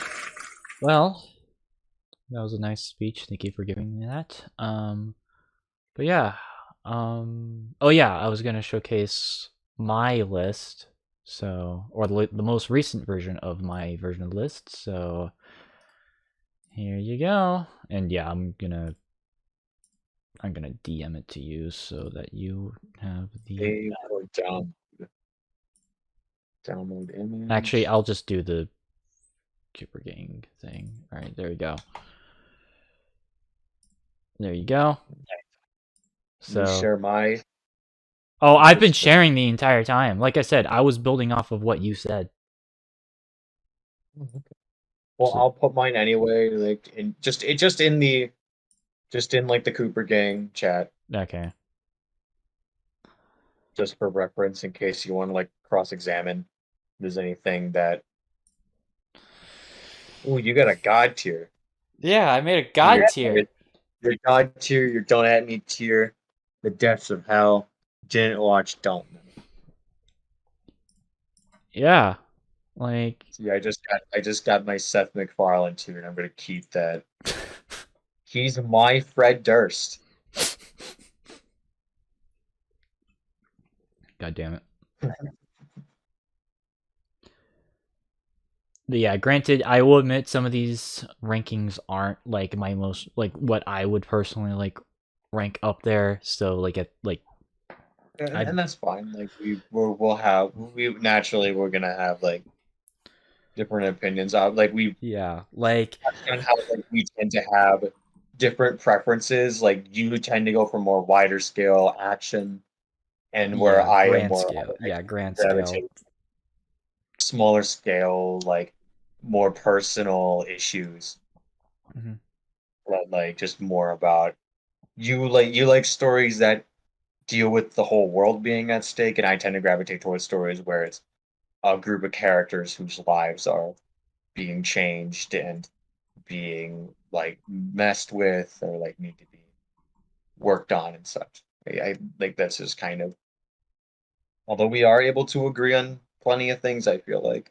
Yeah, a lot of things we did agree on. Which thank you, by the way, thank you for both that Pokemon and Steven Universe take, because like I swear to God. And the Scooby-Doo take. And the Scooby-Doo takes. I